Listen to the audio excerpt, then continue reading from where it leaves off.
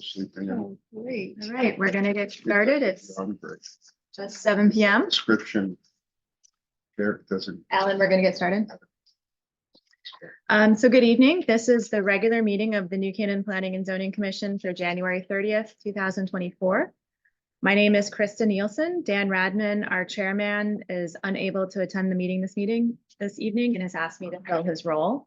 Regarding the format for tonight's meeting, since we have a large audience, this is a hybrid meeting. As all our meetings have been since COVID, this means that we may have some commissioners here in the room. We may also have some commissioners on Zoom, and that goes the same for the audience. We will have audience here in the room and we will have audience on Zoom. And this evening we'll be oscillating between what's called the regular meeting and a public hearing. And the primary difference is whether we take public comment on the applications. The first application that we'll hear tonight is a regular meeting item, so no public comment will be taken. And then after that, we move into the public hearing items. For each, I will read the public notice into the record, and we will ask the applicant to make the presentation. Commission members will ask questions after the presentation, and then we will move into the public comment. Members of the public who would like to speak on an application are welcome to do so when we ask for public comment. If you wish to speak during the comment period, we ask that you raise your hand, either your actual hand if you're in the room or your virtual hand if you're on Zoom, and wait to be recognized. Once we recognize you and it's your turn to speak, we'll ask you if you're in the room to come up here to the podium. We're actually gonna ask that people come up to the front table because of. Okay. Tonight, we're asking Yeah. you to come to the front table, sorry, not the podium. And we'll have you give us your name and address. We want you to speak directly to the commission, not to the applicant or other members of the public. Once everyone has had the full opportunity to speak and their questions are answered, we'll decide whether it's appropriate to close the public hearing. And if we close the hearing, we may deliberate on that application during the regular meeting portion of the meeting, which then comes again at the end. So item 6 on the agenda tonight, which is a regulation amendment, is not going to be heard, as we do anticipate this is going to be a pretty long meeting. And then, like I said, at the end, we'll move back into regular meeting and we'll make some decisions on closed applications and decide on administrative matters. So that's what we're looking at. So we'll do the roll call. Dan Radman is absent. Krista Nielsen, I'm here. Kent Turner. Here. John Friz. Here. Arthur Cassadat. Here. John Engel. Here. Chris Herring. Here. Oh, he's on Zoom. Okay. Paul Kenag. Here. Alan Swerdlow. Here. Tom Benton. He's also absent. And Christina Larson. Here. All right. So we're going to move into the regular meeting for the first item on the agenda, which is a site plan application. It's 103 Elm Street upon application of Fadi Riscala, authorized agent for Andrew R. Hersom, owners, for a signed site plan approval pursuant to section 6.12 to allow painting the exterior brick facade a light gray paint color in the retail A zone at 103 Elm Street, map T, block 43, lot 812. Commissioners, you'll recognize this building.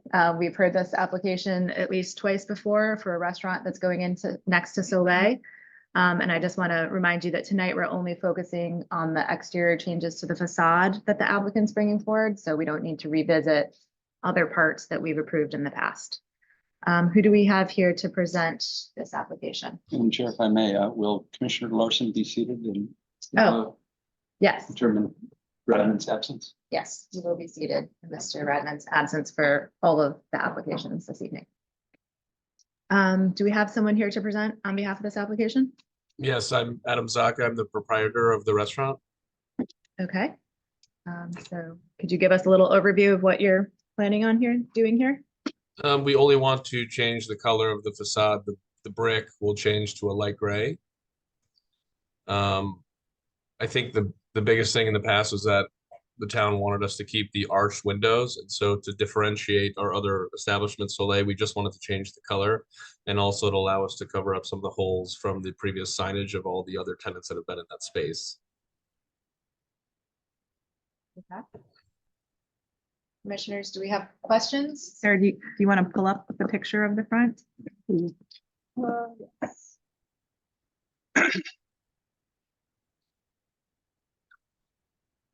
Adam, do you happen to have that quickly available?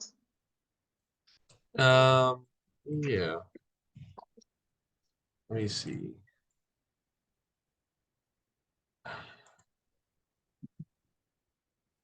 How might I share my screen? Is that a possibility? Yeah, you can just hit share screen on the Zoom.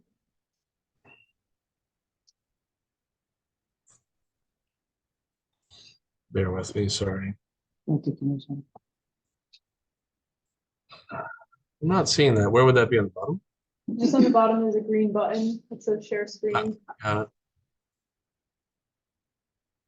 Okay.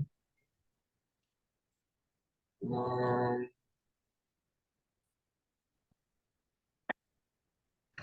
me see if I can zoom this little. So this is what we're proposing. On the right is what it looks like now, or had when Fat Face was there, and on the left is as we're proposing the new restaurant will be. Are the windows new or are they the same windows just painted with a different trim?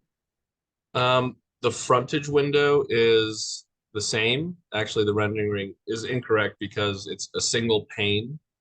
But the windows on the alley side are new. And they are 4-pane.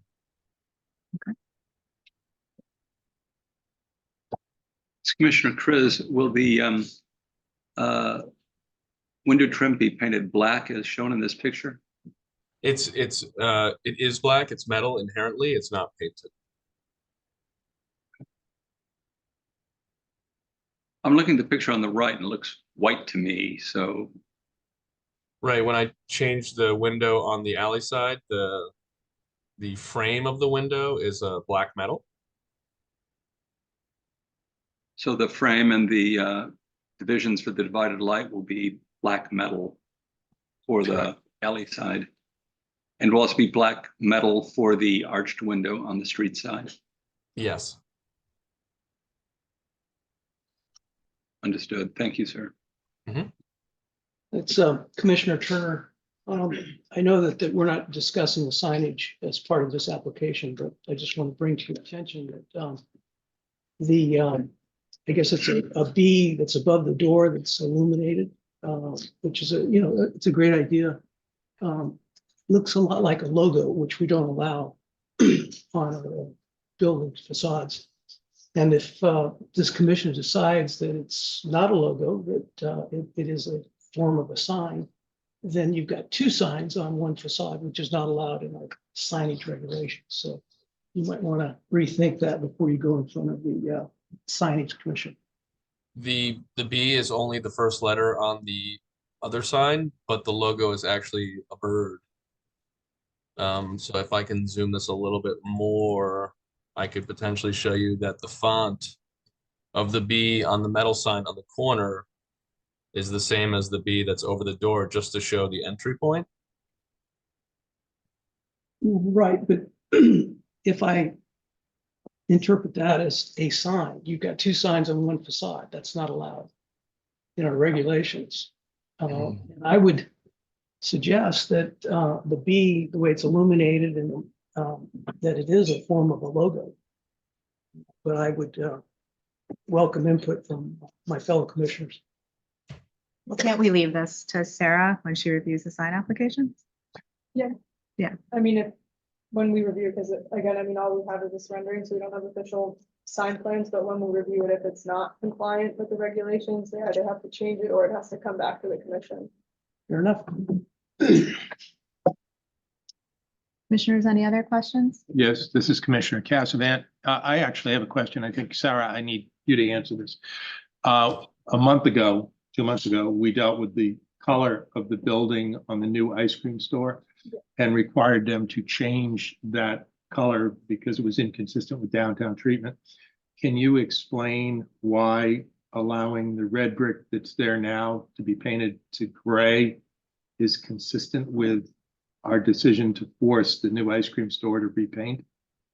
Sure, so I think neutral colors, including gray, are common all throughout downtown, whereas in the previous application, it was more of a fluorescent lilac or purple, so I think gray is a common color. It's not as common as red brick, for example, but I don't think it's out of the color palette that we see throughout downtown.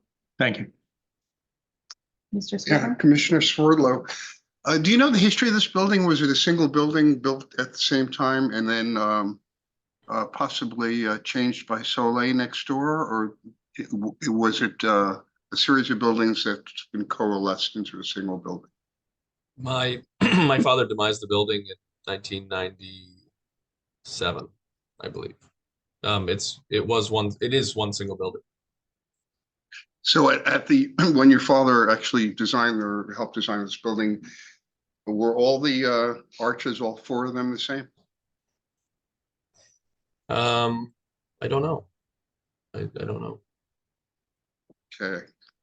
I guess your father's not with us at the meeting, so we can't ask him. But No.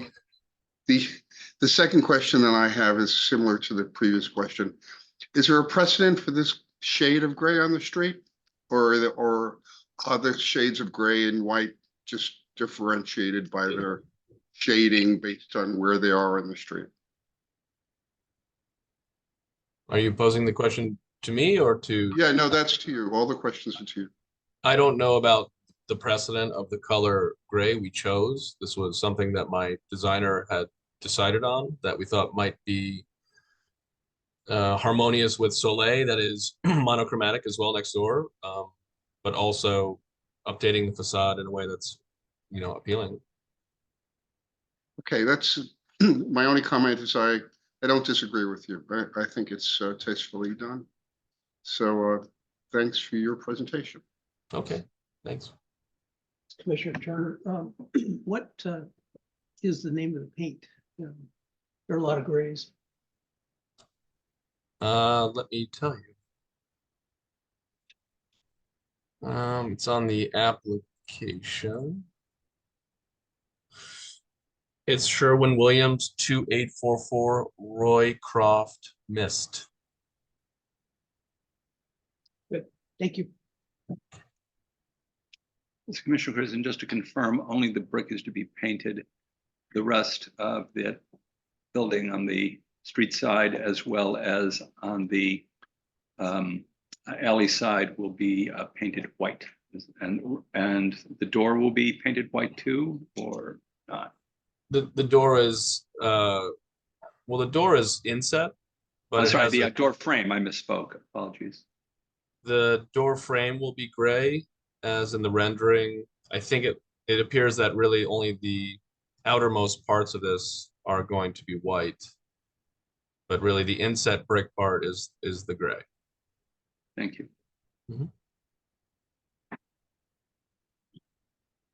Commissioners, are we good on questions? Seeing that this is a site plan and regular meeting and we're not taking public comment, we can just go ahead and make a decision on this. Do we have a motion? Commissioner Chris, I move we approve the application. Okay, do we have a second? Second. That was Knag. Okay. Any conditions or discussion? I have none unless my fellow commissioners have some suggestions. Okay. Well, if not, then we will go to a vote. Mr. Turner?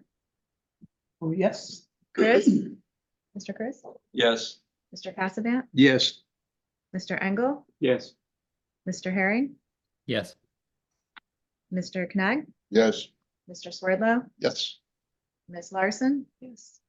And Ms. Nielsen also votes yes. All right, congratulations, your application's approved. Thank you. When are you opening? Not soon enough. It's out of order. I had my gas application was approved for installation, so hopefully March, first week of March. Thank you. Okay, thanks. Next, we're moving into the public hearing portion of the meeting. So the next two applications that we hear will also be taking public comment if anyone's here for that. So item 2 on the agenda is 6 Downriver Road upon application of Cypress Group LLC owners for a special permit approval pursuant to sections 3.2.c.1b to allow for a detached 2-family residence in the B residence zone at 6 Downriver Road map N, block 82, lot M2. Commissioners, just so you're aware, this application, as I just read, is to allow a new detached two-family home where there is an existing attached two-family home. So applicant could build an attached two-family home as of right. So what we're hearing tonight is whether we want to allow it to be a detached two-family home by special permit. Welcome. Could you state your name for the record? Yeah, my name is Joe Bologna. Okay. I'm here representing Cypress Enterprises. We own 6 Down River Road. I also have Gary, I'm an architect, Robbie, who's there, anything I can answer, I'm sure that they'll be able to. Okay. If we do need them to answer, could you guys come up here to answer? Thank you. Go ahead. All right, so is it up to the PowerPoint? That's what I'm working off of? Share screen. You want me to share that? Yeah. All right. How do I log in as in? So the agenda that was sent to you, you see the link in the agenda.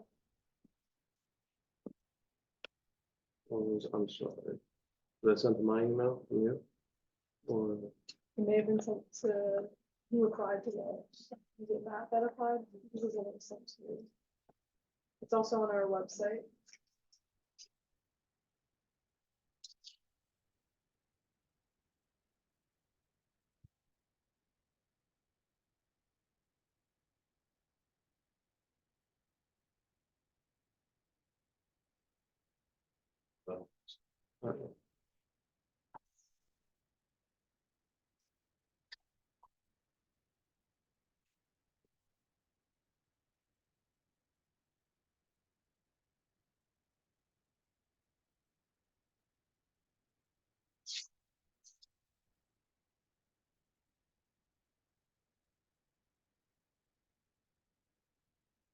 So if you go to newcanaan.info, Mhm.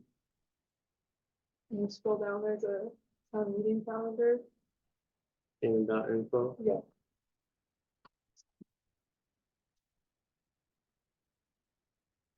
And then there's a, so the calendar, there's planning and zoning commission, and the link is also. It's something like that.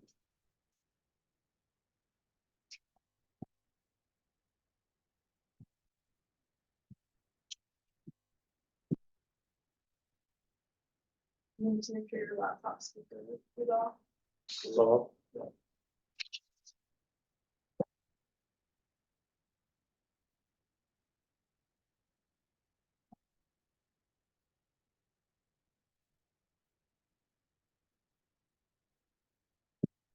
And you could do it. all right. So you can send it. All right, so, yeah, so what I show here is the proposed detached units. We're looking to do 2 units. We're using AZAC trim on these, Marvin windows, vertical hardy board siding. This is another photo here, that's just illustrating that we're gonna have screening from Main Street. So that we're gonna do arborvitae. So there's, none of this will be shown from Main Street. This is just the proposed elevation from our drawings. This is what we could do currently within all of our setbacks if we have to go with the attached unit. I'm gonna get into it a little more at the end of the presentation, but we really just don't think that that's that attractive. It's a little large for the area. That's one of the reasons we're looking to go detached. This is again kind of just illustrating what the landscaping will be like. And you could also see it a little bit in our first, for some foundation plants. We may go with more trees in the front, but just illustrating the arborvitae up Main Street and across the front side of Downriver in front of Building 1. Here you can see just what is required in this zone with opposed to what is proposed by us. We're well within most of our parameters here as far as required size with setbacks. I have a survey here just showing that we meet all the requirements again. We have a site plan. A wetlands map. This is the only wetlands that was found on the property down in the corner by the river. We have a letter from Ravi, our architect, just explaining why he believes that the 2 units would be better. Do you want me to go through that? Yes. Yeah, so you just mentioned that as designed, the 2 separate units are more feasible based upon the existing grading. There's a little bit of a slope. And the location of the proposed units on the lot. By keeping the units separate and on 2 different grade elevations, we can achieve the required building heights. Also, 2 units will look better from the street in comparison to the 1 large building. And then above is an expression of his professional opinion based on his knowledge of similar projects. It constitutes neither guarantee or. We have a few letters from a couple of the neighbors. We have a letter from Angela Medina on 412 Main Street. This is our abutting neighbor on Main Street. She gave us a very detailed letter. This was actually a lot of the points that I raised towards the end. We also have a letter from our neighbors to the left of us on Downriver, the Silos on 14 Downriver. And then we have just an email from Jill Stamen, who was on Downriver Road as well. She's actually works in the fire marshal. And she just expressed her preference for detached units as well. This is a letter from or an email from the fire marshal, just stating he has no issues with the detached units. And then a couple of final points, like Robbie had mentioned, the attached units they're large for the surrounding area. They could potentially be an eyesore. There's, the garages are in the middle. It just looks odd. And Downriver Road, there's no massive houses. I think it would stand out a little bit. And I think character of the community is fine with that. And then, yeah, the practical implications. So the garages on the detached units, we're able to have a driveway that comes in. That's a shared driveway, but there are 2 additional off-street parking spaces here that don't block the driveways, as well as 2-car garages in the back. Cars would be able to pull in and then reverse into the hammerhead here, then drive straight out onto Downriver. I think in comparison to, again, the attached units, we're not gonna, any off-street parking is gonna be blocking our garages. And people, or the residents are gonna have to back out onto Downriver Road. And then, yeah, like I already mentioned, the visual appeal, and I believe it would be safer. And then, like, Robbie had mentioned, just the sloping grade on the parcel. It would make it very difficult to match the height regulations for the entire building if we have to do attached units in comparison to doing 2 detached units. If you have any questions, I'll do my best to answer them. Thank you. Commissioners, questions? So Commissioner Turner, on the shared parking in the back, the 2 spaces, do you have a homeowners association, or how are you gonna control that so that? Yeah, no, so we haven't discussed that if we were, because we're gonna likely, because there's a shared driveway and then there would be that shared parking. So that's probably something that we would have to look into in some sort of HOA. Okay, Are the units going to be for sale? They're not rental. Will be for sale. and will they be constructed at the same time? Yeah, it will be Okay. simultaneous. Okay, and then could you describe the lighting, what you anticipate, The lighting, the lighting, as far as, exterior lighting? yeah, we don't have a lighting plan for the exterior. I mean, we typically do floodlights in the front of the houses, and then I would imagine the front door on each of these, we would have some lighting on the front doors. Yeah, nothing out of the ordinary. It would be the same on the attached units. As far as your pervious surfaces, the driveway would be asphalt, concrete? Asphalt, yeah. Great, thanks. I do want to mention here in the rendering, this is just a rendering that we have thrown together for the meeting. There's a very steep drop off, just in case it's gonna come up. That's not how that would be. We would slope that and have stairs walking down to the front yard and then walking into the driveway. I So don't wait, know. that slope will exist? Well, there's not gonna be a drop off. So there's a change in the grade, Okay. but it will be, Checked it'll be, it's not gonna be just a sharp drop off. Mr. Swerba? Yes, Commissioner Swerdlow.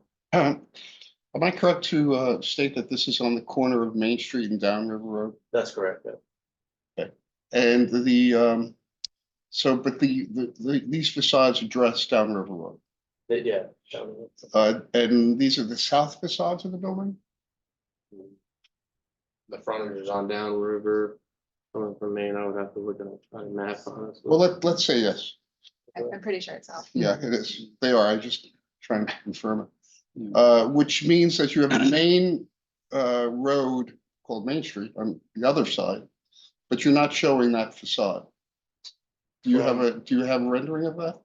No, so when we had drawn the rendering, we had just done this, we had just gotten this rendering here today. I probably should have had it come from that side, but we had the rendering company do it from here just to show that there's going to be. So if it helps, it'll look like this. Just on the other side. They're gonna be twin units. Okay, so let's go back to the larger image of that, please. Yeah. And you're showing a row of Arborvitae, excuse me, arborvitae right here. arborvitae. Thank you. I would not have recognized that. I'm not a tree person, but we have another tree person on the group, with the group, I should say. So that, to me, that brings up maybe it's a minor issue of how it addresses that facade and how that connects with what appears to be a very small, inconspicuous home on the north side of your property, of your development. And I would love to see how that all works, but you don't seem to have that. With 412 Main Street, you mean? Is that the? I don't know if it's well, it might be 412. I'm looking at images of this right now. Okay, so 412 it might be. Yeah, it's 412 Main. Yeah. And you have a large tree on Main Street or two large trees between the two properties. Yeah, so I mean, if this is larger than what's on 412 Main Street, but it would be larger if we did the attachments as well. But I assume you might be taking at least one of those trees down? I have to be honest, I don't have the landscape. Sure. Please introduce yourself. Hi, my name is Gary Bavona. Appreciate you guys taking the time to hear us tonight. So with regards to the tree that's there now, I did have an arborist look at that tree. It's questionable as to how well the tree will do over time. The sewer and water main that services the house now come right through that root system. So I would probably propose with a report from the arborist to take that tree down. You know, that tree doesn't kind of encroach the wires. They keep trimming the sides of the tree to cut it back, so it does not really have a nice canopy.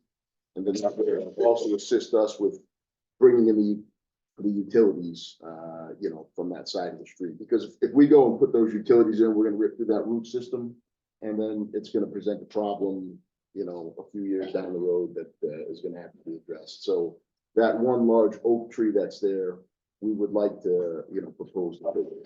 Okay, so what is your approach then with the other arborvitaes? What are you trying to achieve with those? So basically, we were trying to give a little screening along that side. We wrapped the corner of the house a bit so that we don't have the headlights coming right into the windows, and you don't kind of get the fishbowl effect when you're living, in that unit there.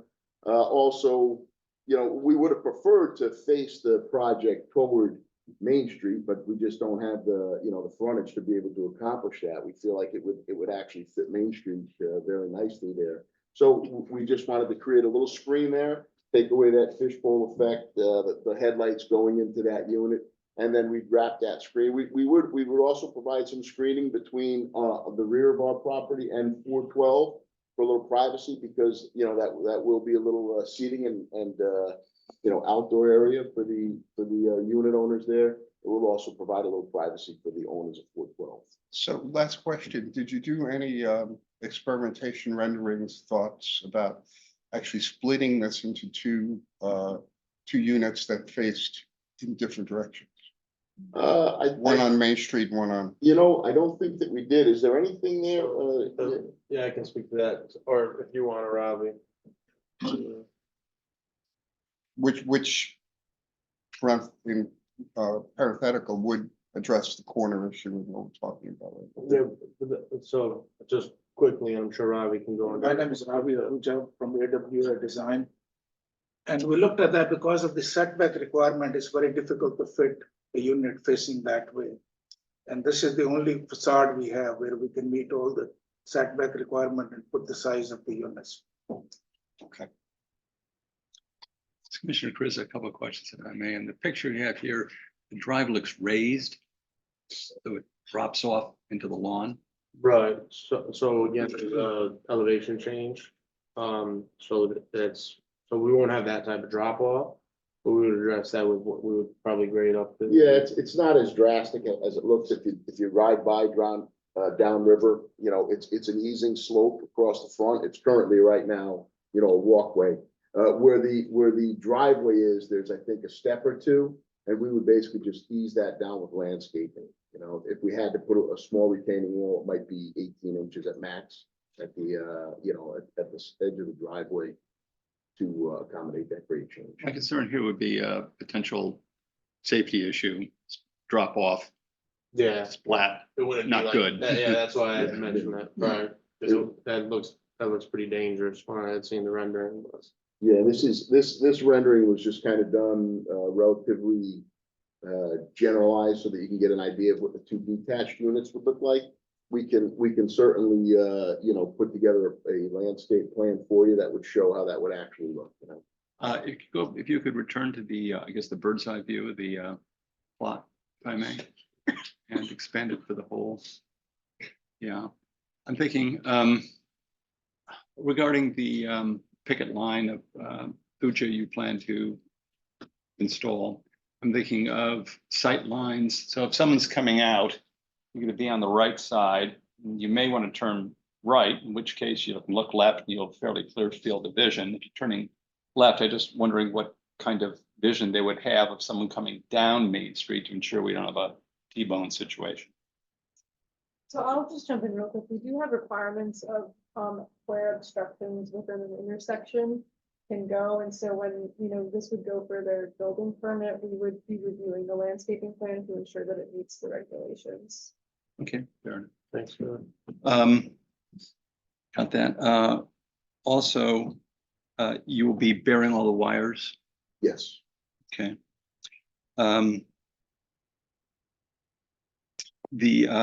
Our professional engineer sent you a document, I believe, with some comments. Those would all be easily met with the plan you have here. Yes. Okay, fair enough. You mentioned the arborvitae. There are quite a lot of different types of arborvitae.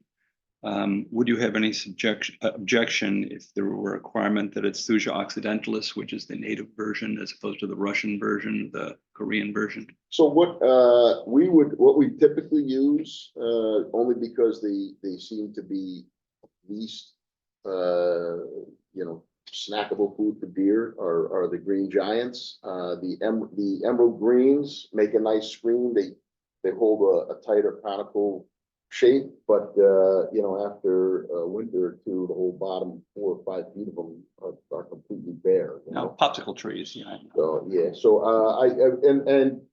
we're not set on a landscape plan. We would certainly, you know, be open for any options. I mean, we've got, you know, perhaps hornbeams or something along the side, but we don't want to do anything that's going to grow too wide and you know, at the same time, just provide a nice gentle screen along the side. So The point I would make is that if you were somewhere in Lost District, I can understand that, but you're downtown and I'm sure you get a lot of deer predation here. yeah. So I don't see that as a worry, frankly.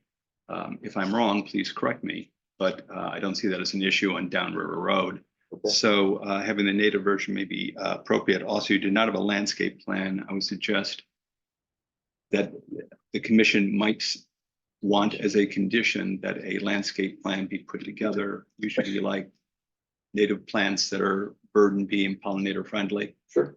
So we'll put that out there. Those plans tend to be reviewed by Ms. Carey, and she would comment and suggest changes as necessary, but that may very well occur. Just, do you have any objection to that? Happy to do so. Yeah, totally Okay. fine.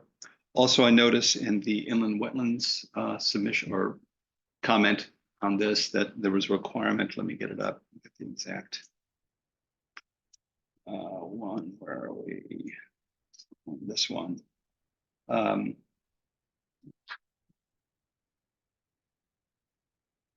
permit, okay, bear with me a moment. There was a comment or a requirement towards the bottom about special conditions of the permit. Point 1 of 2 points, upon completion of construction activities, all disturbed areas shall be immediately stabilized with a vegetative ground cover. What were you thinking about? You know, again, if it's in the wetlands area, we would have our landscape architect propose, you know, obviously, wetland material for that. We really haven't, to be very honest with you, we really haven't gotten to that point. But that will all be addressed in a landscape plan. And we are certainly open, you know,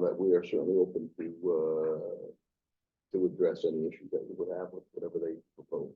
The only requirement as stated by inland wetlands is vegetative ground cover. Those are the exact words they're using. Yeah. So it's kind of open exactly what that means.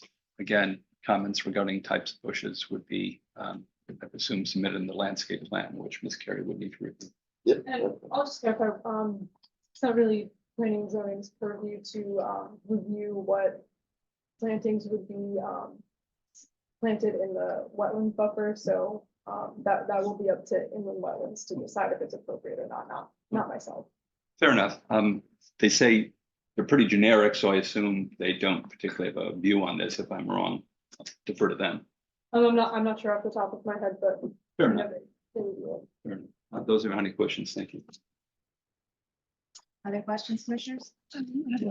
Christina Larson, when you provide the landscape plan, would you also make a note of what will be any hardscape in the back? You talked about some hanging out areas in the rear, like how far will that go out? Will there be like fences between? Will you create two different spaces? Will it be a shared space? How far will it go back? And Yeah, we'll Sounds submit all that stuff and it'll all conform to the, you know, the coverages and so forth. So, and I do believe does Muller show, did we show anything for patios in the back on our current site plan? No, only for the, Do we have the shared spaces.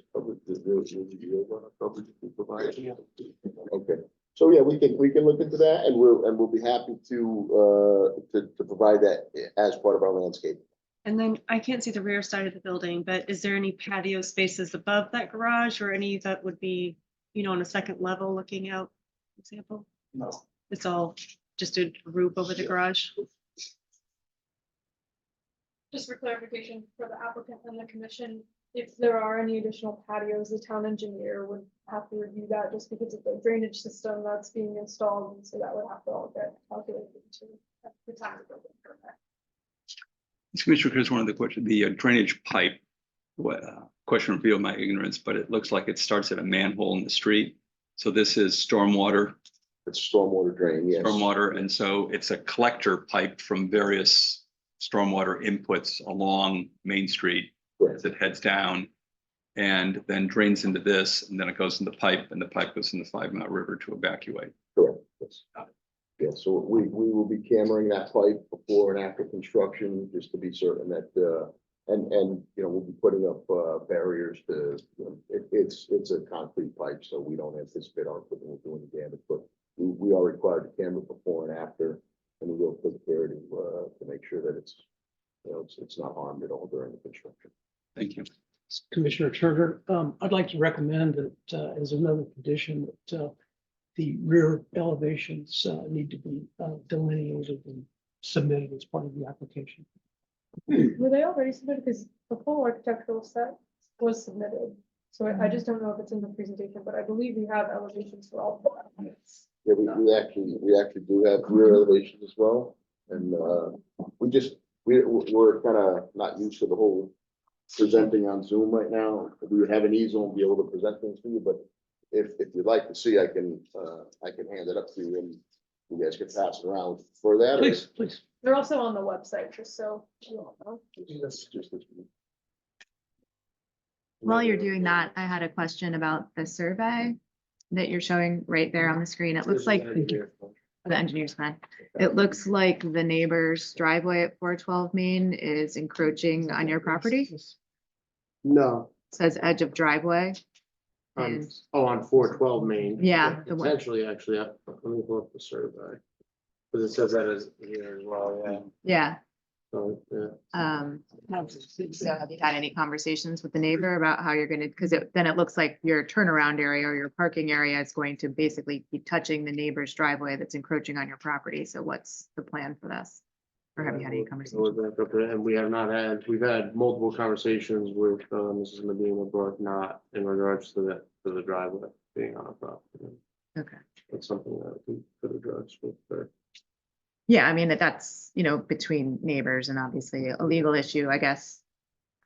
When you talk about doing a landscaping plan, I'd be curious how you plan to screen the backside of the property there, especially given that you don't really have any space between your proposed driveway turnaround area and the neighbor's driveway. Yeah. If we could address it with a fence, or if we had to do something to widen her driveway, we're able to do that. We can have those conversations with her if we need to. She seems to be a very pleasant person and she's in favor of the project. And if we had to, at our expense, do something with her driveway to accommodate, then we can do those things. I'm not quite sure. I haven't, my own fault, I haven't looked at the plan closely enough to see if we're actually encroaching, if our building will be encroaching her driveway in any way or blocking her passage in and out of her.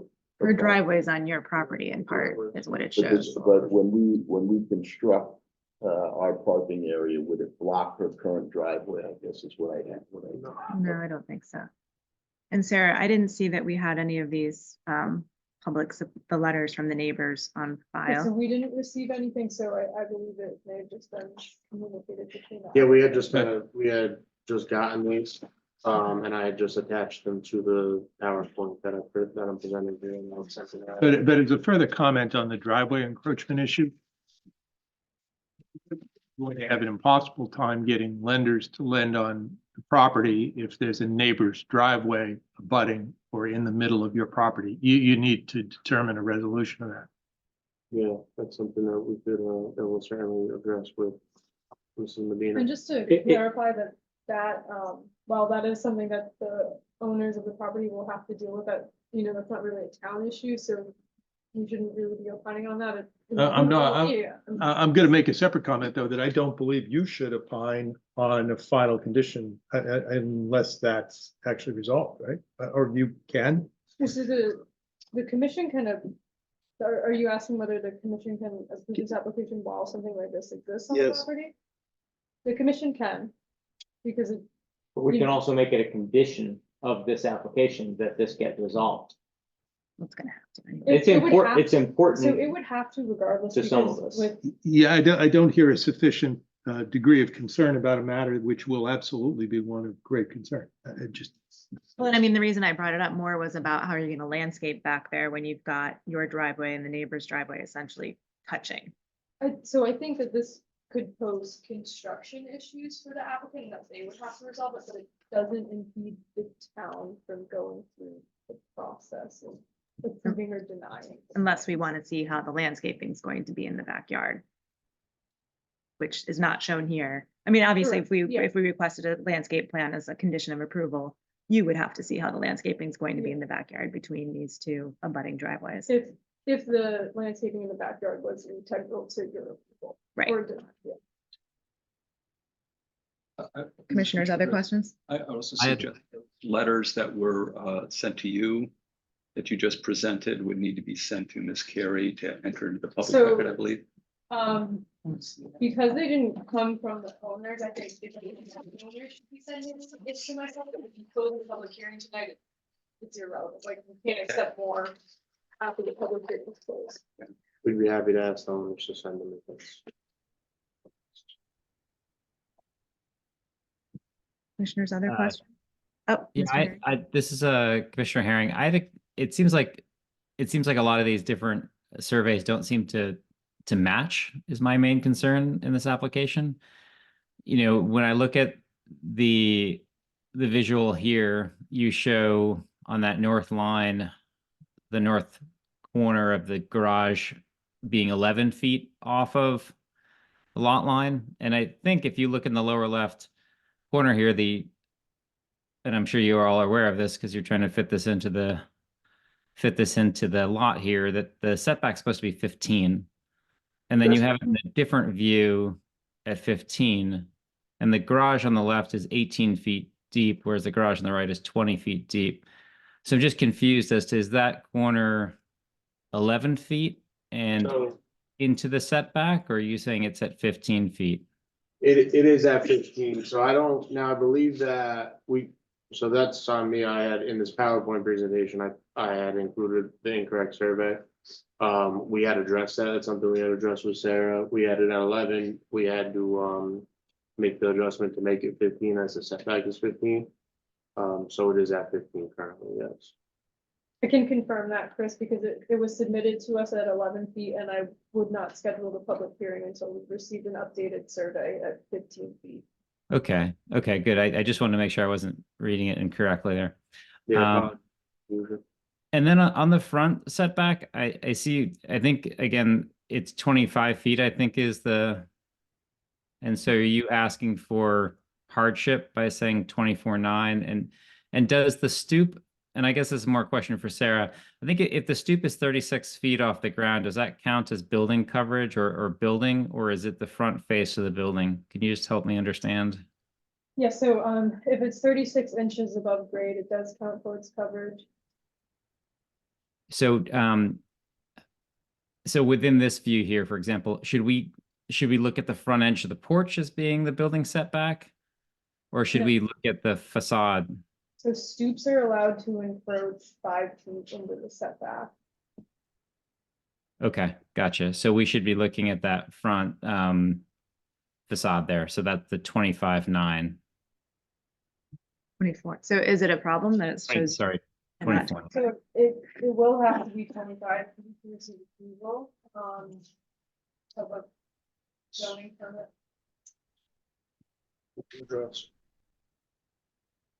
And then in the lower right-hand corner, you're over the line into the sewer. Is that an issue? You mean the drainage easement? Sorry, the drainage easement is what I meant. Yeah. So again, this is the survey, this is not the survey that you're looking at, so this is an engineered site plan. Yeah. You can't, so And the survey I actually have on my presentation is the previous one. But the survey shows 24.9 as well. This is the one that shows the 11 feet on the upper left. So I just wasn't sure. Did you end up shuffling the building down towards the easement, or narrowing the middle, or narrowing the buildings? I just wasn't sure what was the right number to look at. We need to correct those site plan. So the site plan on the architectural drawings, you have 25. Okay, so on the architectural drawings that we could present, how do we present that to you? Yeah, this is in your, And then my last question, once you get there, is just looking at the building height. I couldn't find the building height. And I wasn't sure if you were looking at the building height of the taller building or the smaller building, or lower building, I guess should say. the both buildings are separately calculated height from the average grade around each building. What are they? What is So it? what are the heights of both buildings? Let me look at that. Sure. That should be included here someplace for future reference. Your memo says 34 feet. I want to hear what he says. yeah, so I Since he mean, says they're different.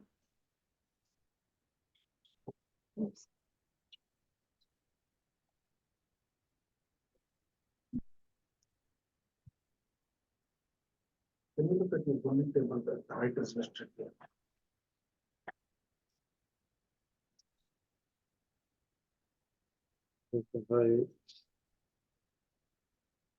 We have required allowed at 2.5. The building that we have at 3411.5. Now we meet the right up there with required ones. So the requirement says 30 feet. 35. 3411.5. Oh, say, okay. Building Yes, height. the elevation is marked 3411 for both of these buildings, and they calculated separately from each other.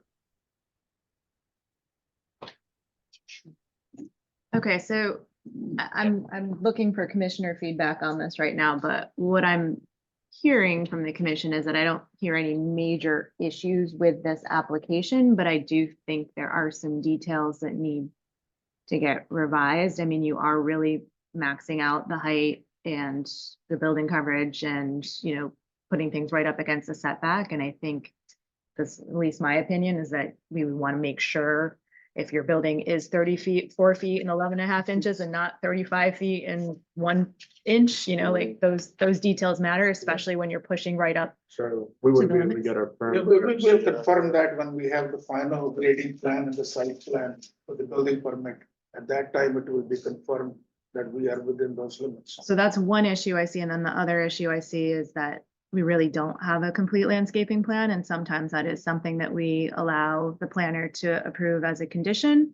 But I'm looking for feedback from the commissioners right now on whether you want to see these things, if you would like the applicant to come back next month and see these things, or if you're comfortable with what you're seeing and we can just leave the rest to Sarah with an approval and some conditions. This is Commissioner Canard.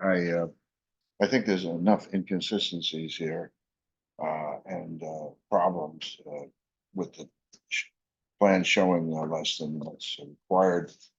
And I think the landscape plan is very important. So I do think that we should continue it and allow them to perfect these issues, and then we can vote on it after we see that next month.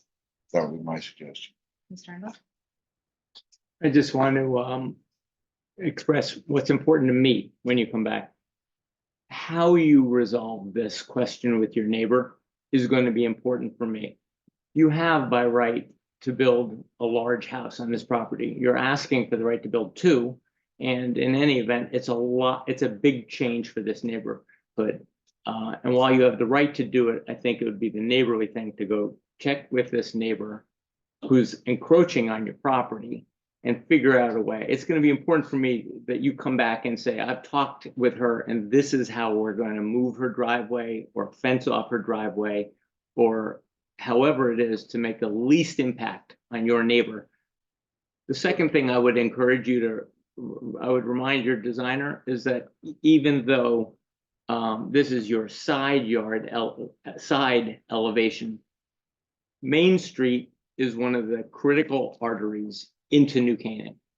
A lot of people come into New Canaan and they encounter New Canaan by coming up Main Street, and to be relying on your planting plan that is a row of arborvitaes is what they see, you know, don't worry about what the side elevation looks like, is just I want to encourage you to look at that Main Street elevation as important.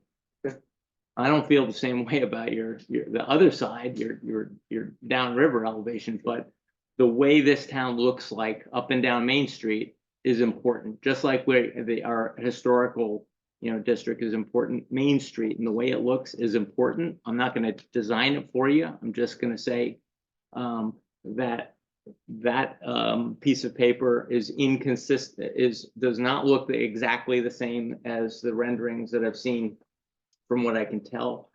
So that is another inconsistency that bothers me. So it's an opportunity along with the landscaping plan to come back to us with a stronger application next month. I'm sure I'll vote for it. I think that you're working very hard at getting an attractive, a better looking, you know, structure on this property. I just would like to see those couple of issues addressed. Sure. I'd like to have an opportunity to reinforce what you just said. The well, initially, the inconsistencies make me concerned that you would come before us with not having clarified. Well, you did, I guess, with Sarah, some of them. There's so many of them. It just doesn't make any sense to me. I'm sure you'll get that ironed out. What you're not going to get ironed out was the opportunity to really address this main corner in New Canaan with a building that had both facades. One on Main Street and the other one on down, what is it? Downriver? Yeah.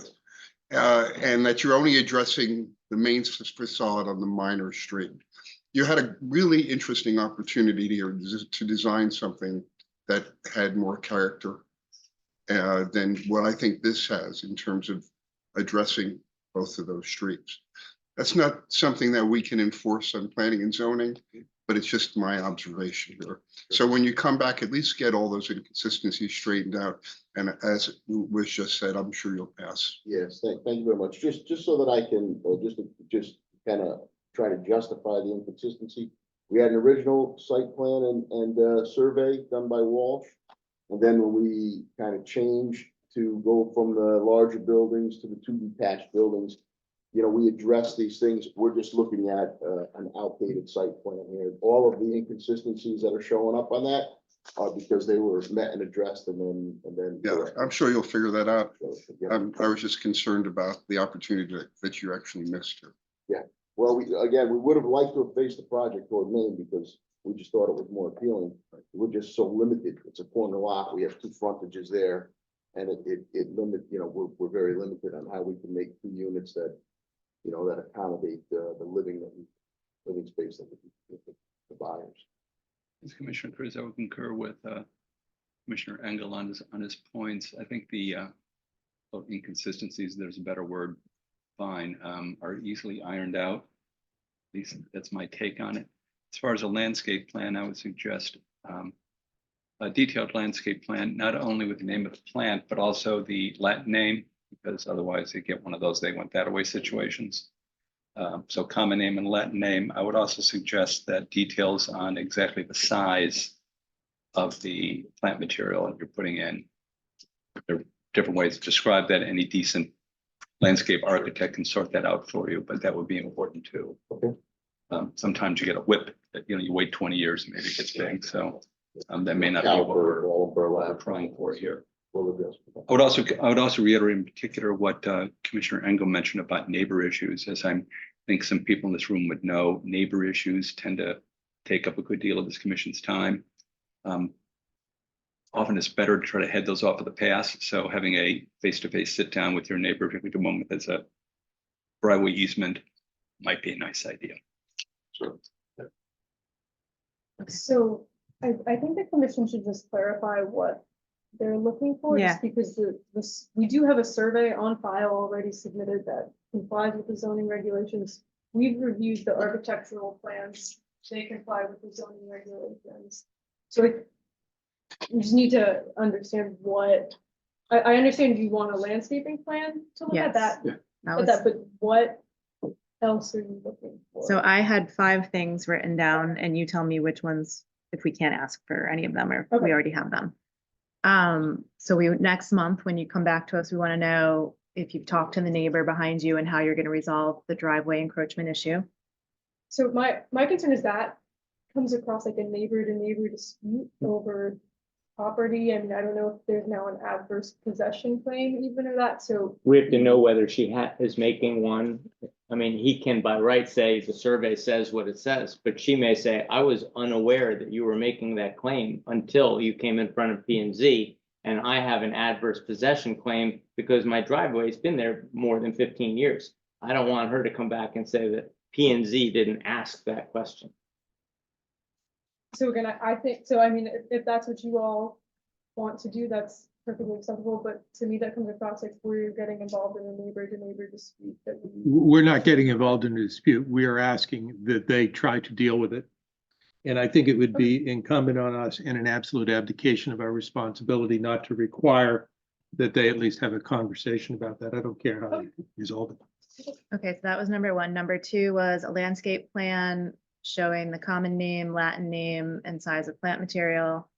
Number 3 was fix any inconsistencies among these different drawings on the dimensional standards. Okay. Number 4 was more detail on the Main Street facade, which I understand might be landscaped and you won't see so much, but it sounds like other members of the commission. You know, the people who asked for that, and I heard you, I mean, are you asking them truly to look at redesigning this, or you just want to see what that's gonna look like as you're driving down Main Street?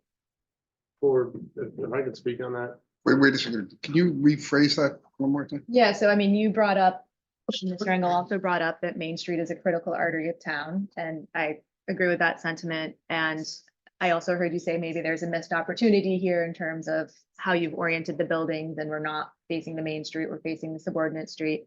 Are we looking to ask them to make facade changes, or do you just want more clarity on what that side? Okay, that's a great question. Thanks for asking it.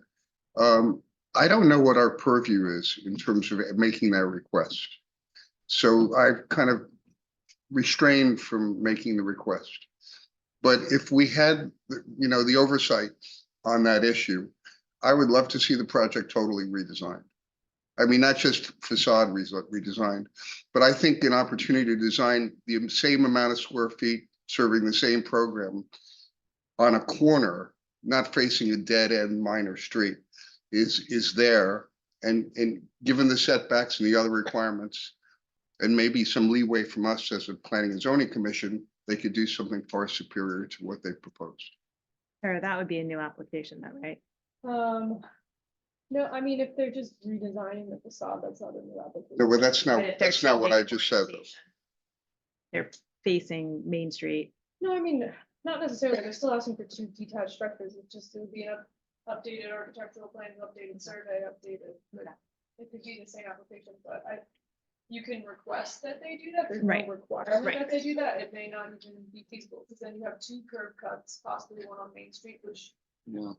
is The not- curve cut of that the is- corner may not be desirable because it's too close to the intersection there. Well, you're an architect, right? Yes. That's what makes your job interesting. And I'm sure you can achieve something that does that. We can achieve the facade looking like a front that side. Yeah. The curb cut still be at the same location where we show. We can do it that way too. Okay, there are a lot of details, curb cuts, storm drainage, neighbors, us. There are, but that's what makes your job interesting. If I was you and you had your client's approval on this, I'd go back and try to rethink this in terms of what we've discussed here. So I think what I would leave it as for next month, give us, at least show us what you're planning on Main Street. And if you have the opportunity to enhance it, rethink it, if it works, great. If it doesn't work, tell us why it doesn't work. But just take another look at the Main Street facade and think about if there's anything that you can do there to make it, you know, enhanced. And then the 5th thing I would add, hold on, I'll come back to you, is to get those letters of support that the neighbors provided you on file with the planner. All right. I just wanted to add on, that includes hardscaping.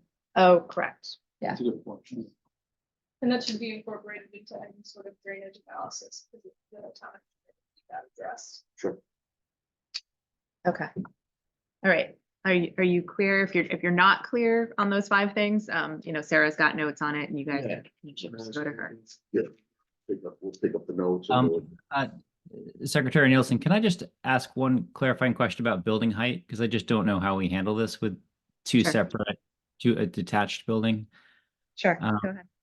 What I heard the architect state was that both buildings are 34 feet, 11 inches above average grade, but you know, one building is average grade of 185 and the other is 188, I think, looking at. So one is effectively 3 feet higher than the other, plus or minus, maybe rounding. So my thought would be that, you know, the 2 buildings would have to kind of respect I didn't realize that we could kind of create 2 subzones for average grade in a given single lot for this scenario. So I would have thought that the 2 buildings would have to kind of respect the lower of the 2 versus creating sort of 2 microzones.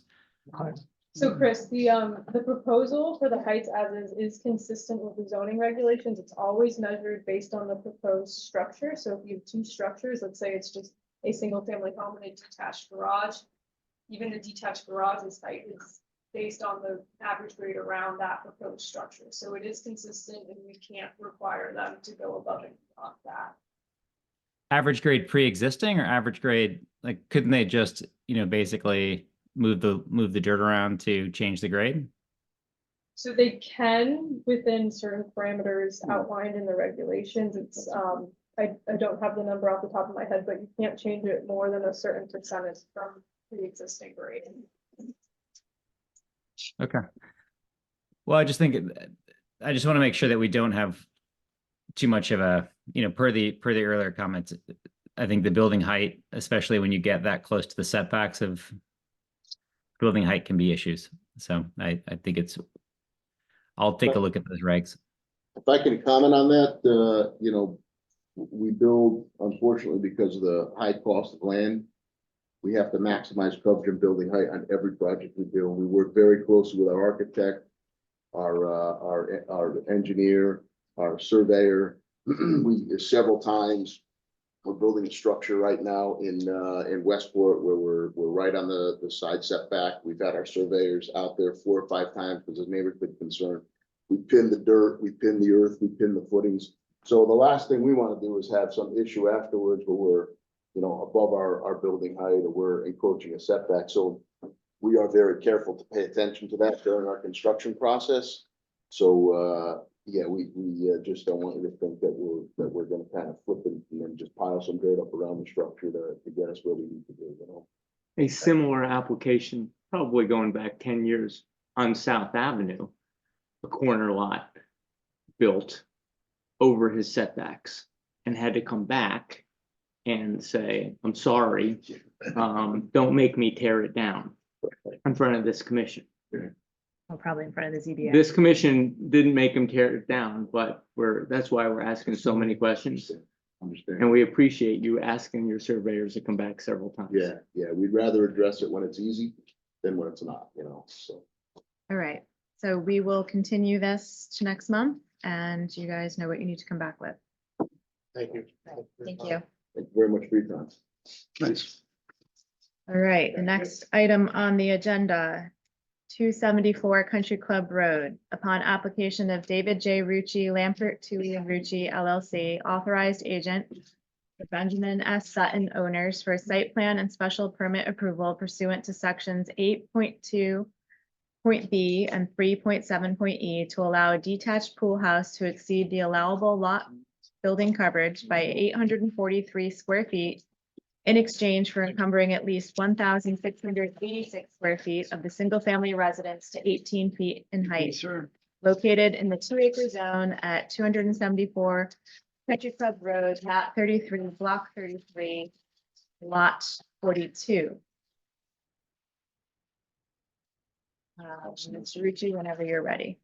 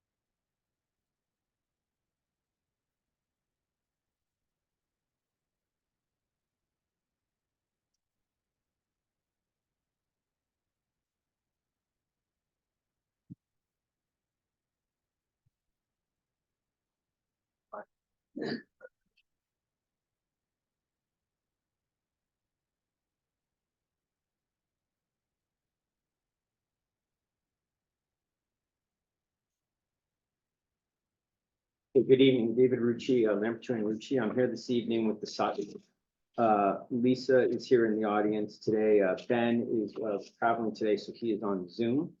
Connor McCabe is the project manager for the construction of Coastal, and John Farjan is our landscape architect, and Sasha Woodman is the architect on the property. So this evening, we're looking at 3.7. 3.7E is that section that you may recall where you're able to request additional coverage under a special permit, provided that you encumber portions of your property twice the amount that you're requesting. So in this particular application, you know, it actually works, I think, specifically to the way this regulation was put together. Now, I read the town planner's memo. I wasn't here during the application that you all had with Old Studio Road. I don't believe, and I saw the comment that this was something that had to do with new construction. It wasn't something that you really wanted to look at from additional coverage. But really, that's not what I remember this regulation coming about in 2015 when it came out. What the commission at that time was trying to do, at least what I got out of that commission, was that they were trying to really balance height with coverage. And they were trying to put in a regulation so that people would actually reduce height, but they would give them some additional coverage in order to do that. So it wasn't necessarily something that was specific to new construction or something that was necessarily something that was already in place. And I think actually this particular application, it really fits perfectly into that rationale and the intent of what the regulation was trying to do at the time, and specifically based on the fact that what we're talking about today is a modern home. And modern homes in and of themselves are obviously lower in general. And obviously there's, this is 274. Let me just put on the slideshow. Yeah. So here's 274. It's under construction right now, as you can see. And you can see that this particular building is lower. It only actually goes up to about 27, 28 feet in height. You can see that it also sits on that hill on Country Club. So as you're coming down Country Club, it's like right on that curve is where the mountains used to live. And this is the property that they purchased. They've actually put this particular building in the center of the lot. The house before was kind of up in the corner of the property. But it actually fits in really nicely here. I mean, if you can imagine someone coming in, just building like a traditional colonial or a traditional federal or anything like that, you would see a house much higher than this, seen on this property. And it would be actually honestly looking, you know, cutting off the sun to the people to the east. So I just wanted to bring up 3.7E to begin with, just so that, you know, we're kind of all starting at the same place, at least what I'm presenting 3.7B. So this is the actual section. You know, it doesn't talk anything about this being for new construction. I'm sorry, for anything that's existing and not new construction. So, and I think that if it was for only existing homes, I think it would have said that. But it's actually really consistent with some of the other regulations that the commission passed at that time, not just this particular this one, but you know, they were trying to find additional coverage for modern homes, granted existing modern homes. They were trying to find existing coverage for barns. They wanted the barns to stay. You know, they were trying to keep like the architectural integrity of this town, and you know, they found different ways to do that. And also going back to sort of the height issue, you know, back in a little bit before that, when we had all those huge homes going up on South Avenue and on Orchard and on some of those smaller streets, the commission in there, you know, was smart to say, listen, you got to build a second floor in. Once again, it was a height issue. And so I think that, you know, in this particular regulation, this particular application, I think it really fits perfectly with what 3.7E was attempting to do. So I just wanted to state that to begin with, because I wasn't at the Old Studio. I didn't read it. I didn't, you know, understand. I don't know how similar or dissimilar it was to this particular application, but I don't think they're comparable anyway.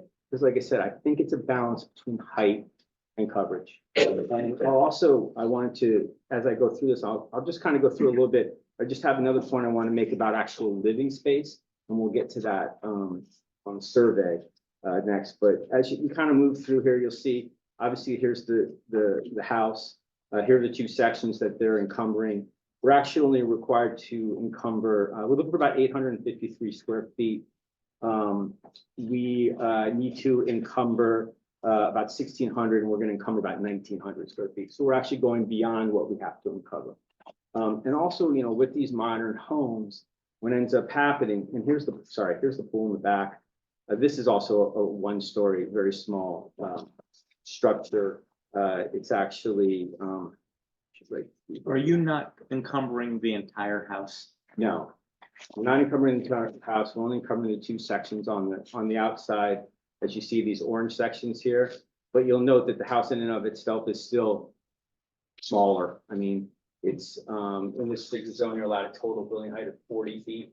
This house is about 33 and allowed about 34 feet at its highest point, even in the center of the property.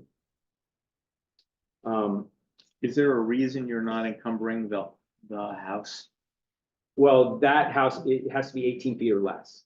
So we actually couldn't encumber the middle of the house because that's 33 feet.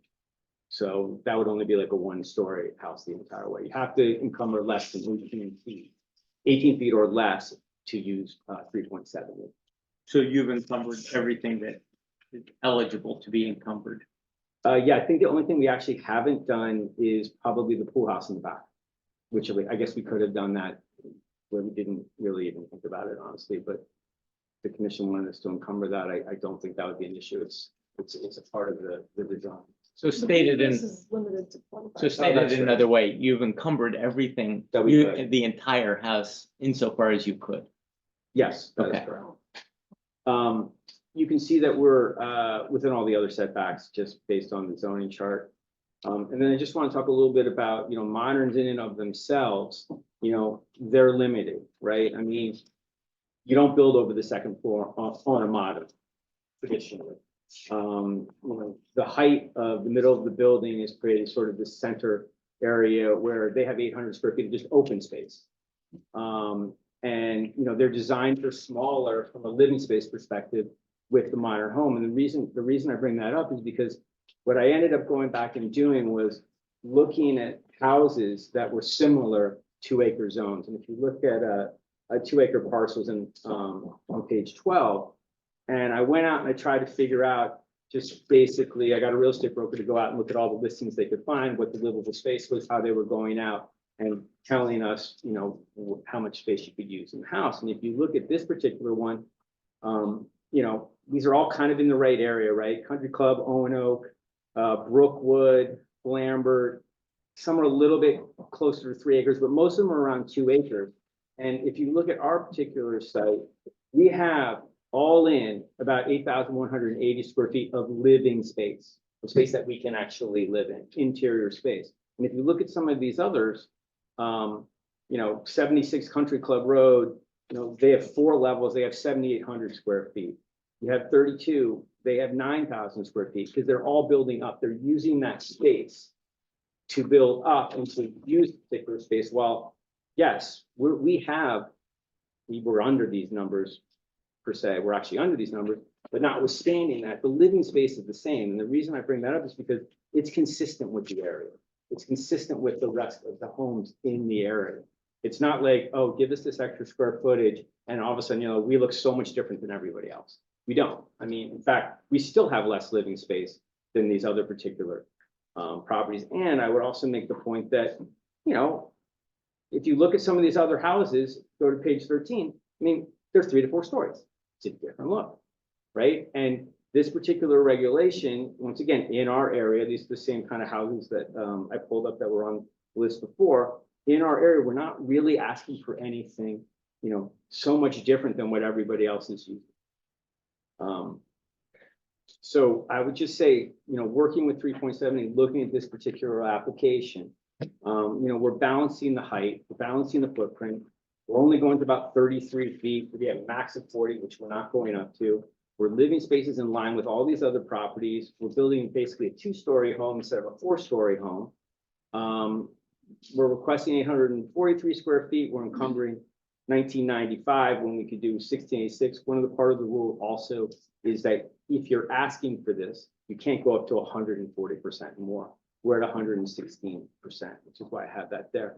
And also, if you look at the POCD, it supports architecture diversity throughout town. Like they want other types of buildings. And I think that, this is a commission, we want other people in town to build something different. We don't all want to see the Center Hall colonial, regardless of, whether that's someone's taste or not. We want different architecture. Yes, sir. In your argument, two-story home versus four-story home, is this not got a finished basement? It does have a finished basement, but I'm talking height versus coverage. I'm really talking height versus coverage more than anything else, and living space. None of those examples you showed were four stories, finished space above grade, none of them. They're considered four, I mean, They're listen, I'm four just going by stories the, because they I'm have going by the finished brokerage. basements. I'm going by what the brokerage They're- say. They they're- say 4 levels. We count the finished basement when we say four levels. Okay, well, then there are at least 3. I mean, if you look at these pictures, there's. I just didn't know whether you were, and so you're not counting in your square feet, the finished basement. I am. Oh, you I are. am, yes. And it's I'm using 800? that as an example in page 12. I am showing. 8180 1,900 square feet. includes the finished basement. Yeah, so if you look across here, I got 2 acres, 5437, finished basement 1900, plus the pool house is 8180. So I've done that with all of them. Yeah. Just to show living space. Here's essentially what the pool house looks like. It's got an open area and it's got a small little living area. There's no bedrooms. It's not considered an accessory dwelling unit in any way, shape or form. So we'll have a small kitchenette, electricity, etc. Here's the site plan that we've included. You can see that we have the pool down here. Here's the pool area. We're coming in, we're coming in actually from the front of the property, right in the middle of Country Club. Once again, the architecturals. If there was any questions on that, I do have the architect. Yes. The part on the left looks like it's not enclosed. It's roofed, so it's counted as coverage, but it's not enclosed space. Is that, or is that glass? Is that glass? No, it's open. Sorry. So it's like a porch. Yeah, it's a little bit like a porch. If it was a porch, it wouldn't count? No, it would count. It's still coverage because you only get the first 10, 15 feet of But it. also if it encompasses or more than 40% of the building, so. We are counting that in our calculation. That's what I wanted to know. Yes, we are counting that. The landscape plan. So here's the landscape plan. It's a little bit different than what we submitted. We've spoken with the 2 neighbors, one to the west and one to the south. Lukunis and who are to the south, they're back here. And then to the west is Dinar Wadia. And we've spoken with them and they've asked us to essentially add some additional screening. And you can see we've added 20 additional trees here. That's in the green. And we've also moved the generator, which, so on that first survey that we have there, the generator's in a different spot. Generator was like in here. I mean, it wasn't in the setback or anything, but it was here. They asked that we would move it. We've moved it actually into the back. It's actually now enclosed into this particular building itself. The trees that are submitted, let's set, if you want to talk about the landscaping, I do have the landscape architect on the line, but I can just finish up if you want to go back to that. And I know Dinar's on, Wadi is on the line as well. And he was actually very helpful in what he was looking to do on the property lines. We all know that he's, extremely talented in that. Neighboring properties. So here's the west view. This is the Wadia property. To the west. This is the south view, the Lukuni property to the south. There's also, there's some good screening there today. Here's another picture from the south, just from the edge of the pool. And this is what I was talking about, that topography drop off to the east. You can see how that house really sits far down on the property, even though that's 3 stories. Here's a picture from the actual pool itself, and it's crazy. You can only see actually the roof of this particular house. But once again, makes sense to have, this modern house, which is not really towering over these houses, regardless of what the grade change is here. And then this is just showing, here's kind of the corner, the side of that modern house, and the roof line that I just showed you to the east. And I was just going to conclude, once again, I kind of just went over this before. I think the rule is designed to balance the height versus mass versus footprint. We're well in line with the living space of other people in the 2 acre zone. Talking about 2-story versus 3 to 4 story building. I have counted the coverage and I've counted all the living space in all those. And once again, for the special permit perspective, we are under the 140, we're only at 116%, and we've actually encumbered more of the second floor than we're actually required to. I don't know if you have any questions specific from me, if you want to hear from the architect or from landscape designer, but I'm happy to answer any questions at this time. Let's open it up to the commission and you can choose who answers the questions Okay, based sure. on the question. Go ahead, Mr. Fernando. My question is for Sarah to begin with. And it is about your discussion. The commission in late 2022 voted to deny another application. Can you elaborate on this? I'm in the middle of some confusion because so many other things were thrown at us just now about design and neighbors and so on. What, give me the heart of this and how this denial impacts that. Sure. So, there was a special permit application in the end of 2022 at 58 Old Studio where it was a new single-family home, and they were proposing to go over coverage for the single-family home. So let's say that they had 3,000 square feet of coverage available. They were asking for, let's say, 3,500, and it was all for the single-family home. And so in the deliberations, in the minutes, and in the meeting recording, the commission decided that the spirit of the regulation, and I believe it's in the minutes specifically, that, you know, this isn't meant for new construction. This is meant for preserving existing single-family homes.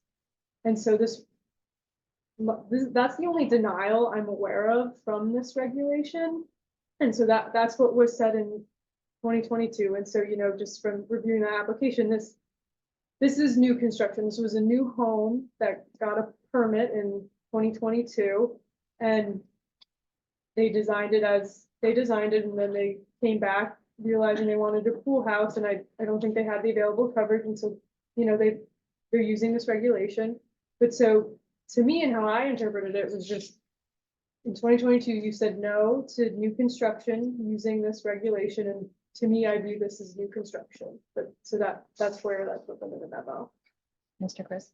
I have a question, just a summary of what I've heard, Mr. Rucci, and you can stop me if I misheard or misunderstood.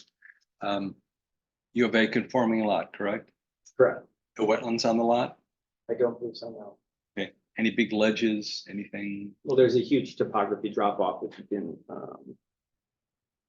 if you can kind of see from here, it drops off pretty significantly from west to east.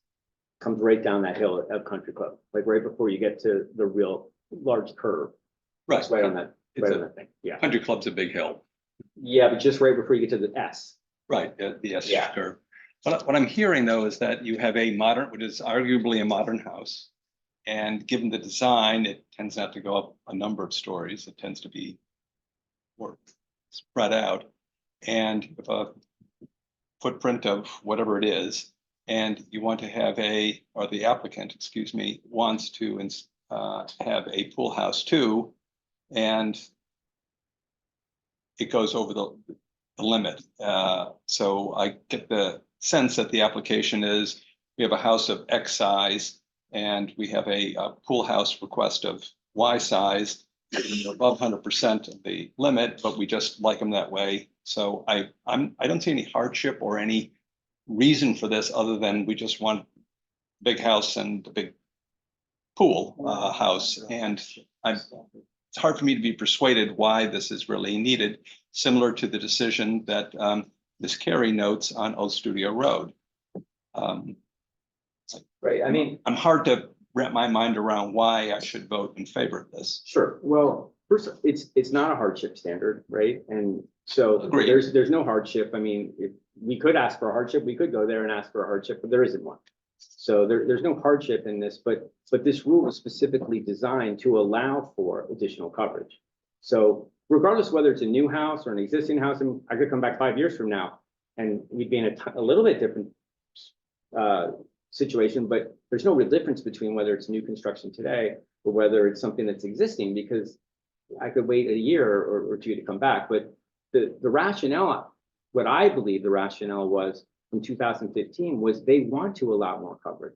They want to have our architectural diversity in this town, and they're giving people the ability to do that by keeping modern homes, by building modern homes, by keeping barns, by saving barns. They're doing that on purpose. That was specifically done by this commission so that to allow additional coverage. I mean, it's a part of the rules. If it's something that this commission now is like, you know what, this is just not something that we want to deal with anymore. This is something that we're not going to do. Then, yeah, I guess they would have to change the rule. I mean, And we didn't after 2022, after that decision, we didn't say, this is how we feel, change the text. right. And I've We had, didn't. That being We said, were- though, we have a lot of rules that we have issues with, and we don't have the time or the wherewithal on a daily basis to change the rules all the time. But I do think that our prior decisions Are have they trying to take standing. advantage of the rule that they put in place some years back to preserve the existing old, Yeah. 60s vintage modern homes to allow them coverage? Yeah. I would just suggest that this is not a classic, Right, this is new. Harvard construction. 5 house we're trying to preserve. It's a brand new construction, and you just want more coverage. It boils Well, it down is. to it.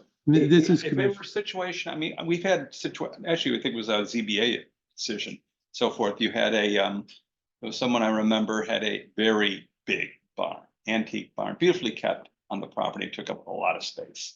And a fairly large house too. They wanted to put in a garage. They couldn't use the barn given the design and so forth. It just wasn't going to work. So they said, we'd like an exception on this. Okay, fine. They said, otherwise we want to tear down the barn. We thought that was a bad idea. So right or wrong, that was the decision made, but there were issues involved here. Here we have a blank slate and you just want a big house and want a big pool house, and I'll follow up I'm on not this. that persuaded by it. well. Yeah, excuse me, Mr. Rucci, can I ask a question? Did you handle the original application for this a year ago? For this, no. I mean, well, this presumably came to, it didn't come to planning and zoning, It would've but just been a it would building have permit. been built, but I'm sorry, what do you, I'm going to ask my question. oh, no, for this application? The house that was built or is in the process of being built Yes. could easily have been designed to be 400 square feet or 600 square feet less, and yet an application was submitted, including a swimming pool, a variety of terraces, and everything else to maximize the space and use all of the available space. Is that correct? Yeah, I wasn't involved in that, but yes. Okay, obviously, so yes. like Mr. Chris, I don't see any reason that a year-old application should be able to get more coverage. But then why would, but I guess then my response to that is then, well, why do we have the rule then?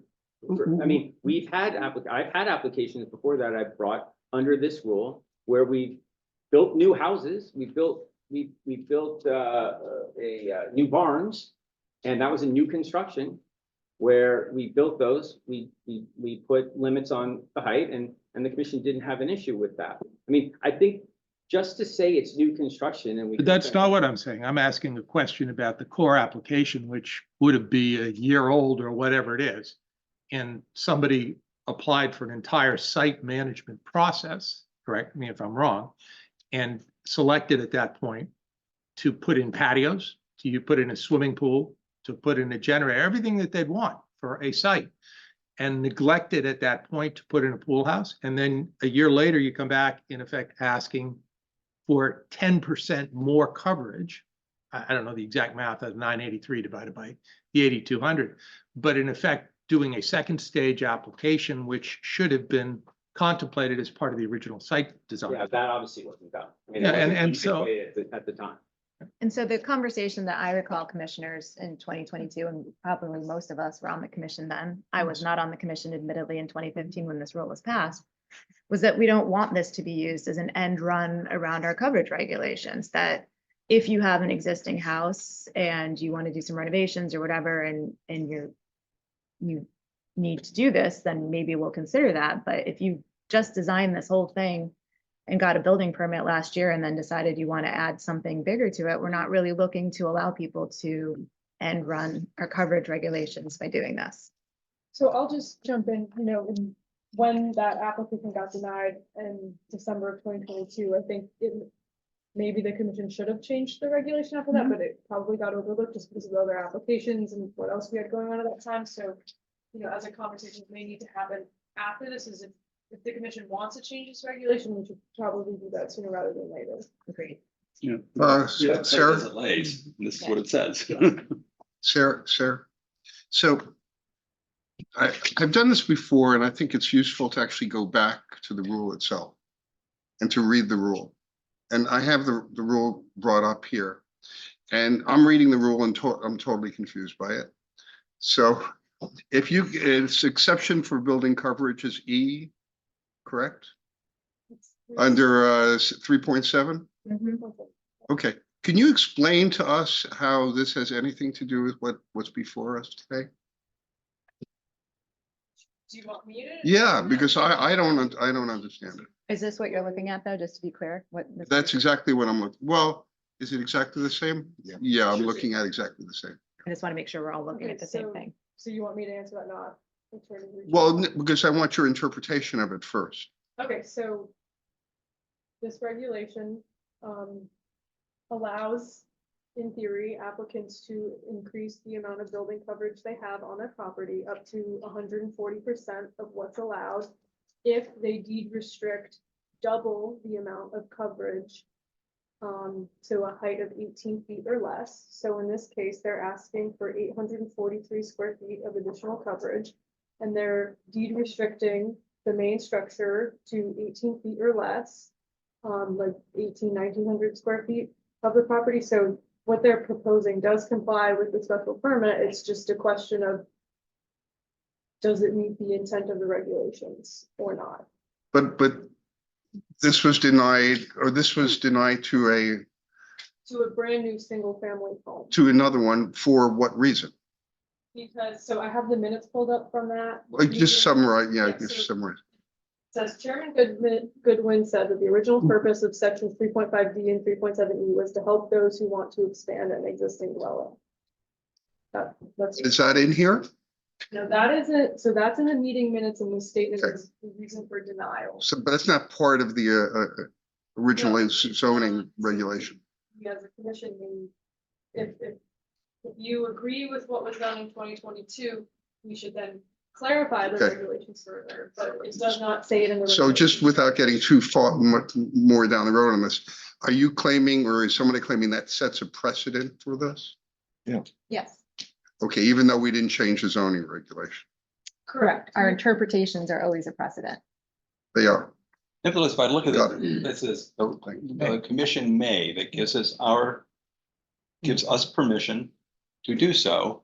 Doesn't say we shall, says we may, and becomes a judgment call on the part of this commission and what we feel is appropriate in the circumstances, looking at all factors in the application, which we do in every application. And here, again, we have a brand new building where you can make a lot of choices you can't make if you already have product on the property. Right, but I understand that's what happened before. I understand how you may have that.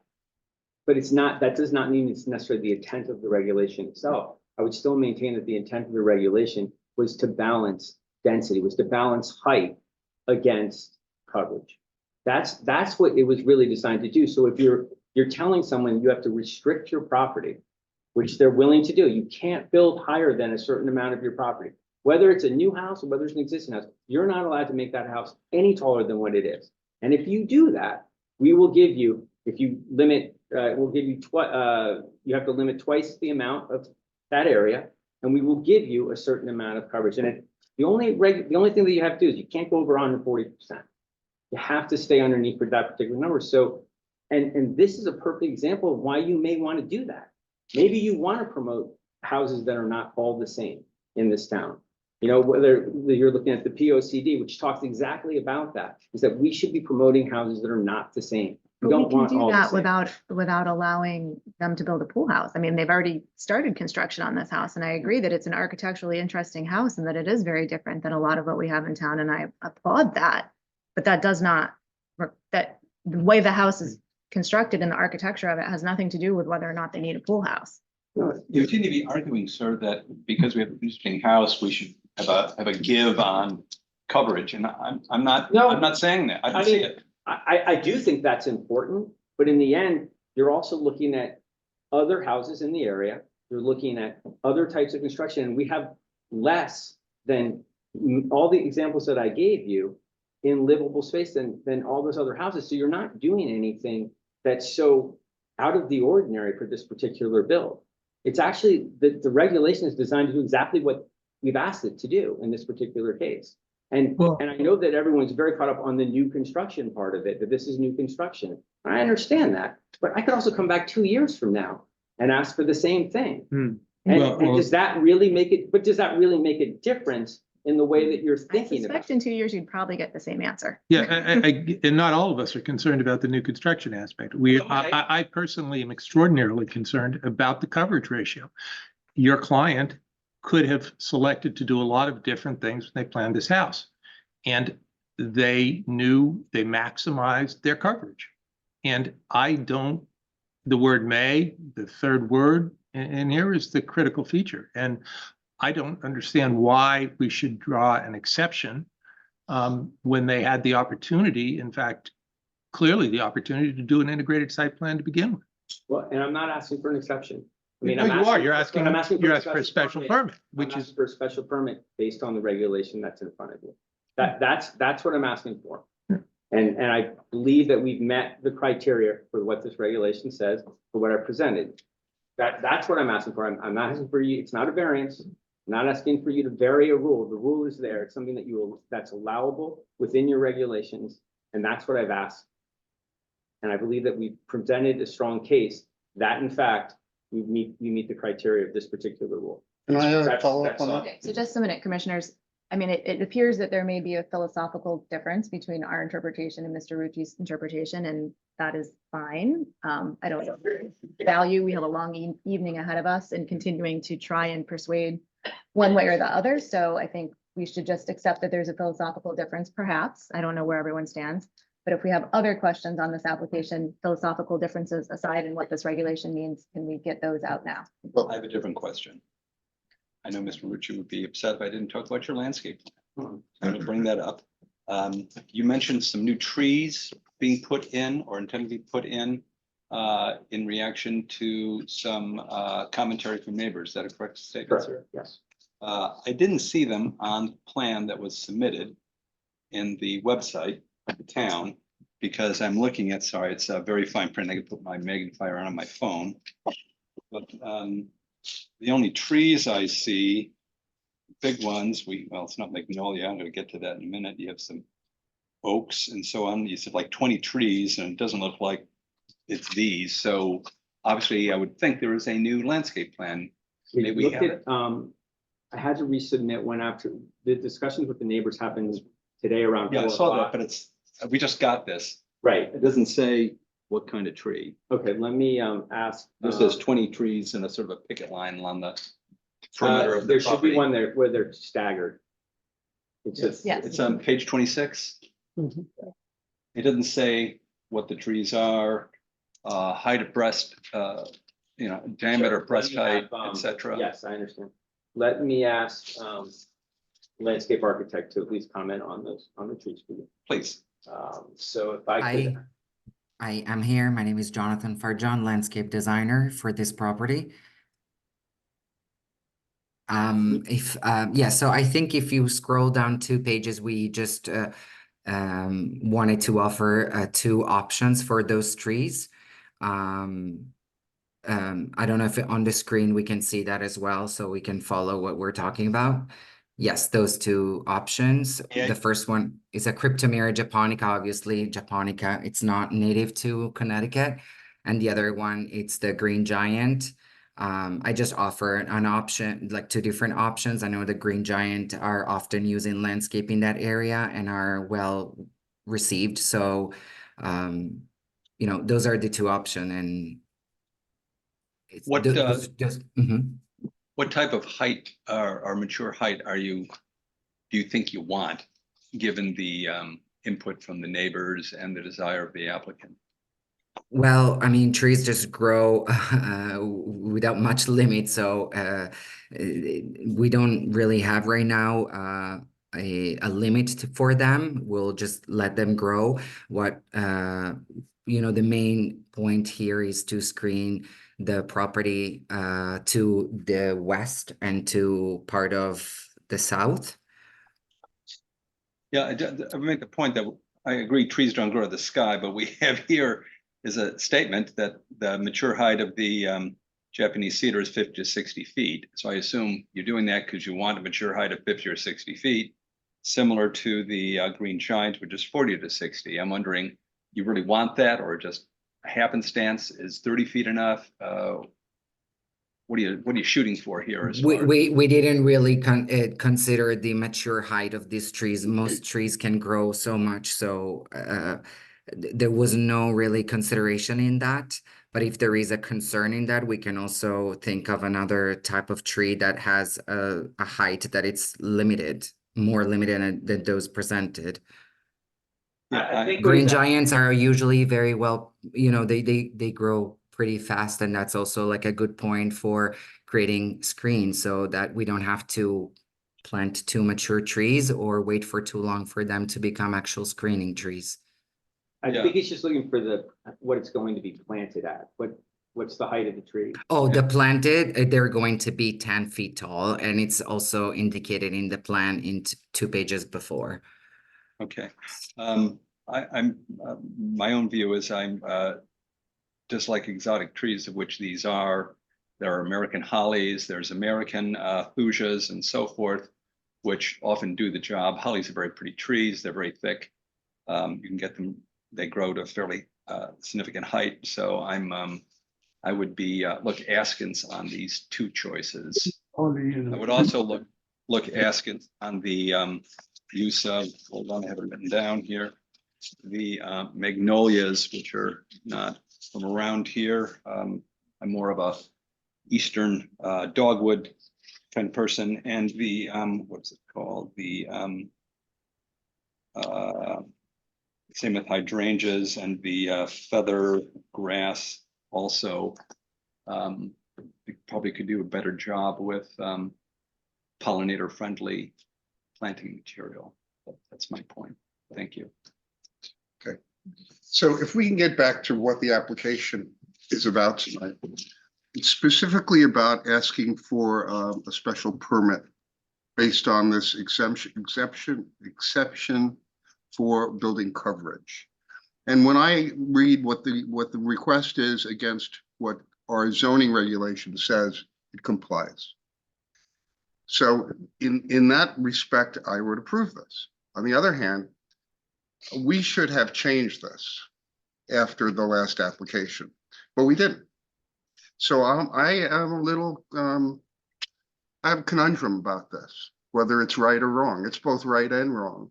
So But I think that we'll get to this when we have deliberations. Do you have any questions for the applicant? Because we also need to take All public right, comments on this. Okay, but I just want to make a comment for the applicant. I think you should have focused your presentation tonight on the issue you came before us on, and not on trees or modern design or context or anything like that.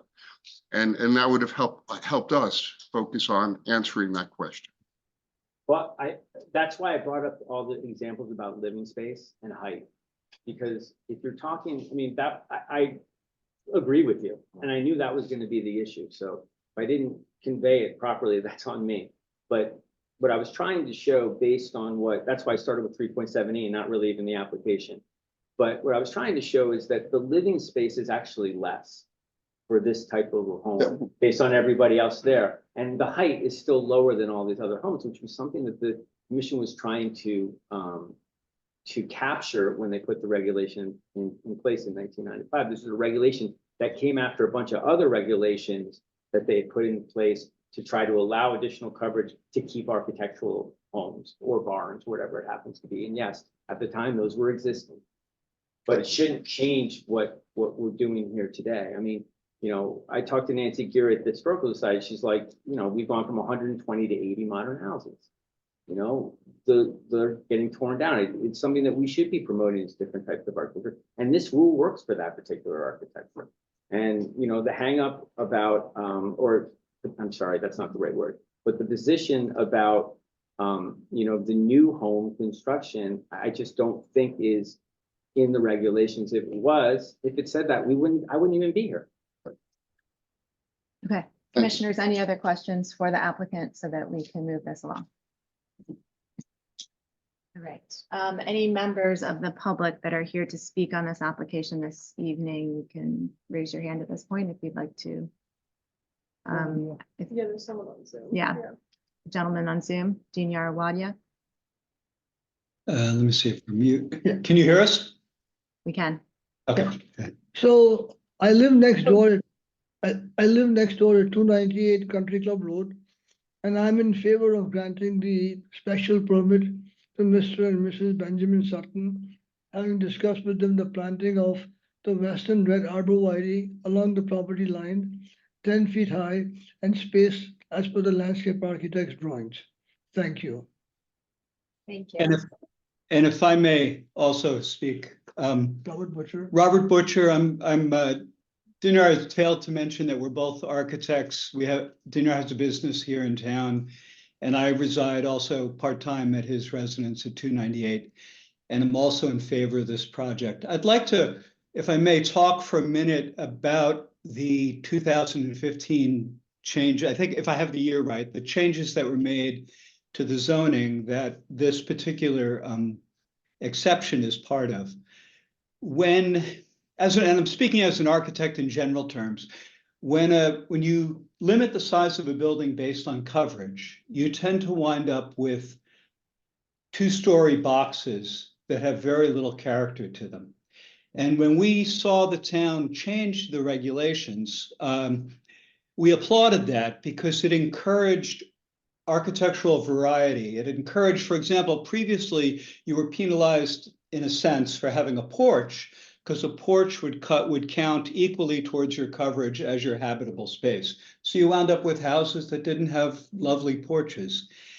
This particular exception also adds to the architectural quality and the architectural variety of homes because it allows for the volume of the house to be varied, for the house to moderate its height down to one-story sections, to have detached outbuildings that are smaller in scale and add interest to the property, add interest to the landscape. And I think that this is a very important point that applies both to existing homes, particularly the modern homes that are hopefully going to be preserved and updated as they need to be. But it equally applies to a new proposal. I think the same values that were embedded in this zoning regulation change are precisely, they're beneficial to the community by allowing homes like this to occur. So for that reason, I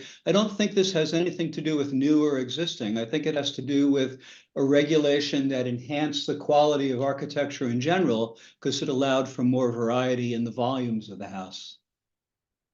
Thank you. Is there anybody else from the public that would like to speak on this application? Okay. Commissioners, are we comfortable closing this application? We will deliberate on it later in the evening, but I didn't hear any calls for additional information. So seeing as such, we will close the application and deliberate later. Thank you. Okay, thank you. Thank you. I'll be back here. Madam Chair, may I suggest that we take a break since I'm feeling the next application may be time consuming, may be good for everyone. Okay. Before we take the break, let me just state that I'm disqualifying myself for the next applications, next two items. We'll get to that in a minute, but let's. Is that the St. Luke's? St. Luke's. We're going to. And me too. We will take a 5-minute break. We will resume. We will talk about who's seated and who's qualified to be voting and who's not qualified to be voting. And we'll cover that then. Thank you, Madam Chair. After we read these two items, and then we will talk about seatings. We're going to hear items 4 and 5. They're both 377 North Wilton Road. Discussion and consideration of the request of Stephen A. Finn from Wolfsey Rosen Weskin and Kuriansky. Hate it when I have to say that. Authorized agent for St. Luke's Foundation, Inc., owners for a zoning regulation amendment to New Canaan zoning regulations dated June 16th, 2007, revised November 10th, 2023, to amend section 3.7.E.2 to add section 3.7.E.2.f, single level parking structures primarily used for passenger vehicles constructed underneath areas that are maintained as open space or athletic fields where the visual impact is mitigated by site design and the surrounding topography. Item 5 is also 377 North Wilton Road upon application of Stephen A. Finn, Wolfsie Rosen, Queskin, and Kuriansky LLP, authorized agent for St. Luke's Foundation, Inc., owners for a site plan and special permit modification of sections 8.2.b, 6.4.g, and 3.7.e.2.f to allow construction of a surface level parking garage directly beneath an existing artificial turf football field, which will be renovated and elevated in the 4-acre zone at 377 North Wilton Road, map 40, block 105, lot 12, 90, and 35. Okay, so we have 3 commissioners present tonight that I need to confirm their status from last month because they may not have been present for any or all of the St. Luke's discussion. So the first is Mr. Engel. Did you review? Use myself. Okay, For you the did not. whole proceeding? Is that, like, are you recusing yourself from the whole proceeding or? Just this I evening. was not here for the beginning of the case Okay, meeting. so you can, as long as you watch the recordings of whatever you missed, you can vote on the application. So are you using yourself to do a conflict or? No, I'm recusing myself because I wasn't present and I haven't seen the tape yet. So he could listen You this can still evening. listen and you just won't be seated tonight, but if you review everything, you can still vote. So. Okay. So you're, okay. Okay, so this evening you're listening and you'll I'll listen. review the tapes from the last meeting so that the next meeting you can vote if we get there. Mr. Swerdlow, you I heard most of actually the last meeting? was at this meeting, Okay, and I remember thinking about other examples of parking garages below and above ground in town and how it related to this, so I was present. so you're good. And Mr. Knag, you were the, I have a Okay. conflict and I recusing myself. okay, you're recusing yourself completely from the application. Yeah. All right, Okay, so please just sit in the audience or Sorry, if you're. I'm leaving the table and I'm gonna leave the room and I'll be back. okay. All right, so. Can I ask a question? I'm actually concerned. I was here for the entire meeting. We'll be here tonight. Do we anticipate voting tonight? No. Okay, so I will raise the matter that I will not be here on the meeting on February 27th. We likely will not be voting in February. Thank you. All right. Then I will You stay may in. have the option of reviewing the tapes then. Okay, thank you. And Ms. Larson, you continue to be seated for this application. Okay, Mr. Turner, before we get started, I think you requested an opportunity to speak. Yes, thank you. At the last hearing, it was perceived by the applicant that my questions that I was asking were maybe a little heavy-handed or maybe even prejudiced to this application. And I just want to set the record straight that my questions were a direct result of missing information that was on the application. They were straightforward questions. They had to do with the environmental impact of a parking garage and a plain surface above it. You know, what is the impact to the wetlands and to the neighborhood? I think these are valid questions. I think that when there's information, documentation missing on an application, that is our duty as commissioners to ask that question to get it clarified.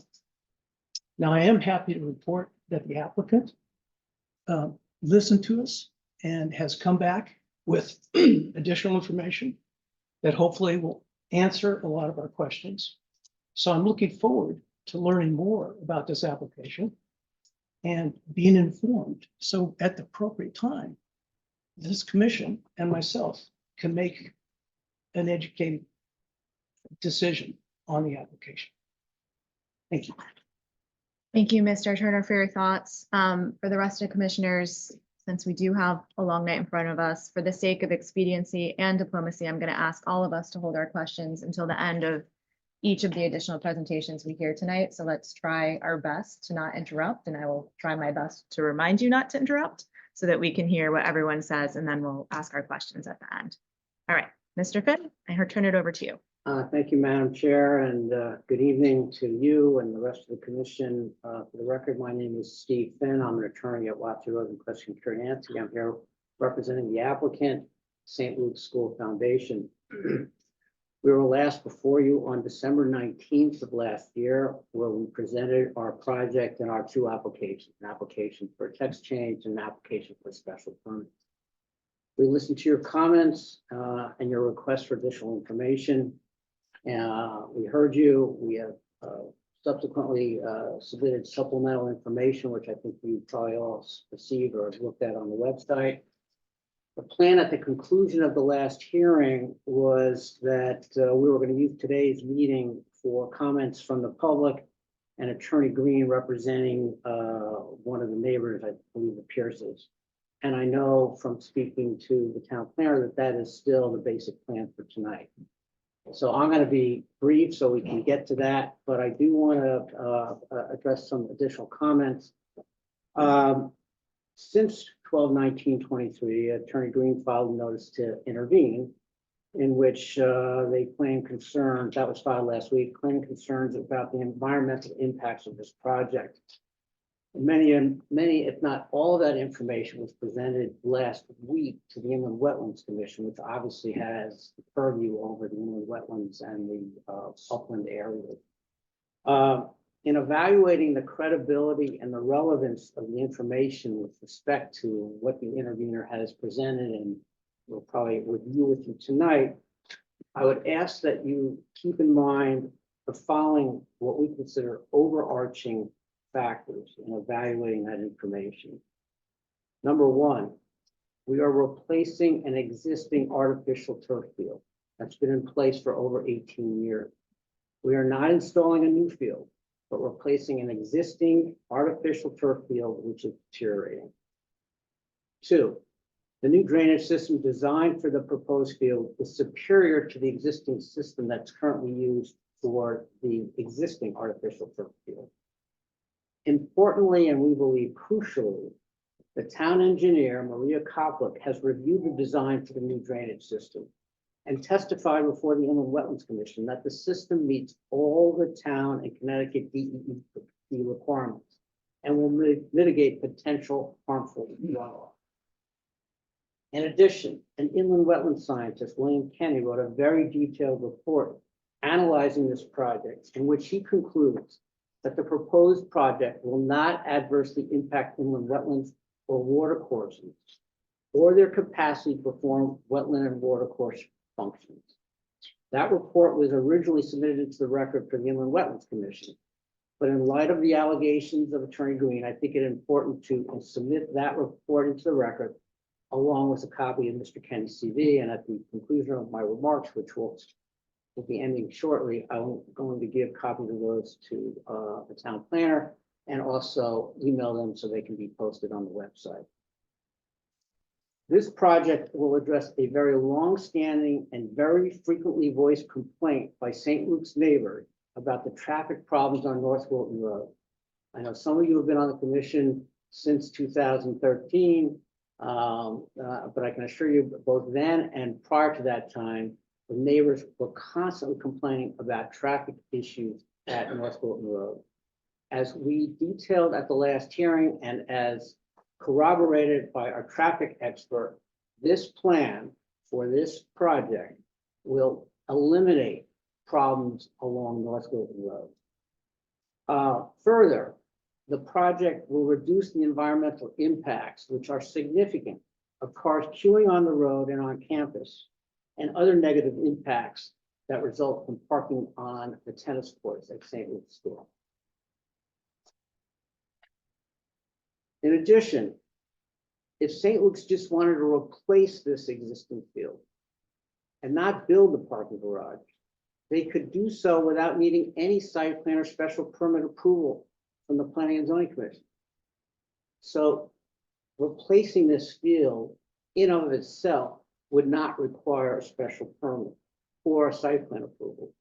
What triggers this is this issue about coverage, which we went into last time, and I'm pretty sure we'll be addressing again. So in concluding, I know the order of procedure here is to allow the neighbors and Attorney Green to present. So the applicant's team will save its detailed responses and the rest of our presentation until afterwards, probably at the next meeting.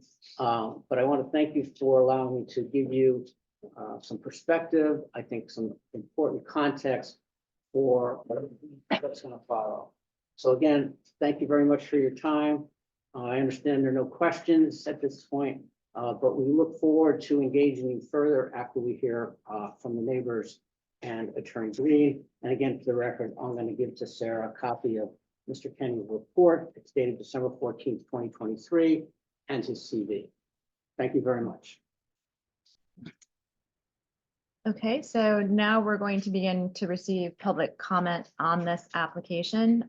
We're going to begin with non-intervener public comment. If you don't know what that means, that's probably you, if you're here to speak tonight.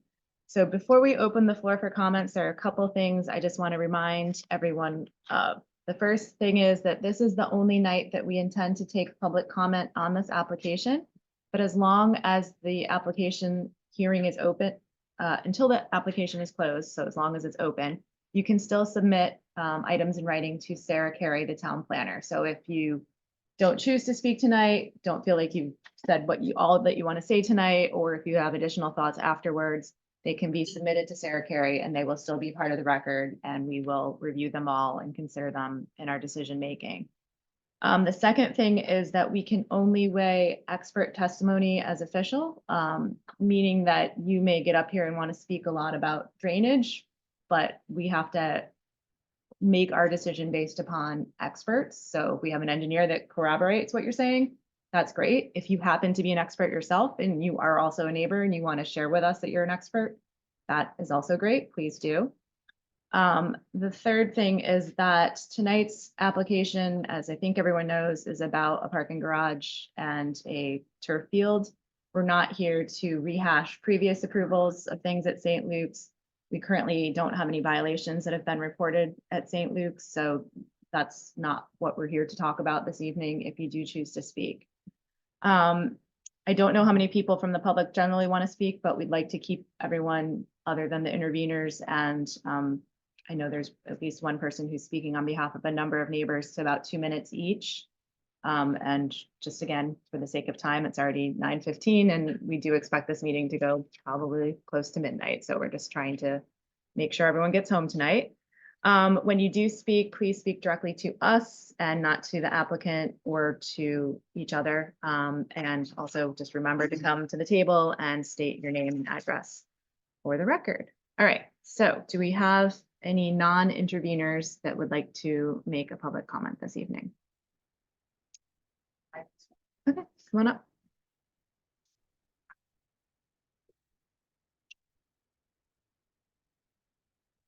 My name is Bethany Warren, and I live at 651 Laurel Road.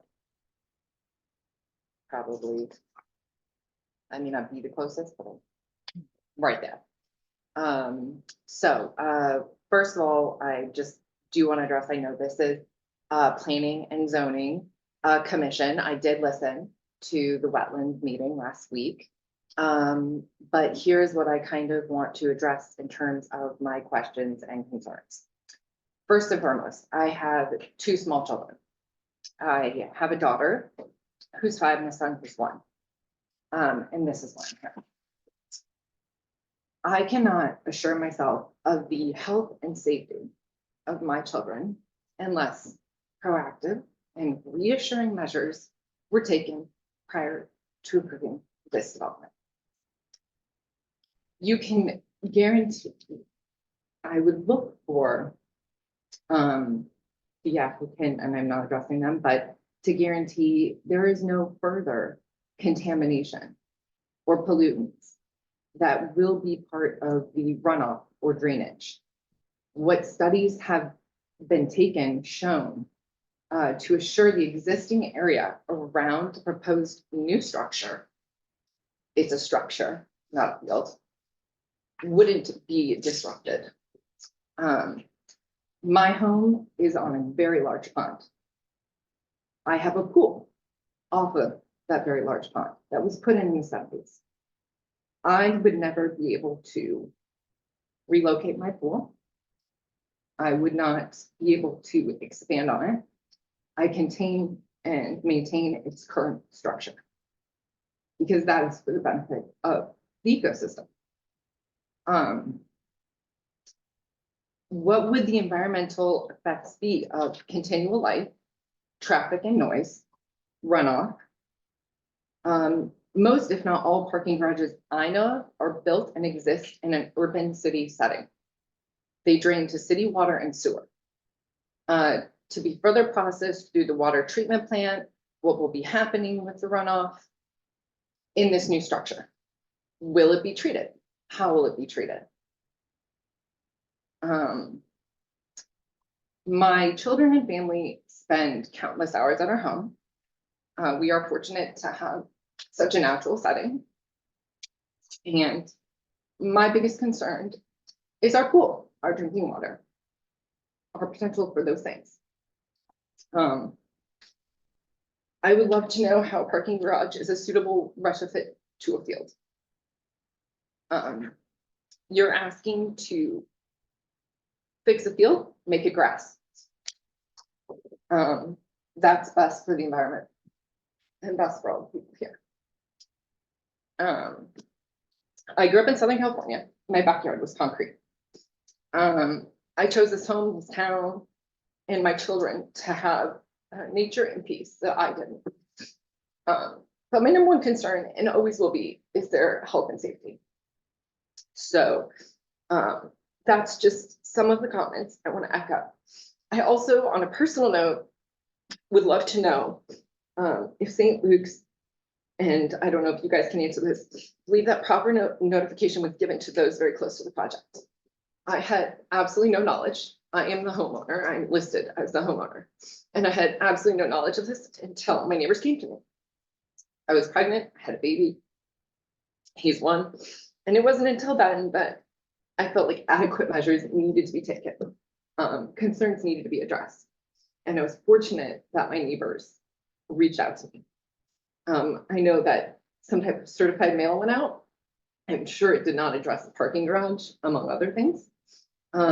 And again, I won't get into that, but I would love to know how a structure that would need to be power washed at least once a year would not affect the wetlands or the ecosystem around it. And I think that's it. That's 2 minutes. That'll do it. Oh, one other thing. I would love to know if anyone has come in front of you guys, whether it be anyone from St. Luke's or the trustees that lives in New Canaan, and that this may ultimately affect and what the benefits are to the city of New Canaan, as this is not a public school. Thank you so much for taking the time. Anyone else in the room who's not an intervener who would like to speak?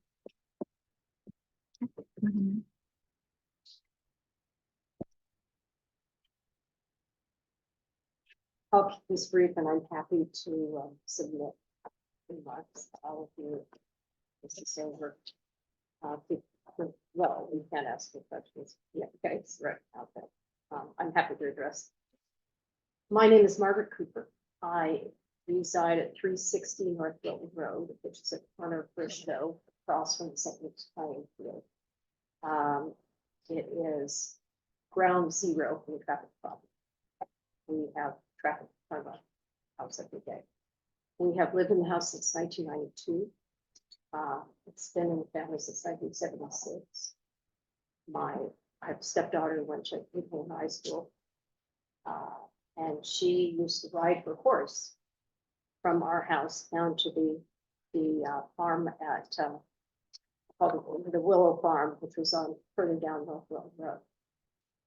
Our house was built, and the facade as you know it today was completed in 1780. It was one of the premier properties of that part of New Canaan. It is, I think, one of 2 remaining properties from that era, according to a map that was dated, it's 1772 of Canaan Parish, that resides in the Canaan Historical Society. It's worth noting that the owner and builder of the house, a fellow named Richards, who was a sea captain from Norwalk, was at the time was a large landowner who owned all of Bristow Road up to the New York state line and all of what is currently St. Louis property. So it seems to me that this is part of their heritage as well as ours. Our son graduated in 2003 from there, and it was a very different school. The former head of school, Dick Whitcomb, who retired in 2002, as I recall, had great ambitions for the school, but was always available to talk to the neighbors. That is no longer the case, or has it been since he retired. Like Bethany, I was unaware of that this application was even proceeding until right around the time of their last meeting. I did not receive a certified mail. The school meets with us once a year in November. If you miss the meeting, there's no follow-up unless you get it from the neighbors. And fortunately, Hike Lucci is very good about keeping us apprised. I'd like to mention that because the house is so old, the setback from the road is 26.9 feet, according to a survey we had done before a 2005 renovation review. The house is structurally viable. We have returned the facade and the interior to the way it was in the 18th century. We have also added to the back additions that permit us to have much of the living space facing the acreage, which is, the 4 acres of the compass. I would just like to say that nobody moves to a 4-acre zone to have a overcrowded school. I don't know what we would have done if we'd known at the time where it was going, but my great concern is that we're old and we'll sell the house.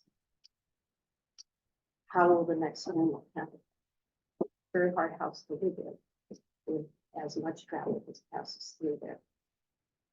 I gather they've done a traffic study. I don't know the details of this traffic study, but if you are sitting in the queue, waiting as I do to get into my driveway on some days, that I'll have to wait to get to Bristol Road.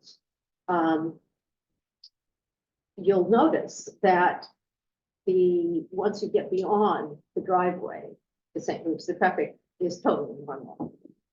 It's all related to St. Luke's.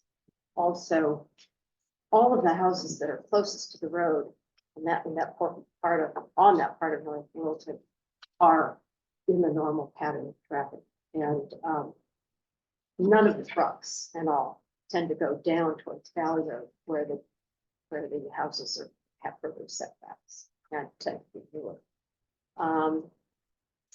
Over the years, I have repeatedly asked St. Luke's if they would consider certain measures that are low cost and I think would improve the quality of life, not just for the neighbors, but for the school children themselves. And these include more buses, fewer cars, more carpools. I don't see why the middle schoolers can't be carpooled every day, at least. Their schedules are obviously pretty consistent. We wouldn't have a queue outside there at 2:30 in the afternoon. Or 3. It sometimes goes on. And I'd finally like to say that if you think that the traffic is only during school hours, think again. Because the big trucks, for example, food deliveries, the trash collection, those trucks are big enough that they don't have a turning radius to come out when the other traffic is coming in to the driveway. And so they start about bucking up. And the last traffic is this time of the year, the headlights we see from the house. In fact, it has a dazzling display in parts of the house until about 6 to 8 p.m. on weeknights. The one respite you get is in the summer months, and that and they do lease out the property for summer camps and all. That's not much of a notice, but if they get this garage, they will be able to lease it out for larger events that handle more cars. And then I suspect our privacy is correct. Thank you. Thank you. Yes, yeah, in the back.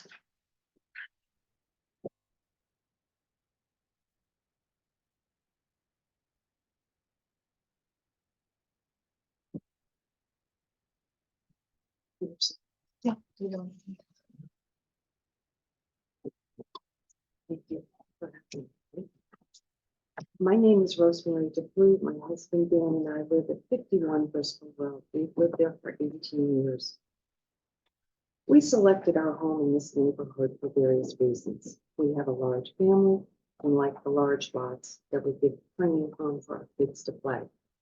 We were amazed at the huge pine trees, ash trees, streams, ponds, beautiful wildlife and birds.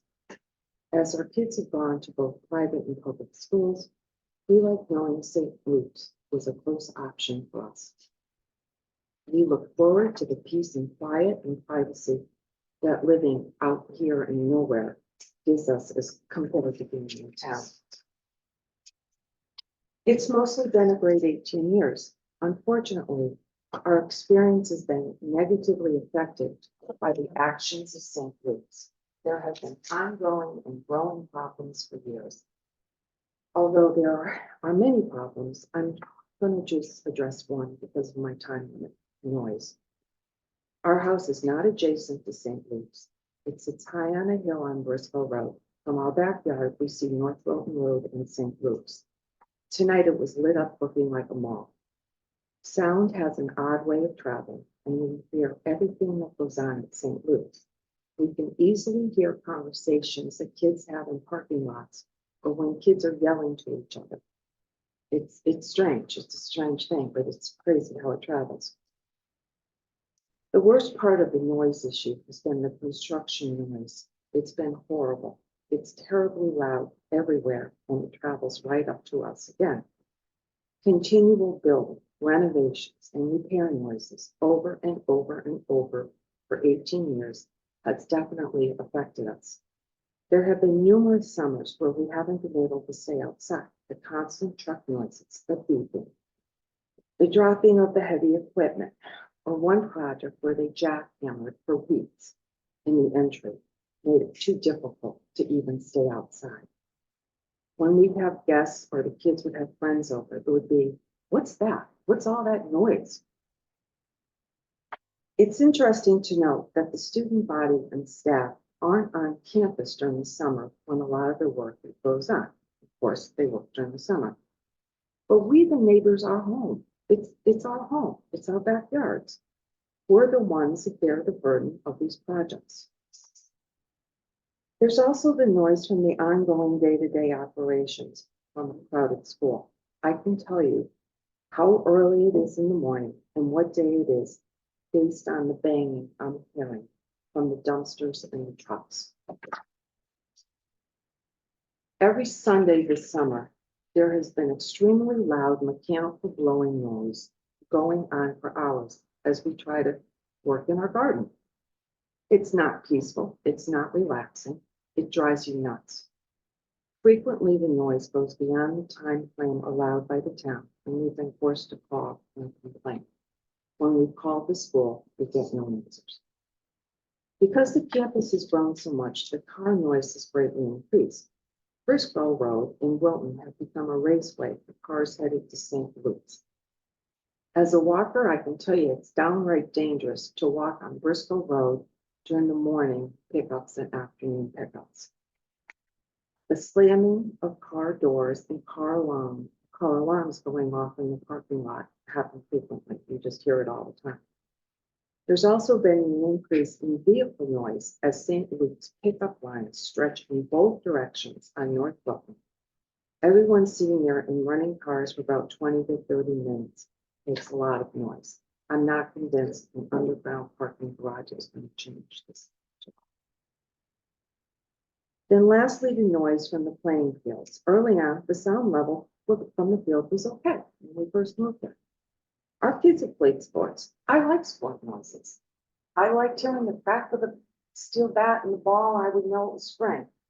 I get it. It's just part of the game.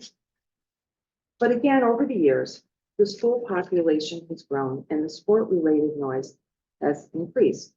The new track, yet another long, loud summer project, added a lot more activities with more cars, more people, and of course, loudspeakers, as compared to when it was just a grassy field. And even when it's summer vacation, the fields are used by outside camps. The noise never stops. And of course, I have to mention about music being blasted during practices and games, and I don't mean the national anthem. As I previously said, our house is not directly alongside or across from St. Luke's. I feel very badly for my neighbors who are even affected more than we are. We all have had to just try to deal with St. Luke's inconsiderate actions for years. They make promises but rarely keep them. It's always just one more project that's done to make them bigger and hopefully better. I would like to ask you to please listen to us, the neighbors, the tax-paying citizens. We're always the ones that pay the price for St. Luke's actions.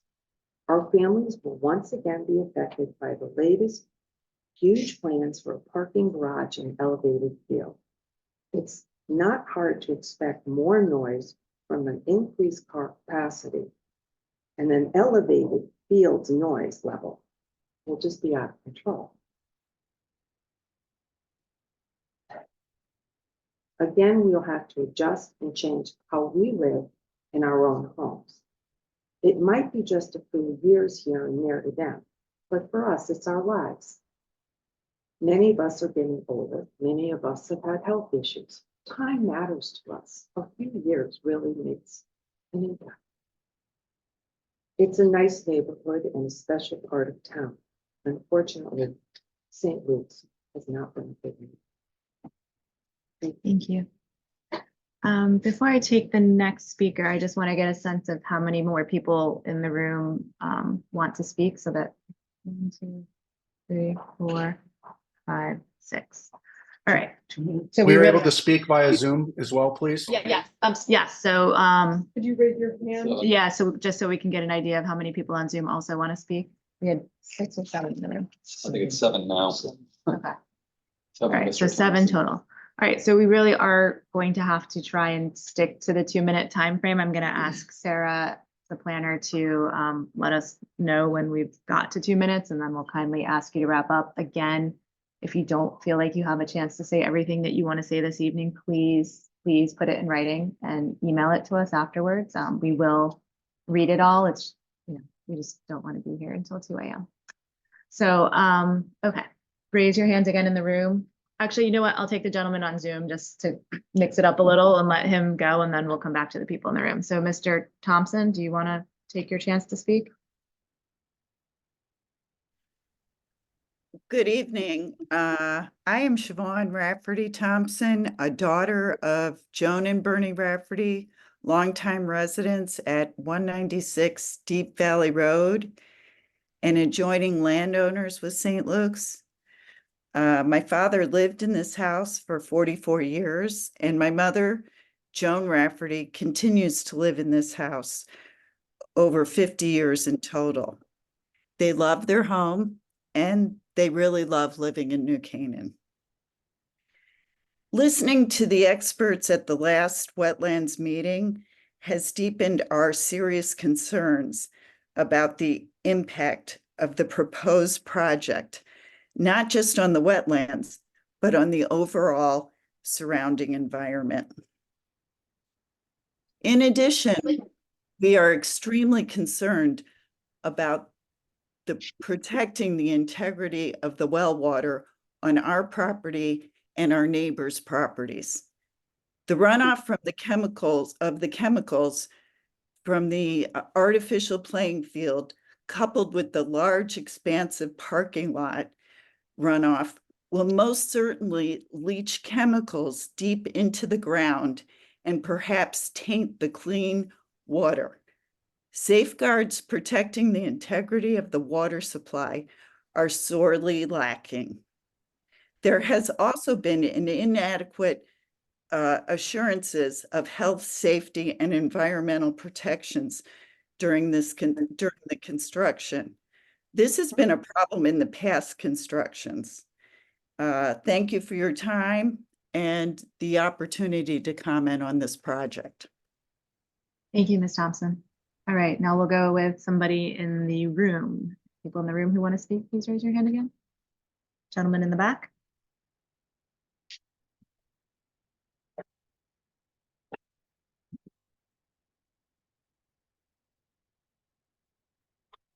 Good evening. My name is Steve Wyckoff, and our family resides at 308 North Wilton Road between Laurel and Briscoe Roads.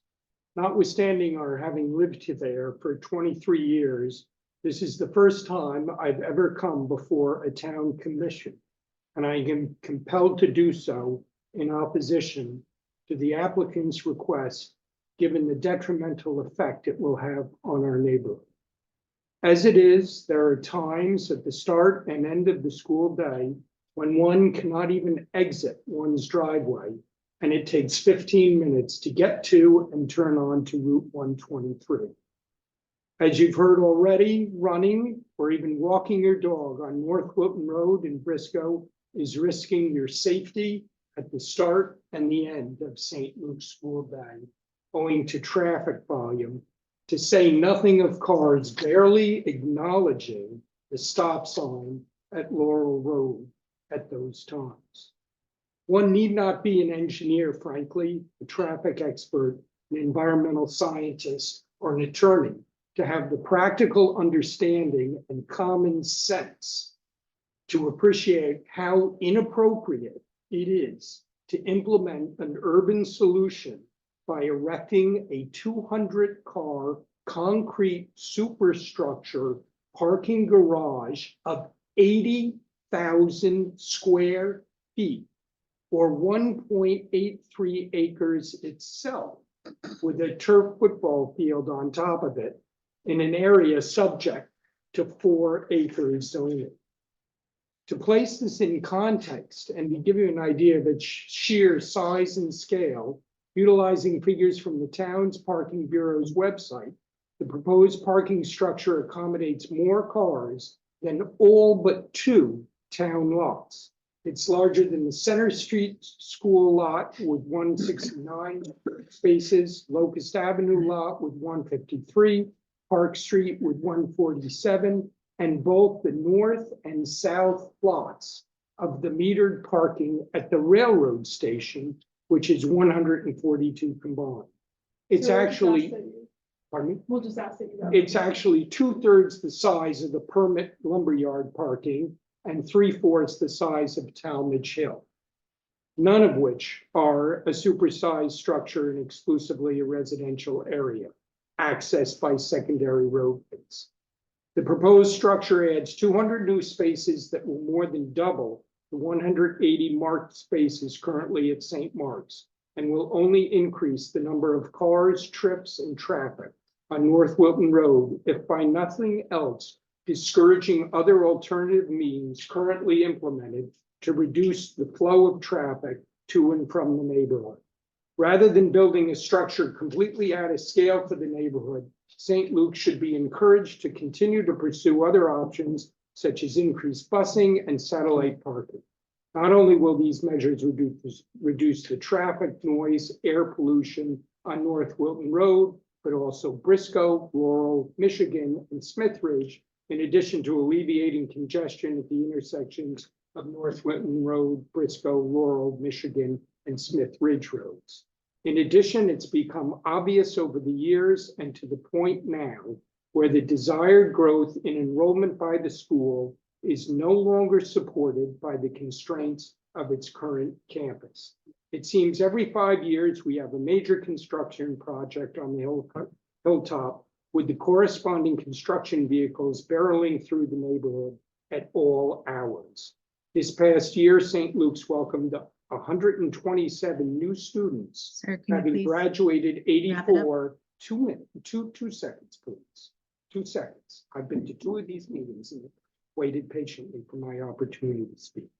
I understand. We want to hear you. If St. Luke's had, this past year, St. Luke's welcomed 127 new students, having graduated 84 in May, for a net increase of 43.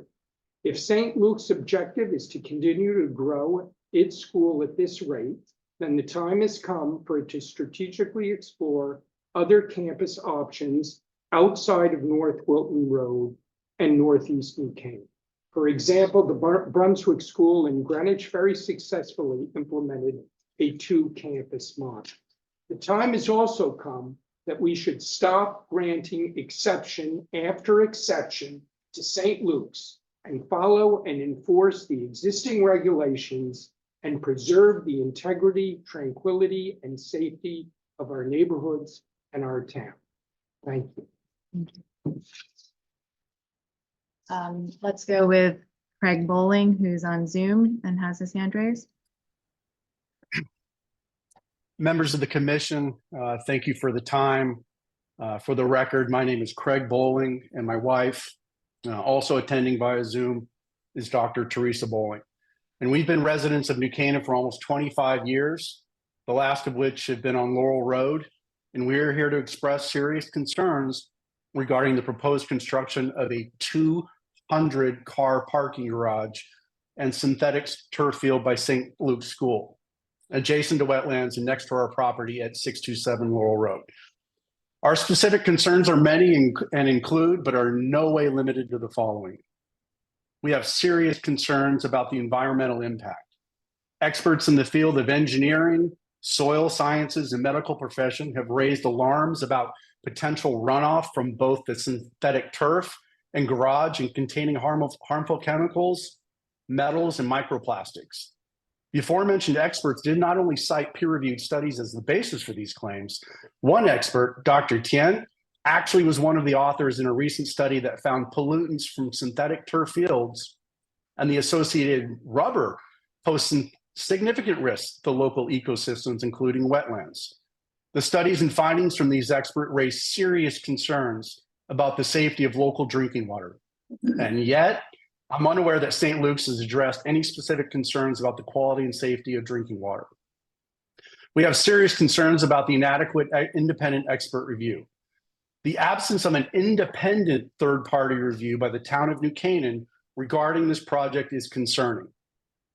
As professionals in our respective fields, one of us a retired federal agent acknowledged as a subject matter expert in federal courts, and the other a practicing physician, we recognize the critical importance of seeking specialized expertise for matters outside of one's primary area of knowledge.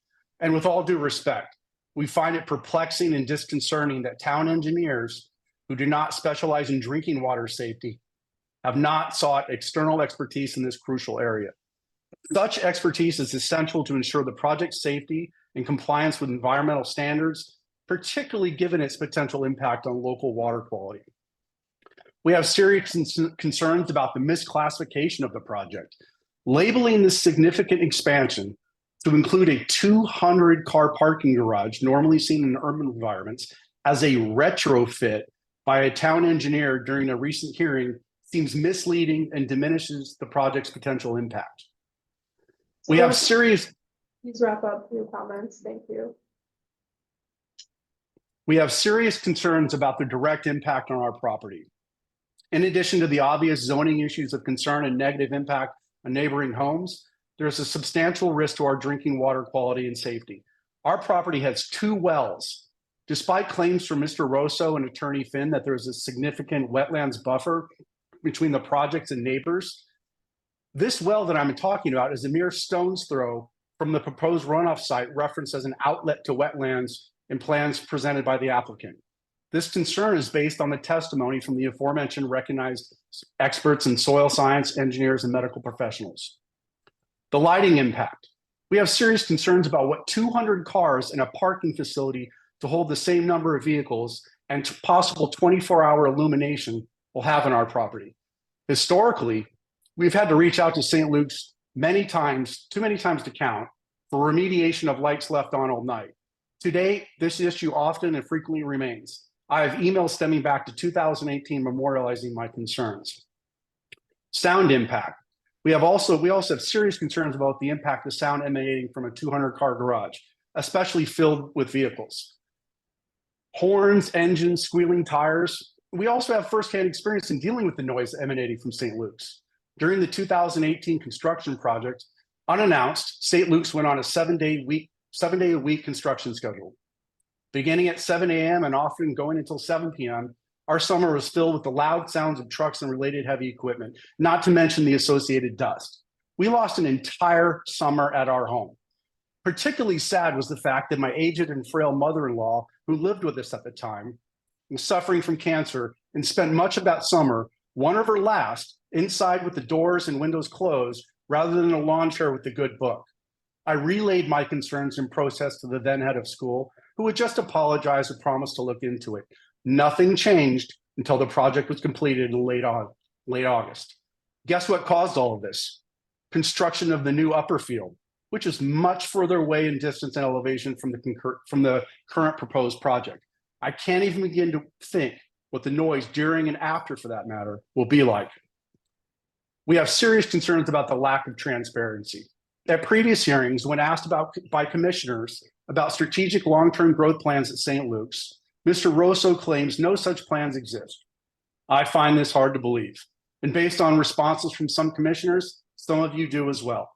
I will give him credit, however, for effort, as he does manage to create some wiggle room by claiming this might change in the future. Where is the transparency? It is obvious with the recent property acquisitions, gradual increases in enrollment, and now with the proposed 200-car garage under the guise of a new turf field, St. Luke's intends to grow beyond current agreed-upon enrollment numbers. Our son was previously enrolled at St. Luke's, but we subsequently moved him to a more prestigious preparatory school. At this school, they currently have 2 campuses. They had plans to grow, and guess what they did? They recently acquired 16 additional acres in Greenwich. The administrators and board were very transparent and considerate of current neighbors. St. Luke's could learn a thing or two from this school. In previous hearings, I've heard St. Luke's claims they've reached out to impacted neighbors to discuss the project and request site visits. One glaring omission in this claim is that we have not heard from St. Luke's outside of the required notice that incorrectly listed the Tedonio family as the owners of the property, despite not having lived there in 10 years. And then to wrap up real quick, and again, I know I've probably been a little longer than 2 minutes, but given these concerns and is short of denying the application, we implore the commission and the town of New Canaan to require the following. We request an independent environmental impact assessment to include a thorough assessment by an independent party to evaluate potential environmental and health impacts to include the risk to drinking water. No one's talking about the drinking water when I have a well that I can throw a baseball to, the St. Luke's field. The reevaluation of the project classification. The town of New Canaan needs to ensure that the project is appropriately classified and reviewed under the correct guidelines and regulations. This is not a retrofit. And we need to ensure the burden of proof lies with the applicant. The burden of proof regarding safety, including the safety of drinking water, the environmental impact, and compliance with zoning regulations rests with the applicant, St. Luke's School, not concerned neighbors. The protection of our environment and the health and safety of our community must be a priority. Again, we appreciate your time and attention to this matter. Thank you. Thank you, Mr. Bowling. Okay, we're going to continue with people in the room. We have had 6 speakers so far, so I am going to ask that that we only hear new comments, that you don't have, whether one person says it or 20 people say it, we hear it. So you don't have to all repeat each other, but you're obviously welcome to say whatever you want to say. And it looks like an arbitrary rule that we didn't hear about before. so we do this at all of our public hearings.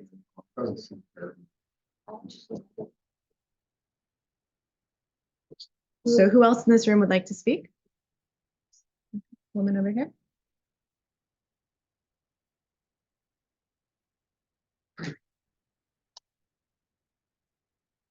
Hello, I'm Jackie Shapiro. I live at 320 North Wilton Road with my husband Ron. We've lived there 23, 24 years. I never remember.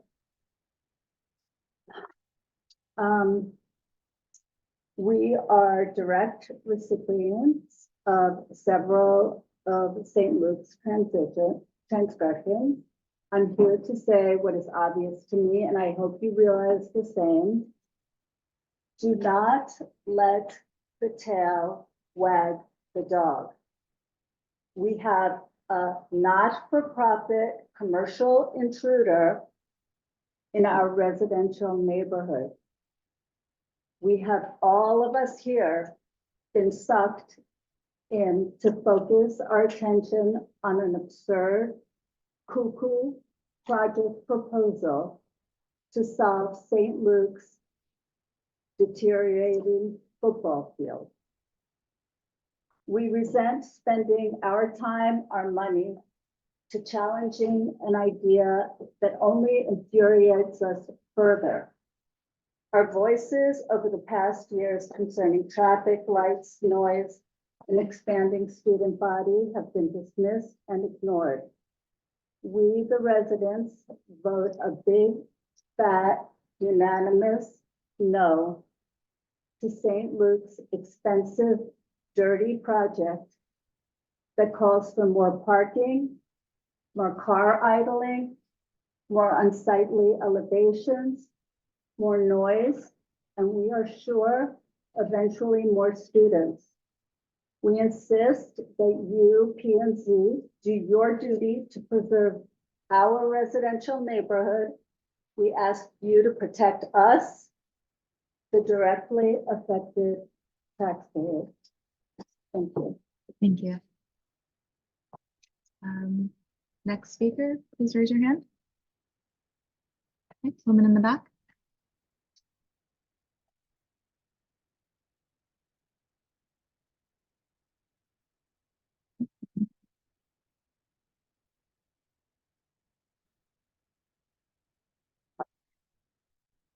My name is Lynn Vaughn. I live at 374 North Wilton Road with my 92-year-old mother, hence the mask. I'm also representing her here tonight, Alice Vaughn, regarding our objections to St. Luke's application. On the subject of land use that leads to environmental and health issues, I attended the Inland Wetland Commission meeting last Monday by Zoom. I found the expert testimonies of Dr. Tien and Attorney Joel Green very compelling as to the very serious environmental and health risks and consequences posed by the installation of another artificial turf field and in addition a 200-car garage that would be bordering our wetlands and groundwater sources, potentially affecting our wells, potentially contaminating our drinking water. This is not a solution for our neighborhood. We want strong zoning with the highest ethical standards to protect our drinking water. The Pierces will also be submitting a letter to your committee by Dr. Sarah Evans of the Mount Sinai Icon School Children's Environmental Health Department, which clearly states the well-researched health risks to children and the environment by microplastics, carcinogens, neurotoxins, and other contaminants associated with artificial turf fields. Just because St. Luke's School made a poor decision to install an artificial turf field 2 decades ago doesn't mean that another poor decision to install a replacement should be made now. Currently, in 2024, with all the research and information we have as to the environmental and health dangers involved with artificial turf, this would be a travesty. We have experienced the poor management of previous construction projects at the school, including damage to our property by construction trucks, the loud noises of large equipment being delivered or picked up all through the night, repeated violations of construction noise hours, and construction debris blowing onto our property, sometimes in large clouds. Given the school's track record, imagine what violations might occur with the monstrous size of this proposed project. Regarding the supposed traffic solution of building a 200-car garage, our property is located directly across the street from St. Luke's School driveway, so we are greatly affected by the extreme and dangerous amount of traffic generated by the school. We sit in those backed up lines of traffic, struggle to get in and out of our driveway, and risk getting hit by frustrated drivers. We want the traffic situation to improve too, but this plan will not improve it. Our opinion is it will only worsen it. I'd like the commission to consider why the school has purchased properties on Deep Valley Road. And with the proposed 200-car garage, could there be plans to attempt to change zoning, increase enrollment, and enlarge the campus down to Deep Valley Road, which would increase school traffic? The school has outgrown this campus, can no longer safely manage it, and is too large for the neighborhood. We strongly support the recommendation by other neighbors that the school establish a second separate campus, just as Brunswick School and Greenwich Academy have done. I hope this commission will protect the quality and safety of all life within our neighborhood by rejecting this project. Thank you. Thank you. Do you have others in the room that want to speak? Is that coming up? Thank you, commissioners. You have a tough job. Eric Meyer, 270 North Wilton Road, and just want to bring a little bit of perspective. Bought the house in 98, maybe 300 students then. It more than doubled, probably 150 more kids there. I don't know how many more teachers support go with every kid here.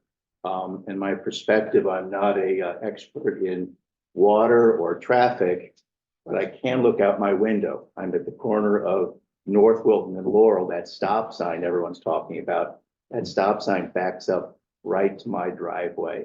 So I can tell you, just as a lay person, we can't get out of our driveway when it's either time to drop off kids or time to pick up kids. So while I'm not a traffic expert, I can look out my window. And if you want to join and come to my house, because if you're not experts, you could sit on my porch and I could show you, this is the time, watch, you can't get out of my driveway. I would hope that you would consider how to use your skills to, as you're going to adjudicate on this, but I'm just thinking another also perspective. Every one of the presidents of the school have always come in, and every president I've ever met, and I'm in the asset management, all they present to me is their plans for growth, right? If a president ever said they're going to shrink, I'm not sure I'd want to own their stock per se here. When I look at this and say there's a 200-car garage, well, I'm not an expert. Logic would tell me if you're going to free up all that space, that would lead either this president or the next president to start a campaign. I don't want to see the line at Laurel and North Wilton where I am get any longer. So the only way I can stop that is to come here and present and hope that you would consider me and my driveway and my ability just simply to, come and to and from the, from town. Thank you very much. Thank you. Okay. Who's next? Sure. Gentleman behind the TV screen. Sorry. It's all right. It's just hard to see back there. Hi, I'm Steve Sosnick. I live at 144 Soundview Lane. I've lived there for just shy of 25 years, and unfortunately, this is not my first rodeo in front of the commission, because every few years, something comes up in St. Luke's, and here I find myself. And, you know, I'm speaking here on behalf of myself, but also the neighbors who live on Soundview Lane. Remember, all of us who pay taxes in town and, you know, as opposed to a tax-free organization. What I'm hearing is, what I fear a lot, besides all the other things that have been raised, is the noise that would emanate from a raised field. Right now, the field is a little bit in a bowl, and there's a lot of shielding of the noise by trees and just by geography. If you raise that up, that's going to be that much closer to the tree line. It's going to be closer to everybody's houses. It's also going to be, instead of on ground level, which absorbs ground, it probably has a good likelihood of echoing down and out of the garage. So this is something that we really have to consider. And while I hope that this project does not get approved, if it does get approved, we really have to think about noise amelioration that would come from it, because this will be much, much louder. You know, other neighbors have said that the usage is more intensive. When we moved to our house, the school was probably about half the size it was. There were not summer camps all summer. The fields are being used all the time, and this is just going to get louder and worse as the project goes on. It'll change the way the noise is carried, especially when there's bleachers. I realize there's games every so often. I live with that. That's okay.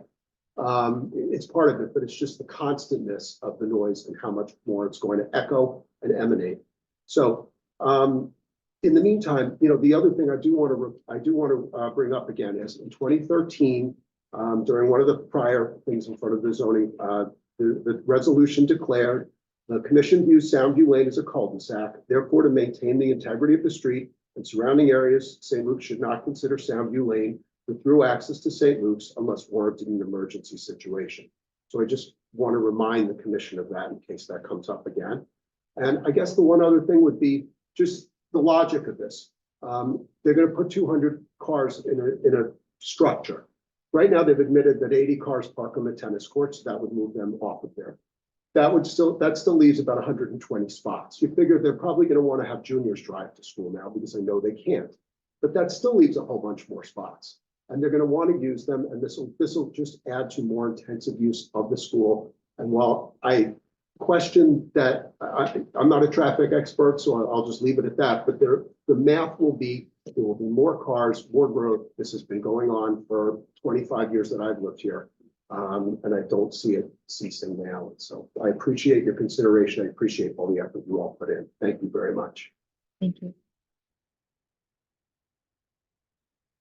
Next speaker.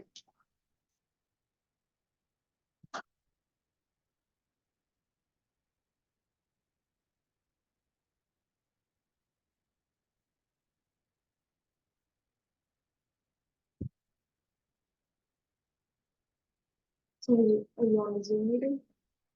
Did you? Before?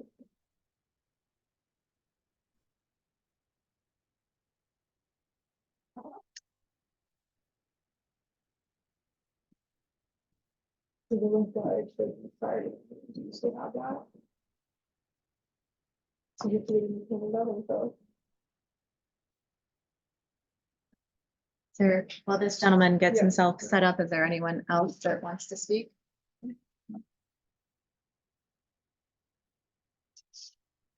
Hi, Ron Meckler, 320 North Wilton Road. I just wanted to speak a little bit more about the traffic. The St. Luke's people tried to make the point that they have this new corral and new parking structure that's going to alleviate, there's going to be more cars in this space, so it's going to alleviate the traffic. Well, the cars don't just magically appear. The cars have to use the roads to get into there, whether or not they wait for 5 minutes to pick the kids up or not.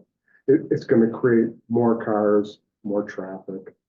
And the last time that they hired a traffic engineer for a study, they made all these findings that never came to fruition. The traffic only got worse. And it's gonna happen the same way this time. I mean, if they wanna hire an independent, if the commission wants to hire an independent traffic consultant to study what's going on, I'm sure they'll find that it's not gonna improve traffic. More parking spaces and another corral, which nobody even talked about here tonight. But it's not gonna improve traffic. Traffic is gonna make it worse. You know, also the lighting, all those issues, the more activities can be on campus, just to reiterate what everybody already said.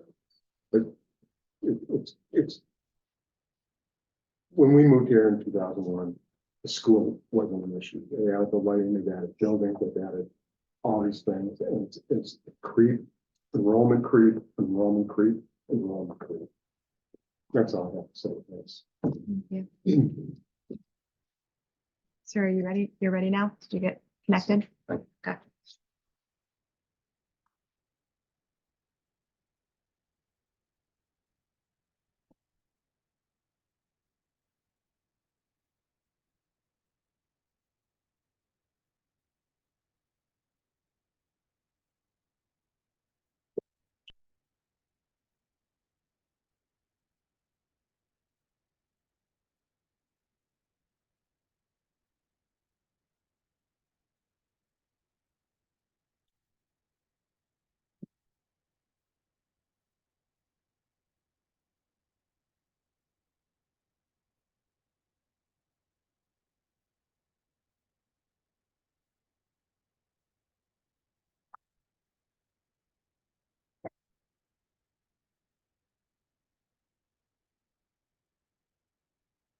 Since you emailed the presentation to us, are you able to just present your, whatever you need to say, and the commission can read the slides? Sure. They're online. They're online. All right, so we can follow along online. Good evening. I'm sorry for the delay. My name is Mike Cavalciano. And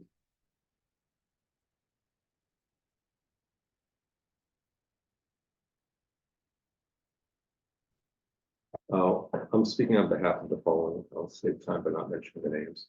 I'd like to just start by Can you saying, clarify if those neighbors have already spoken I'm tonight? sorry, Can you clarify if those neighbors have some already? of them have, yes. Okay, so we would ask that you Okay. don't take up, you know, if they already spoke, they had their 2 minutes, so to take up what? I probably have about 10 minutes of presentation. Okay, so whatever you wish. So I just wanted to start out by saying that I feel current regulations in New Canaan, residential, multifamily, commercial, and institutional, have served the town very well. And I think it creates much of what we consider unique about the town. I do feel large institutions such as St. Luke's are the exceptions. And I feel the problem with that begins with the pressure to grow is where it all starts. And understandably, growth is in the DNA of these institutions, as Eric Meyer said. There are other reasons for growth. It amplifies revenue. It's good for recruiting for sports. But it's worth keeping in mind when we look historically from 1995 through 2024, St. Luke's population has doubled. In addition, St. Luke's and other institutions often generate sprawl. What we've seen in the 30 years I've been here, St. Luke's has picked up 10 acres. They've been able to add that to their campus, increasing their campus 33%. More recently, disturbingly, and it's been said that St. Luke's has picked up 3 properties on Deep Valley. This is, we are told, result is as part of an investment, but I can say at the least, this definitely weakens the neighborhood when we start to have residences in a neighborhood being bought up by third parties for whatever reason. Part of planning, plan of conservation development talks about protecting neighborhoods. I have trouble understanding why this would be protecting a neighborhood. When you look at St. Luke's from the air, we've seen many photos with this presentation from St. Luke's, and what we see is just sprawl. We see a bursting aerial view. You look and you see rooftops, you see pavement. We see tennis courts now, which are being used as parking lots. Most of the green that you see, unfortunately, is actually chrome rubber, which we now understand is to be very toxic. And there's little consolation in knowing that state statutes feel, or St. Luke's is complying with state statutes. State statutes are years behind where the science is. Same thing with long-term health studies. It takes decades and decades to have meaningful studies. So I think there should be unbelievable caution when we're talking about these compounds coming off the fields that in a laboratory setting are producing malformations and things like that. We feel the solution to what's been going on with St. Luke's bursting at the seams is not more coverage. We feel this is just a prelude to more cars and more sprawl, and we ask St. Luke's to listen to us. Certainly parking or sprawl is an inconvenience, but again, we do not want St. Luke's to say their solution is to build a parking complex. We were told that safety is not an issue. What I've presented here is records from the town of New Canaan Police Department. Traffic accidents in the past 7 years within 3/4 of a mile of St. Luke's at major intersections. And what you'll see, there are 32 accidents, some of which involving personal injury. That will not change. When cars are stopped, they're not getting into accidents. So to say we're going to build a parking garage and that's going to solve that, that's not the case. I jokingly say I'm not sure which is worse, when we're stuck in traffic or when I'm, at least I feel safe from the other young drivers. The proposed solution is talking about bringing in more junior drivers. That's going to only increase the risk of safety. Sprawl is also associated with a lack of ethics or ethical aesthetics. When you drive by St. Luke's in the winter, you see a large hill with a parking lot with shiny metal roofs. I totally agree with Attorney Finn that that's very unattractive.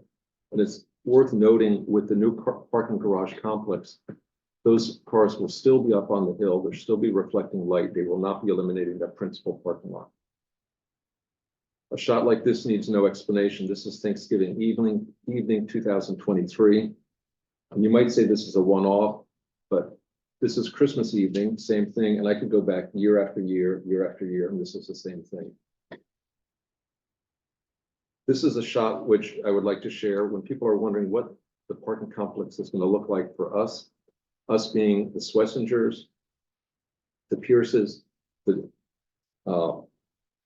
Goldbergs, the Ulines, the Sparks, and the Bowlings. This is one car, and it's coming just from slightly, it's actually a truck, it's a plow truck, just from the edge of the artificial turf in the northwest corner. These are two headlights. When the parking lot is up and running, and hopefully it will not, there will be 32 cars parked along this entire road. And it's just terrifying to think what it would be like when they have an event and it empties out, and this is what we see. And the lights will wrap around to the southern part of the property.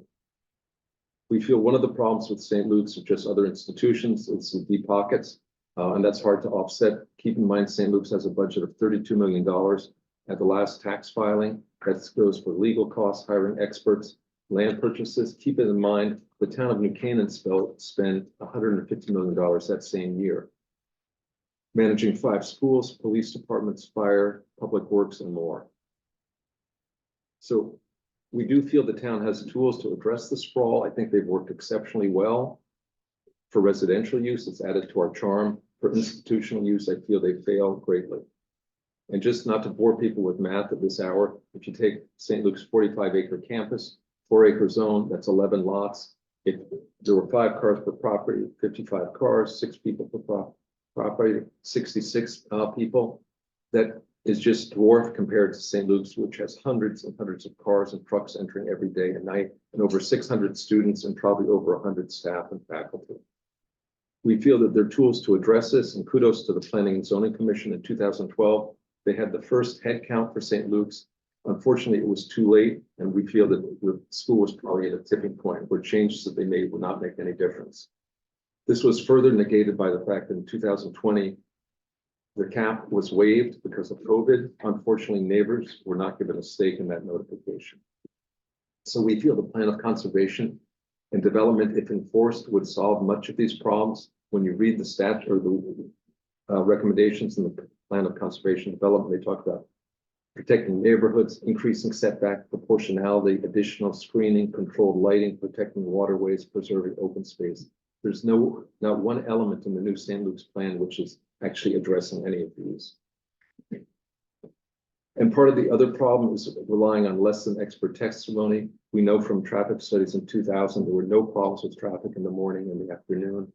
In the 2012 study presented to this committee by Mike Gallant, he said that St. Luke could increase enrollment in an outrageous 900 to 945 students without causing traffic problems. He was off by light years. So I think for this committee to rely solely on expert testimony, I think it's a mistake. I think we should rely on experts from the outside, which we understand can be hired, and the bill can be sent to the applicant at their expense. We would like to know why this parking garage is going to look any different from the parking garage that we're going to be looking at as neighbors in St. Luke's. And we would like to know also how an idea like this could ever be hatched. This parking garage actually was from LaGuardia Airport. This is Terminal B, if anyone's been there. Pretty sad that something like this would be what we'll have in New Canaan. In conclusion, we feel that destroying 5 acres or 5,000 square feet of setback is not a green solution. We feel constructing a 200-car parking garage with lighting that's probably going to be lit all night is not a win-win situation. We feel encouraging more juniors to drive is not a green solution. We feel any potential for toxins in the wetland is not a green solution. And we feel that obfuscating answers on enrollment is not a green solution. We feel it's worth pointing out New Canaan looks like New Canaan because projects like this have not been allowed. Do not start now. And I'm going to just close. This is an interesting letter worth looking at it. This is 1975 or 76. This is a letter actually from the headmaster of St. Luke's before one of the town planning commissions, in which he said, at the time, St. Luke's wanted to increase classroom size, but he said, don't worry, they're not going to increase enrollment. He said he could understand why people would be concerned they would be increasing enrollment, but they had no plans to do it. And they were only doing it to comply with health and fire, as well as safety issues. That was 1976, actually. Enrollment was 238 students at the time. Thank you. Thank you. Where can I find that presentation? Because I'm on the website. So it's. Under public comment. It's the one that is in the name. It says the gentleman's initials. Yeah. Okay, do you have other members of the public that would like to speak this evening? Also, if you're on Zoom and you're a member of the public and you'd like to speak, please raise your hand. Public comments, HGK. Thank you. Okay, well, if that's the case, then I think we'll go to the interveners next. So commissioners, we have interveners in this case. Mr. Green, who's getting himself together over there, is representing them, and he's going to speak to us now. And I'm going to have Sarah give us a little reminder of what an intervener is. We haven't had a whole lot of these. We did have one of these on our most recent 830G case, but I think we could all use a little refresher. Sure. So the purpose of an intervener, so first and foremost, they are now a party to this application, so they have similar rights to the applicant. And so they will follow along this process as if there was a second applicant. But their purpose is to prove to the commission that the proposed activity, whether it's all of it or some portion of it, is reasonable, and I'm pulling this straight from the statute, is reasonably likely to unreasonably pollute, destroy, or impair the public's trust in air, water, or land. So we'll go over this again multiple times throughout this process, but that's going to impact the decision that you make on the special permit and the text amendment applications that are before you presented by St. Luke's. So just to clarify, they are required to discuss only activities that are under the purview of the Planning and Zoning Commission. So they may be talking about the environment, but we're not going to go specifically into items that the Inland Wetlands Commission has to vote on, as an example. So we can talk about the environment as a whole, but specifically inland wetlands, that's up to Inland Wetlands to determine, which they have an application over them right now. So just as you hear this, keep in mind the context of, at the end of this, when everything is closed, you are going to have to vote not only on the special permit and the text amendment, but you're also going to have to vote to determine if the interveners before you met their burden of proving that the activities would destroy, impair, or pollute the public's interest in air, water, or land. And we'll go over this multiple times. So just to start. All right, thank you, Sarah. Mr. Green, I'm going to turn the floor over to you, but before I do, just so the commission can try and stay focused on what Sarah just told us about interveners, could you summarize, I know you're going to give us a whole presentation, but summarize what impact you think that what activities you think are going to be affecting the air, water, and land? I'm gonna hand in an amended verified notice of intervention, Okay, and then I'll go Yes. through it. So this is the size original. You will add this to the record. That's right. We'll just take it down and pass it to the commissioner Great. to share.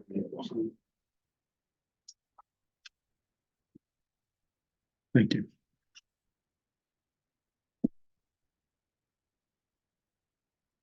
Thank you.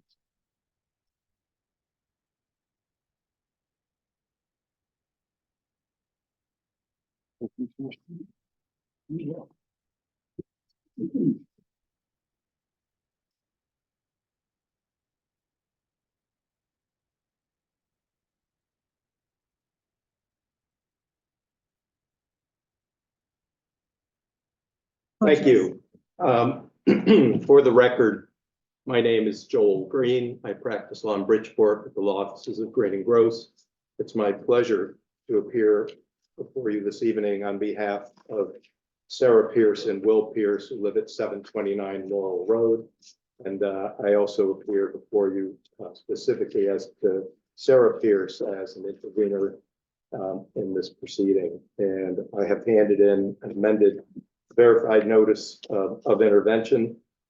And in it, we obviously identify the application. We identify 22A19, which forms the basis for the intervention, and the activities that we are complaining about and believe that will impair the public trust in the air, water, and natural resources of the state of Connecticut include the replacement of and demolition of the existing synthetic turf field that contains from rubber infill and plastic fibers. And you'll hear quite a bit about that tonight. And the construction in its place of a parking structure, a parking garage containing 200 cars. And on top of that is a concrete platform that has a turf field sitting on it that will also contain from rubber infill and plastic fibers on that deck, and the reconfiguration of an existing lot on the subject property. It is our position that the stormwater system for the new turf field has absolutely no stormwater treatment at all. Zero. And that the design of the field is merely for the stormwater design merely deals with detention, and that the system will discharge untreated stormwater that is passed through from rubber and has absorbed and carries compounds and pollutants and frankly from rubber with it into the ground, into the water, and yes, the wetlands, but specifically into the soils on the site, into the water on the site. Also, I have added, and the new portion, which is nothing new to this commission, is paragraph 5. And frankly, I viewed the video from the last session on December 19th. And this is all proven. And I think this one is pretty easy. Because as part of the operation of the school, the owners have and will continue, I suppose, until they would propose until this project, if it were to be approved, is complete. They have directed and permitted motor vehicles. They direct motor vehicles to be parked on the tennis courts. And when we were last here, Chris Rosso testified that upwards of 80 or more cars are parked on the tennis court. And during the school day, and I was at the zoning department this morning, and I went through all of the files that were available. And I went through land records.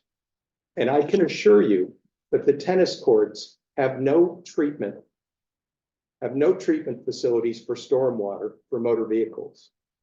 We will produce expert testimony tonight, and as you've heard, frankly, you heard from the applicant that the garage underneath the proposed turf field has treatment for grit and oil and all those things that fall off the cars. Well, the tennis courts don't have any treatment for oils, grit, metals, and things that come off the cars. And as we state here, there's no stormwater treatment.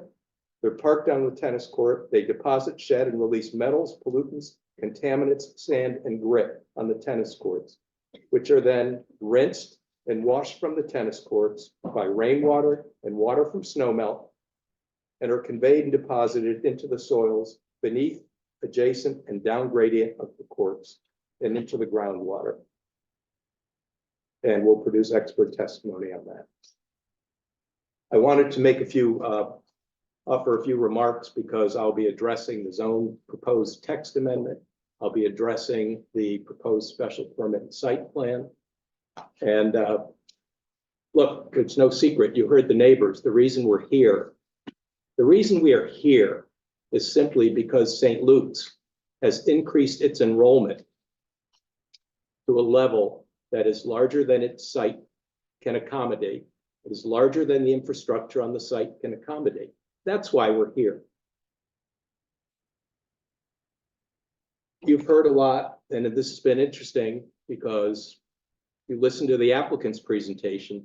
They said they had a meeting with the neighbors and quote, the neighbors are mostly pleased.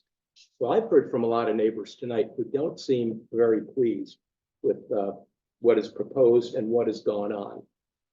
On their presentation, in chief, the applicant spoke of ethics, integrity, and the importance of community. And look, I don't live in New Canaan, and I'm here only occasionally before this commission in wetlands. So it's just been interesting to me, sort of the spin and the way this has gone, because to me, the school has lost sight of these principles.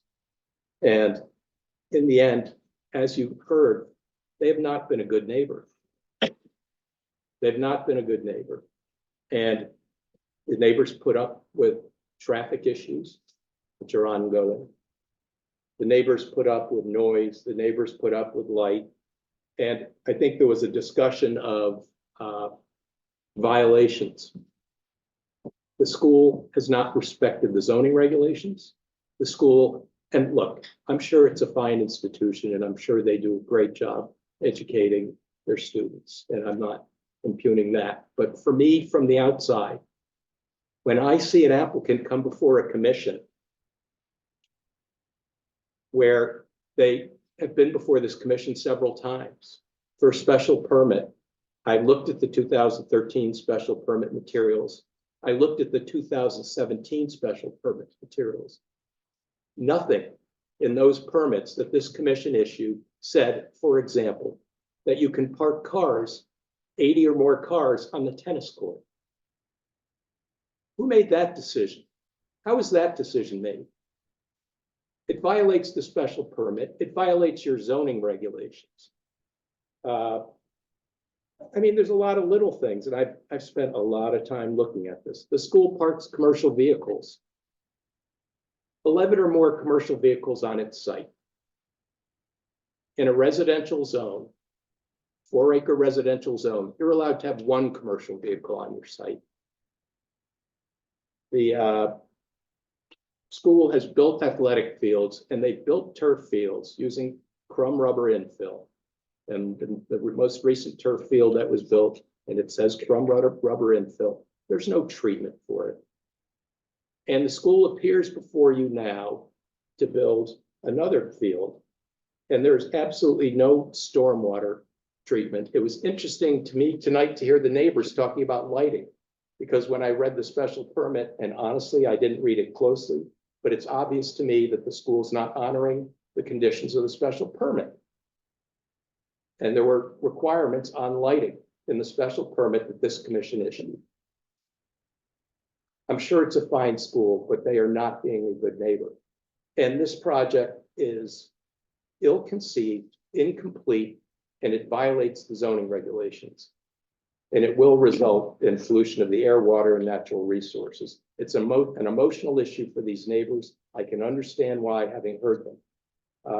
Tonight, you'll hear from Sarah Pierce. You'll hear from Steve Trinkus. You'll hear from George Logan. Steve Trinkus is with Trinkus Engineering. You have his resume. George Logan is with Rima Environmental. You have his resume. I'm going to try to move this along, but there's quite a bit that I need to touch on, but I'm going to move it along. But Sarah Pierce just wanted to address the commission. Yeah, I mean, I didn't plan on having to make, you know, I didn't want to hire Joel. I'll start there. Who wants to hire a lawyer? Like, I don't, you know, I want to hire a lawyer, Something I right? said, or Who wants to hire a lawyer to get like really just basic due process? But you know what? Like, that my neighbors have been abused, and my husband and I, we tried to work with the school starting last spring. And, you know, I'll pick the right word, misled, you know, you guys all saw that testimony with like the college presidents. That's how school administrators speak now. And I don't understand it. And so if you need to hire a lawyer, that's what we've done. And this is who we're going to bat for. We're talking about a completely untested structure. It is, they have no data to back up. It's basically theoretical. This would be the first town anywhere to put it in, okay? I'll try to be brief. You know, we're gonna talk about the chemical runoff. Dr. Tien's testimony. You know, the environmental and property damage caused by the construction and existence, it's going to engulf our neighborhood in a circus of litigation. And I use the word, it's a three-ring circus, because now that we've been organizing, getting our name out there and calling and talking to people, I'm now starting to get calls from people who are invested in wetlands and the environment. And, you know, that actually doesn't help me, because I need St. Luke's to go out there and do their job.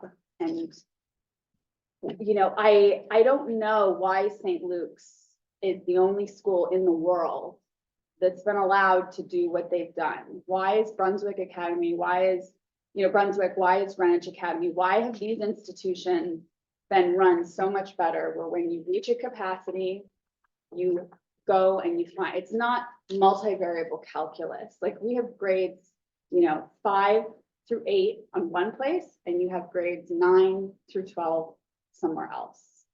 Why has Brunswick done it? And the answer is, you know, these Deep Valley properties, please, like, get a real answer there, because they're not giving you real answers. And they have this tunnel vision right now because they have the property. So why on earth would they develop other more normal solutions if they've invested in these properties? It's so obvious this is an expansion plan. You know, how I've spoken to experts at Yale. I've corresponded with experts in New Zealand. I've consulted a litigator who specialized in defending corporations, not someone in defending corporations from drinking water cases.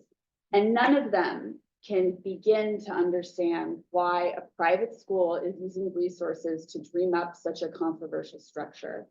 It's the picture of environmental negligence, and it's a case study in poor institutional planning. I'm begging you to ask Steve Trinkus and George Logan some really hard questions tonight, because they can take them. You know, if this hearing goes late, they'll come back. Like, if this garage is going to be around forever, I don't know why we can't spend some time you know, we can spend some time to think about if it's a good idea to go in. And it's actually easy to answer tough engineering questions when you've got law and data and fact and peer-reviewed science, and when you're answering the questions to the ethical standards of your licensing body. You know, so we've been told by the town that, like, you are our forum. We have no other, like, this is it, because this is a private school on private property. And so your judgment can and should be the deciding factor. And so for my son's sake, I'm asking you to ask really tough questions about this project, because we've taken a look and there's a lot of loose screws. And the school you know, I don't see Mary Carter here tonight. Who at the school is going to bat for this project right now? Like, no one from New Canaan. There's a developer from Westport.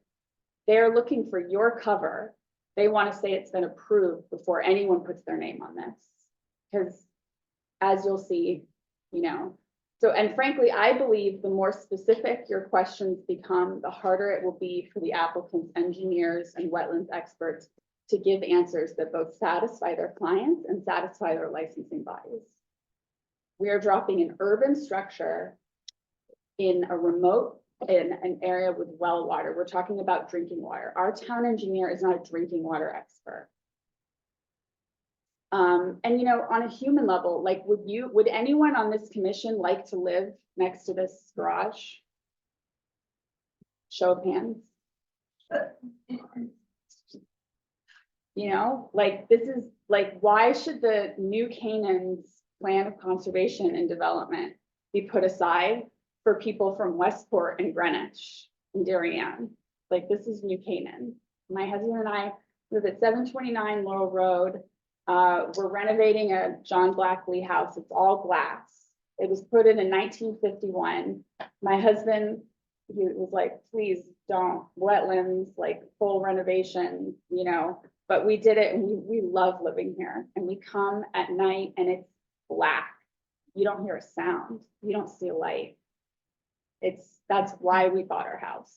It's total darkness. It's quiet. It's beautiful. We love that it's on wetlands, because we thought that meant that there would never be development. And so that's why, you know, we hired Joel. I'm rushing, but you know, in the last meeting, someone asked, is there anything unusually complex about the construction?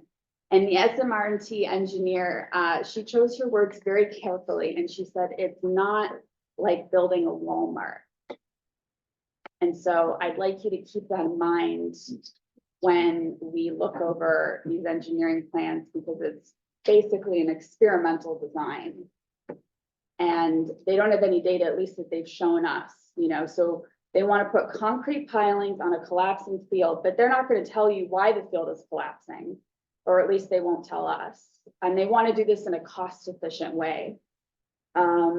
So we're also talking about Class A water courses. So this is not just wildlife. We're talking about drinking water. And if you want to know why people are getting so emotional tonight, it's like, this is well water. Would you want to be drinking the water off a runoff from a garage from your well? Like, these garages belong in places that have water treatment systems where there's constant monitoring of the water. Who's holding the bag when this thing goes wrong, when this goes sideways? You know, like, I don't understand. Are they going to have to raise extra money put aside for when there are problems? How are they, who's responsible when this thing really goes sideways on us? And I'll tell you, Chris's kids will have graduated by then. He's going to be long gone. Like, the people in this room are going to be dealing with it. And so the Deep Valley Road properties are the key to this entire project. They're the only way that any of it makes sense. So I'll let the lawyer talk. Thanks. So I'm going to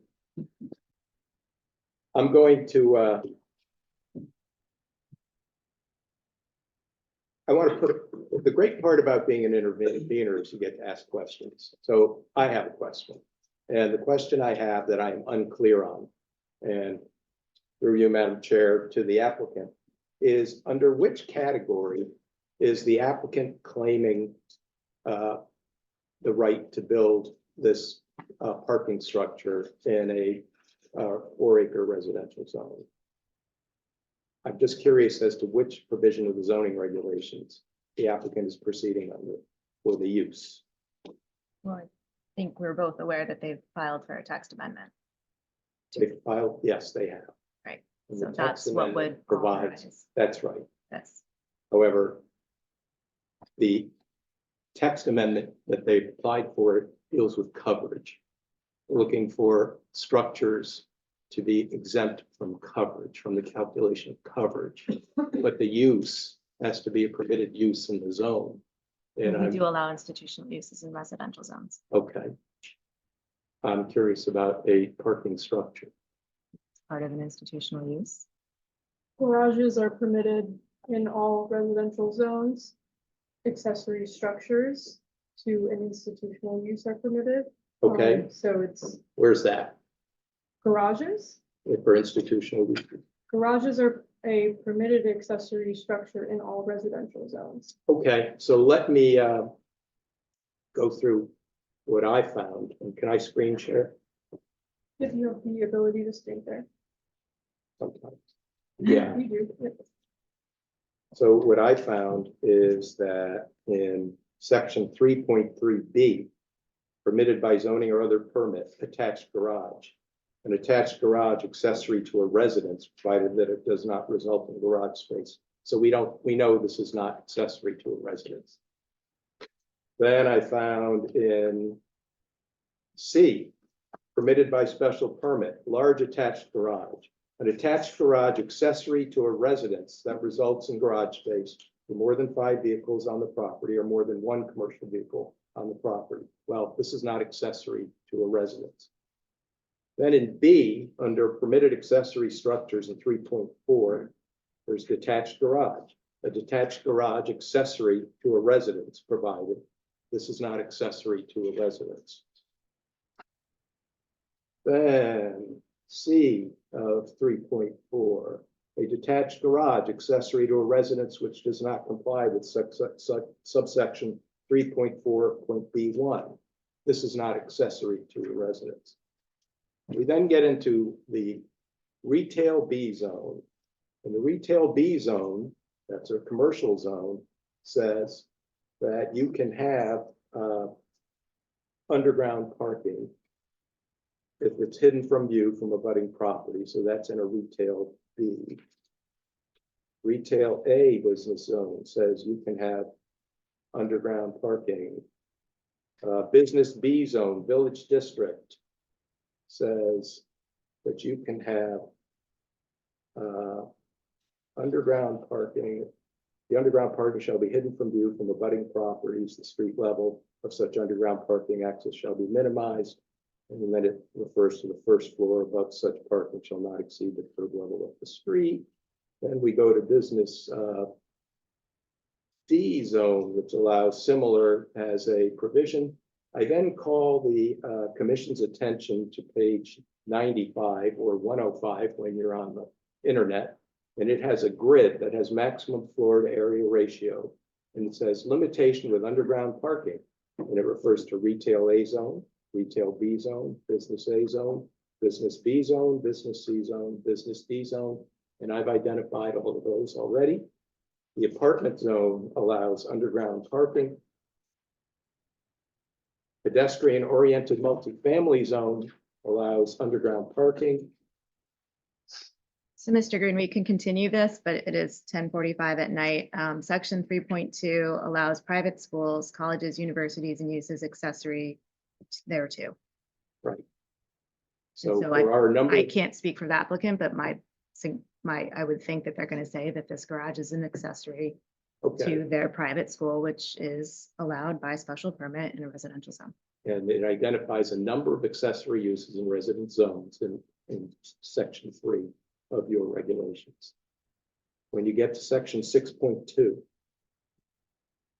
F6, your regulations say parking structures, whether detached or attached, shall not be permitted except in a business or retail zone. That's what your regulations say. You can only have parking structures in a business or retail zone. Page 142 of the regulations. It says, except in a business or retail zone where these regulations allow parking to be provided underground within the envelope of the building or in a separate structure on the same site.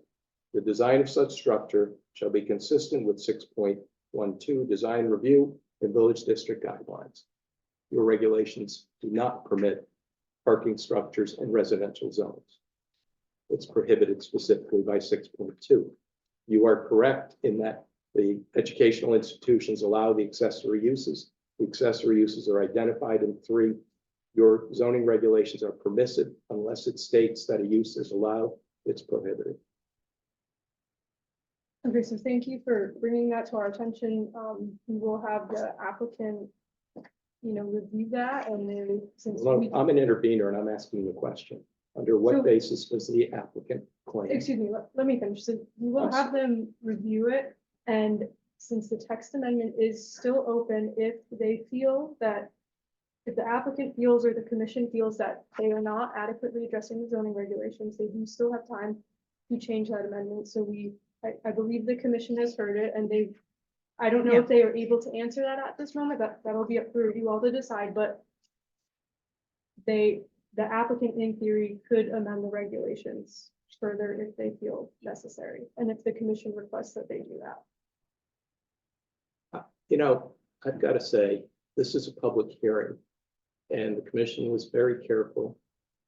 The applicant presented, the public commented, ended. You indicated the public comment would end this evening. The intervener would present and that the applicant would have an opportunity to speak at the next hearing. If this is going to turn into a workshop, then I suppose there'll be public comment again in the future. And we can go around and around and around. If But- they change their regulation amendment that much, yes, we would Yes, have to that's take fair. more public comment. Right? At present, parking structures are not allowed in a residential zone.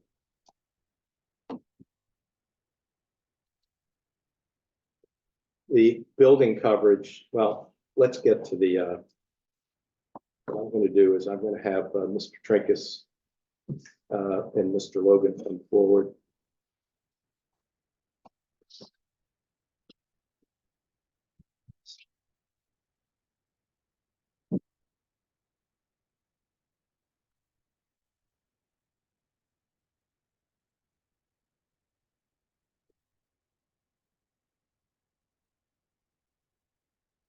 No, I've got a comment, and I'm just going to say that as we go forward, we've got to bear in mind that the conduct of these hearings are governed by the rules of fundamental fairness and natural justice.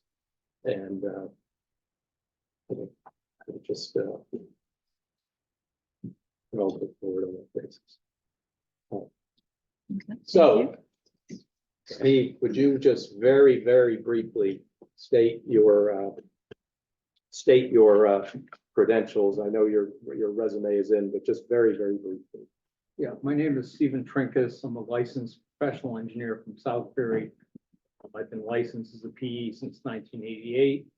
I'm also an expert in the field of low impact development, which is a focus on water quality and runoff volume issues. And I've done this in one form or another since the late 1970s when I was still in college working part-time for a surveyor engineer. So I was asked, Mr. Green, to review the plans. We submitted a letter of January 24th. There's several major issues. One is that we've heard from the applicant on the wetland side that the current field is settling, it's sinking because of unsuitable material under the field. A series of borings were done by Welke, who's a geotechnical consultant, mostly around the perimeter of the field. Only a couple borings were done in the middle of the field. But there's unsuitable material varying between 1 to 15 feet below grade.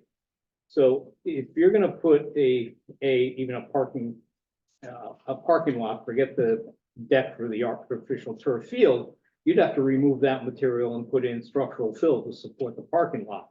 But now that you're going to put columns in and large footings to support basically a concrete deck on top of which the artificial turf field is going to be, we don't know how much you've got to dig out of this area and how deep you have to go, how many truckloads of material have to go out, how many truckloads of clean structural fill has to go in, and how much that's going to take time-wise to do.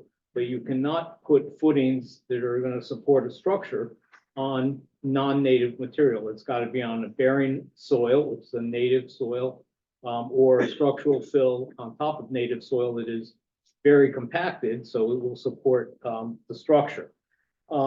There's two stormwater systems for this site. The artificial turf field drains to the one to the, I believe it's to the south or left when you're looking at this plan.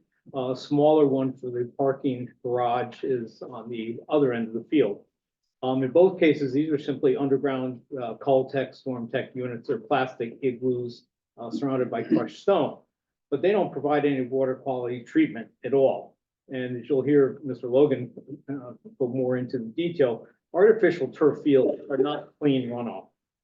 You know, when these fields started being used, everybody said, well, you know, the rubber shouldn't be a problem and that nobody knew what came off of them. We now know that from rubber, especially as it gets chewed up by cleats running on it. And if you watched any of the NFL games in the past couple of weeks, when players slid, you could almost see little clouds of dust, black dust coming up. This is what happens to the crumb rubber. Rubber comes from tires, and there's many compounds used in the manufacture of tires that's in the crumb rubber.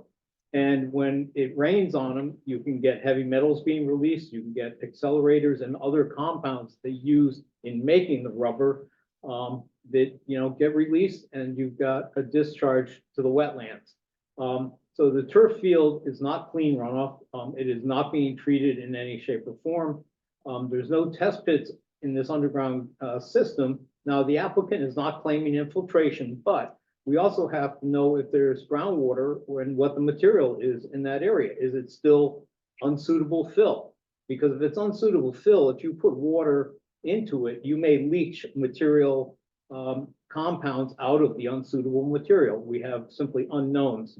On the other side of the field for the parking lot, it's a smaller system. Your town engineer was allowing the applicant, because it's covered parking, to reduce the amount of water for what we call the water quality volume to about 21,000 square feet, or about a quarter of the parking lot. As you're going to have 200 cars moving in and out of here during rainy days, during snow days. We all know our cars collect snow.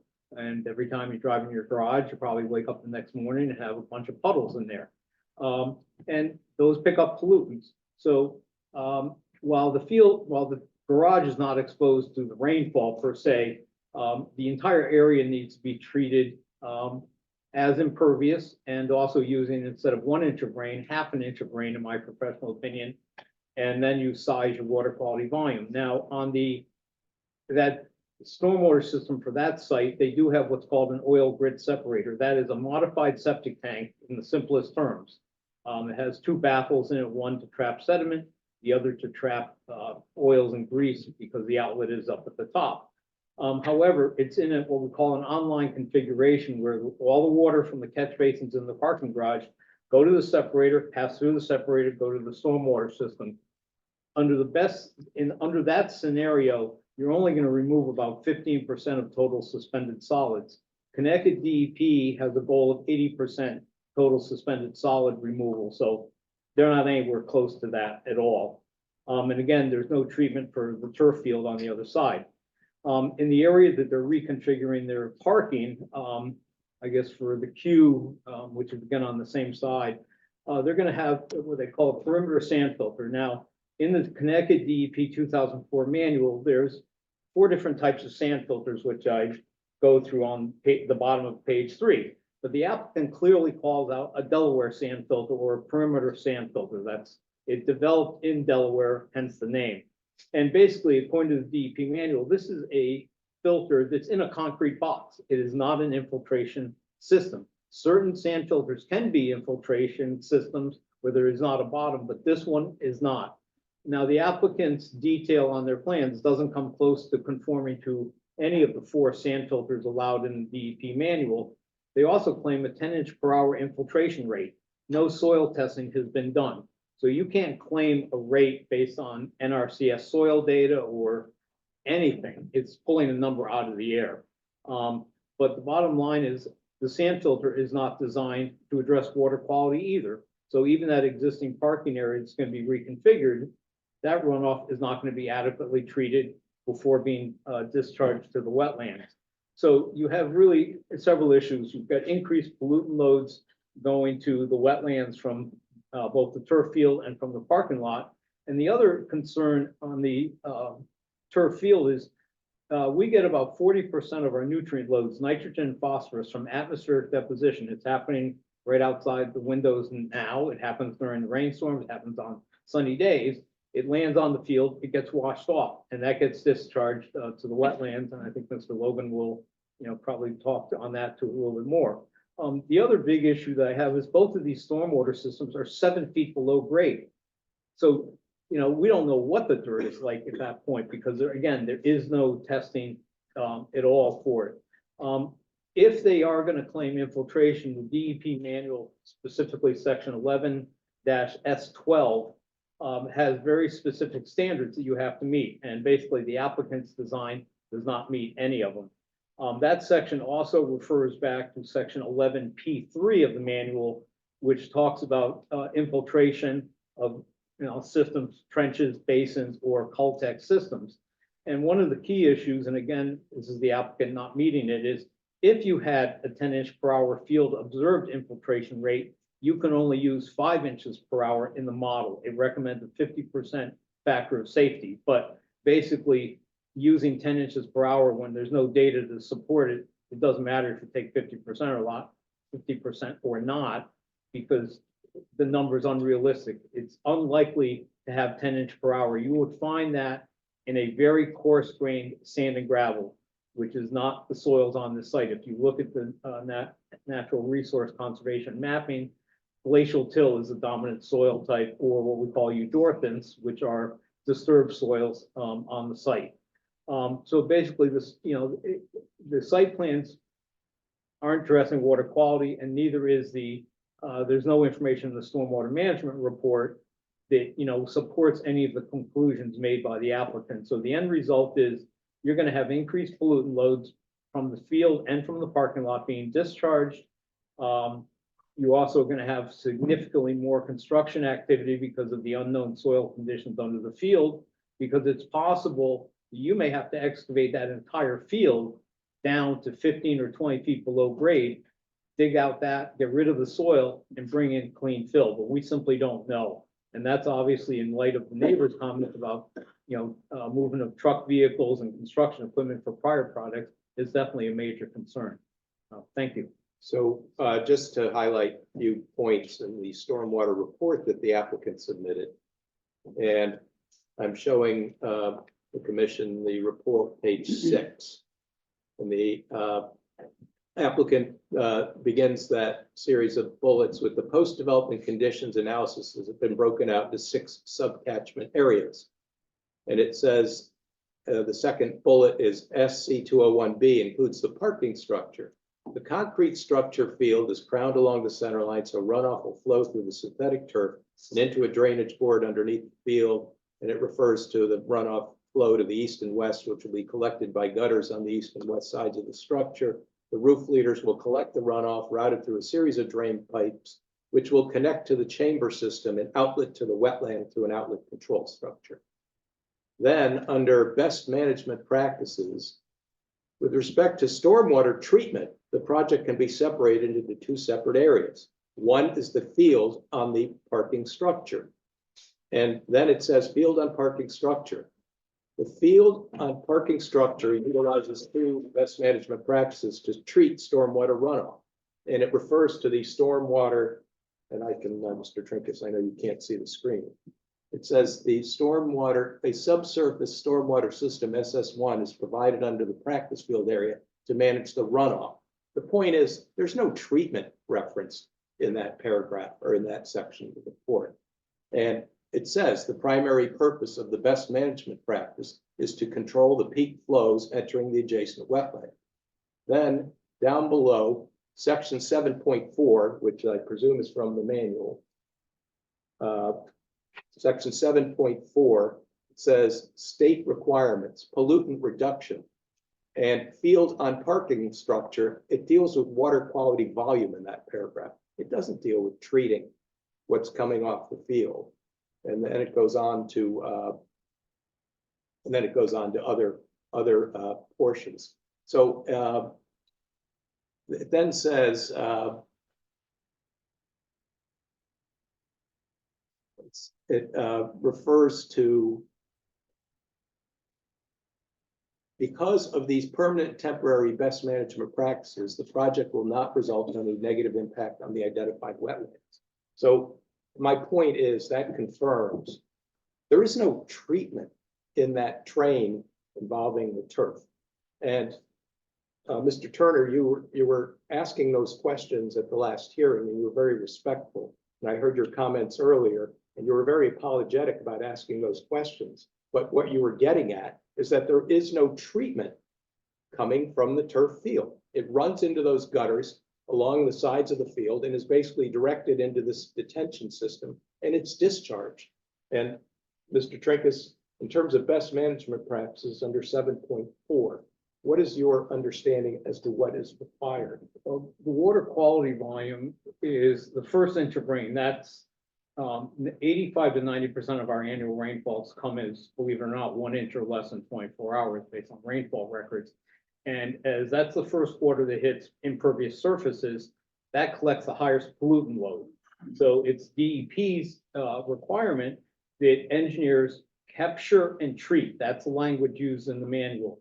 So it's captured and treated. And the applicant's plan does not capture it and also does not treat it.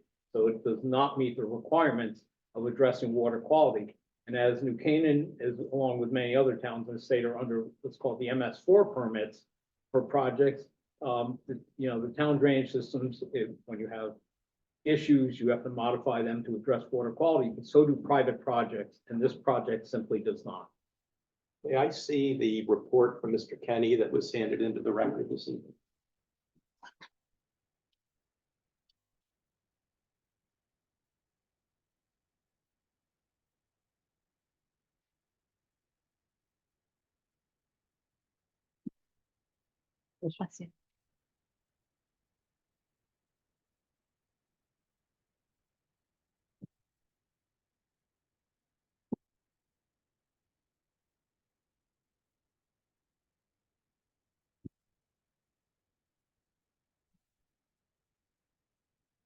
In his report dated December 14th, William Kenny Associates, Bill Kenny says, no activities are proposed within wetlands or water courses, and as such, no direct adverse impacts will occur. Indirect adverse impacts to inland wetlands and water courses will be avoided through the project design and via best management practices, such as the installation and maintenance of soil erosion and sediment control measures during construction and stormwater management measures following construction. So Mr. Kenny is relying on this system to reach his conclusion that there's no impact. Now, I understand the division that the commission referred to, and this is not inland wetlands, and I understand that, and I understand the division. You've been very patient, and I appreciate it. But the water is discharged. The water is discharged from the system at the top or at a head wall on the slope. It's the top of, basically the top of the steep slope of the wetlands, yes. But it's not actually discharged in the wetland. Correct. And how does it reach the wetlands? It runs down the slope, and likely over time, may erode more of a ditch going down the slope because it's a pretty steep slope from where the pipe outlets to the bottom of the slope where the wetlands are. And is there any question in your mind that some of that water will infiltrate in between the stone and the soil that is outside of the wetlands? It's possible on small storm events, but generally water on a steep slope is going to just simply follow the slope and not infiltrate in the soil because that's the path of least resistance for the water to go. So my point is that pollutants would be discharged in the area, in the wetlands and out of the wetlands. Correct. All right. Now, we had a video of Dr. Tien, and I don't know how the commission wants to handle that. Has it been submitted to Sarah? Is it in the record? Okay.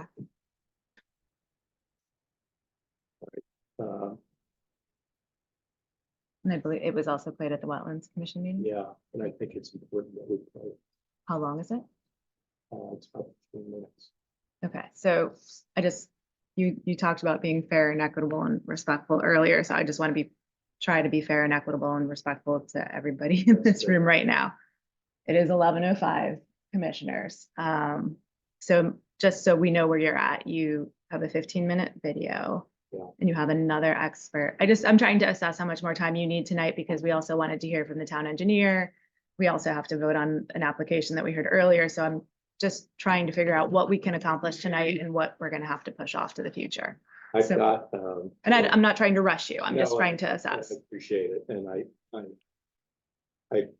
appreciate the hour, I appreciate your patience.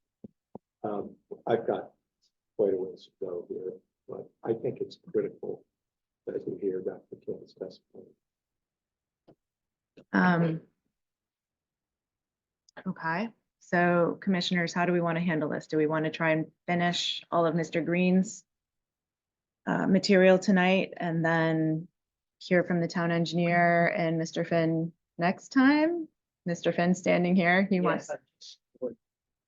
Well, the possibility that if the commissioners represent to the intervener, that they will watch Dr. Chen's video.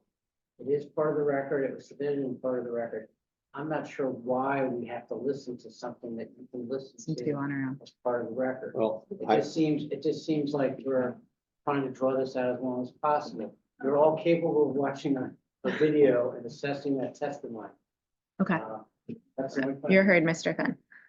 Back to the commissioners before we decide on whether we watch the video. I just want to get a sense from the commissioners. Do you guys want to complete Mr. Green's testimony tonight, and then we'll hear from the town engineer and Mr. Finn next time?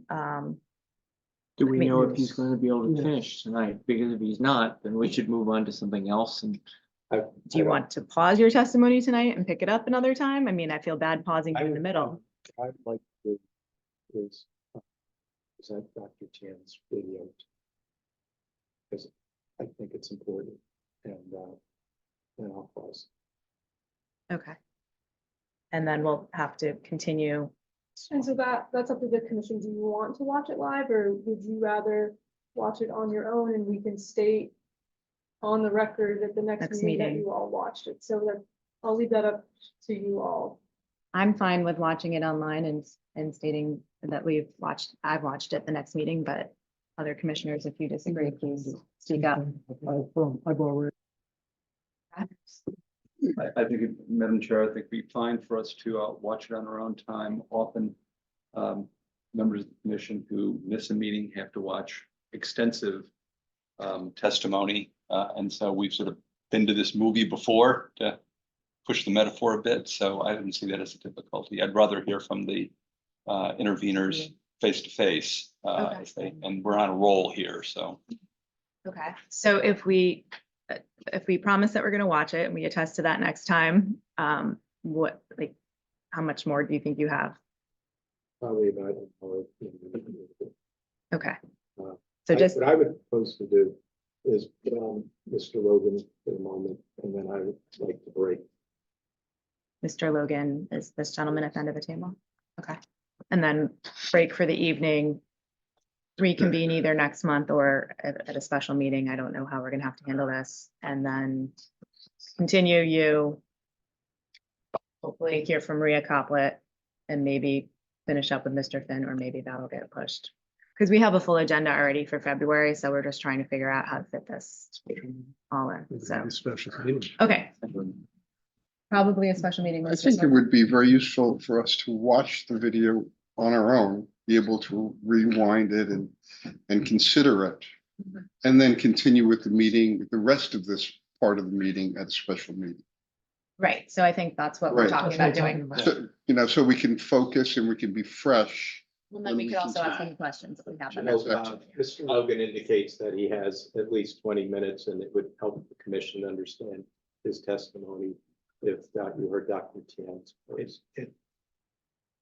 Because. Okay, well then, besides the video and Mr. Logan's testimony, is there anything else that you wanted to present? Because I don't. Not this evening. Not this evening. So commissioners, do we want to pause there and pick this all up at a special meeting Yes. sometime before the February meeting? I think, Madam Chair, I would suggest a special meeting should be mid-February. Because I don't want to delay the applicant. time is money, TikTok. And let's just get it over with when everything is fresh, Okay. in my view. Okay, Sarah, is that Yeah, so we possible? can Have a have a special meeting in mid-February. I can pull up the meeting Right, calendar. We can discuss that as needed. Okay. But we can do that. okay. All right, so I'm sorry to, I just, you know, it's late and none of us think well I the later it gets. Appreciate it. I'm sorry we got started. No, so that's late. okay. So we I will, Appreciate your patience and your attention. I know it's. So just to clarify, the special meeting would be solely to finish the interveners or? I think so, and maybe hear from and- Ms. Coplet. Okay. Does that work for you, Mr. Finn? And then we would hope to pick up with you at our regular meeting at the end of February? Very good. Okay, Yes, I mean, the only other thing I can suggest is that Mr. Logan testified extensively at the Inland Wetlands Commission hearing as well. You could also watch the videotape of that and save a lot of time here. I don't, just a quick aside, I had originally said to you when I presented to you on December 19th. no, ma'am, we're letting the council speak public comment. Mr. Finn's clients were able to testify then as well. Yeah, I understand. Mr. Finn is just proposing something. We can take his opinion or not. And it's a suggestion for everyone, including the intervener, but I will, I think my point. Okay, so let's pause here. Yeah. He is intervening in. Ma'am, you're now disrupting the meeting. So we're trying to settle how we can continue and be fair to everybody. And I need you to please stop. Okay, so we're gonna set a special meeting sometime in mid-February. I don't know if we're gonna be able to come up with that date tonight or if we're gonna have to. We should. We should, to Okay, make sure right. that we've got So consistency. we're gonna do that. Is there a way that we can have the whole hearing that night? Because I am not going to be here for the February meeting. A full hearing. You mean close the hearing that night? Like here, Mr. Friends? Probably not. I don't think so. That was not the plan. And we also need an extension from Mr. Finn in order to get to the end of February. And we're also going to likely be moving the date of the end of February meeting. That's item number 8 on our agenda. So I think the special meeting is just going to be you and it's just going to be Maria Coplet. And that's all we're going to do at that meeting. And then all right, so let's talk about dates for potential special meetings. So the link on the website to the town meeting calendar is not working. Okay, well, that's convenient. Maybe it shuts down at 11. Maybe. Yep, never had that happen before, so that's.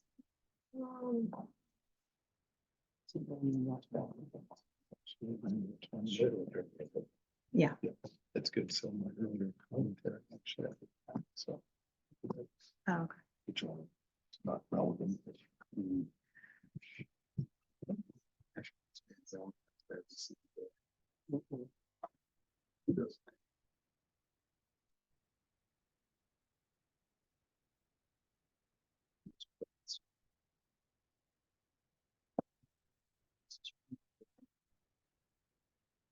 Yeah. The link is It's not completely gonna good on my laptop and my iPhone. Okay. So what's the best way then to handle this, Sarah, so that everyone here will have notice? I mean, obviously we have to notice the meeting, but I just want to make sure that it's. Yeah, so. We can pick a date and then if it A couple of doesn't dates. work, yeah, we can pick a couple dates and then Okay, like a choice number 1, choice number 2, choice number okay. 3. So let's just, Maybe we should consider going back to the 6 PM start. yeah. Yeah. The only 3 dates I think would be bad, would be the 13th, 14th, and 19th. That's Shrove Tuesday, Ash Wednesday, which is also Valentine's Day, and the 19th is President's Day. I assume those are no-goes. Just saying. About the 21st. It's a Wednesday. Yeah. I can't, 4:30.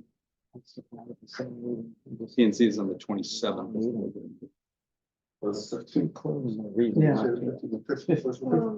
Fifteenth is okay, 14th is. So the 21st through the 23rd, our town engineer cannot make it, Okay, of February. what about 20th? 15th. That's a Wednesday. 15th and the, 15th is a Thursday. yeah, Sorry. I mean, not Thursdays. knowing anything about the town meeting schedule, but these are fine. Okay. So what dates did we do? 15th 15th and the 20th. or the 20th? Okay. I think 15th would be better, sooner than later. And All right, so Sarah, tomorrow you can check the calendar when things are working again, and you can let everybody know which of those two dates it's So going to let's- be. Let's for official purposes say that we're aiming for the 15th, Okay. that's the goal, and then in the event the room is not available, we will do the 20th. the 20th is the day after President's Day. That can often people take an extra day. No, people have the whole week off So- because Yeah. kids aren't, in, so So it it's is irrelevant at that school point. vacation this year? Yeah. Fair point. Is there another room besides this room? Boardroom. Yeah, but it's hard. It's Hard, it's a large group. Okay, so we will reconvene on either February 15th or 20th. We will let you know tomorrow, obviously. February 15th isn't gonna work, there's a Board of Finance meeting. Okay, It's probably the budget, so Okay. February 20th. is it working now?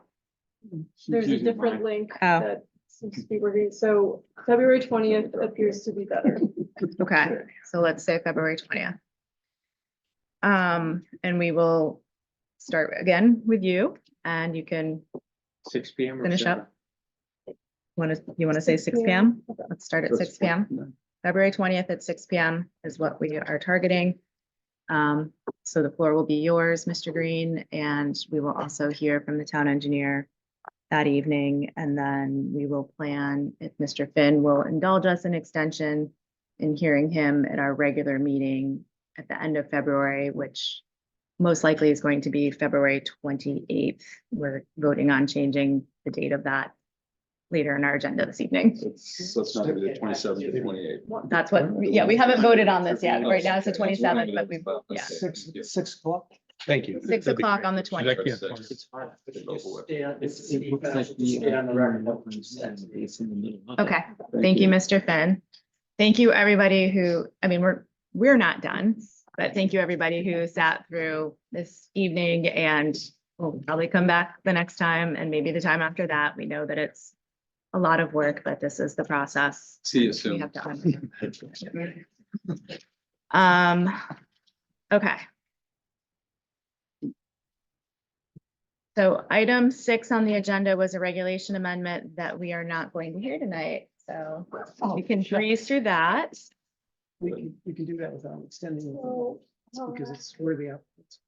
Right, yeah, there's no time frame for that. Could you please exit the meeting to go and speak because the audio gets picked up by the Zoom meeting? Yeah, we'll just give everyone a minute if anyone needs to go to the bathroom again, but we have to vote on 274 Country Club Road. We need to vote on moving our February meeting, and we need to vote on the minutes, and those are the last 3 things. So it shouldn't be very long after the room settles down. So it says we need 5 votes. We have 7 of us who are here. We can't afford to lose. We need more. Oh, for the 20th. Well, I'm gonna be in Canada, but I can be on Zoom. Probably. I just wonder whether people know that they'll be here. Commissioners that are here this evening, what do your calendars look like for the 20th? I'm good. I'm available. I'm iffy, You're iffy. but I'll I'm I'll available. let people know when it's totally set. Okay. Ms. Larson? She might ask, Chris. Yeah, I mean, I will be on Zoom on the 20th. I have Here in person. a conflict that I'll try to. Okay, Mr. Herring, are you available on the 20th? I'll be out of state, but I can zoom in. I hope we can be efficient. Appreciated. All right, and Mr. Engel and Mr. Cassavant, you're good. Okay, so we should be able to have enough people available on the 20th to make that work. All right, so let's move on to item 7 on the agenda, which is deliberation and possible action on any closed public hearing item. The only one that we closed this evening, because as you'll recall, we continued the one on Downriver Road, is 274 Country Club Road, which was for the increasing the coverage, increasing the coverage for a pool house and encumbering the rest parts of the structure to under 18 feet. We did have a robust conversation during that application, and I suspect we may have more of one now to talk about how we want to vote on that. So anybody want to kick it off? I'll make a motion, Madam Chair. Okay. I move we deny the application. Okay, so just so everyone's aware, when we have a motion on the floor, we need to get a second or not. We need to take a vote, and then if there's an alternate motion, we move ahead. So I don't want competing motions right now. I just want to handle this motion and then we'll move on. And before a second, we can have, anyone can discuss the motion that's on the floor. Okay, so Mr. Chris, do you want to explain why you are moving to deny? Particularly as a new development, I really don't see any particular extenuating circumstances that would compel me to permit an increase in coverage.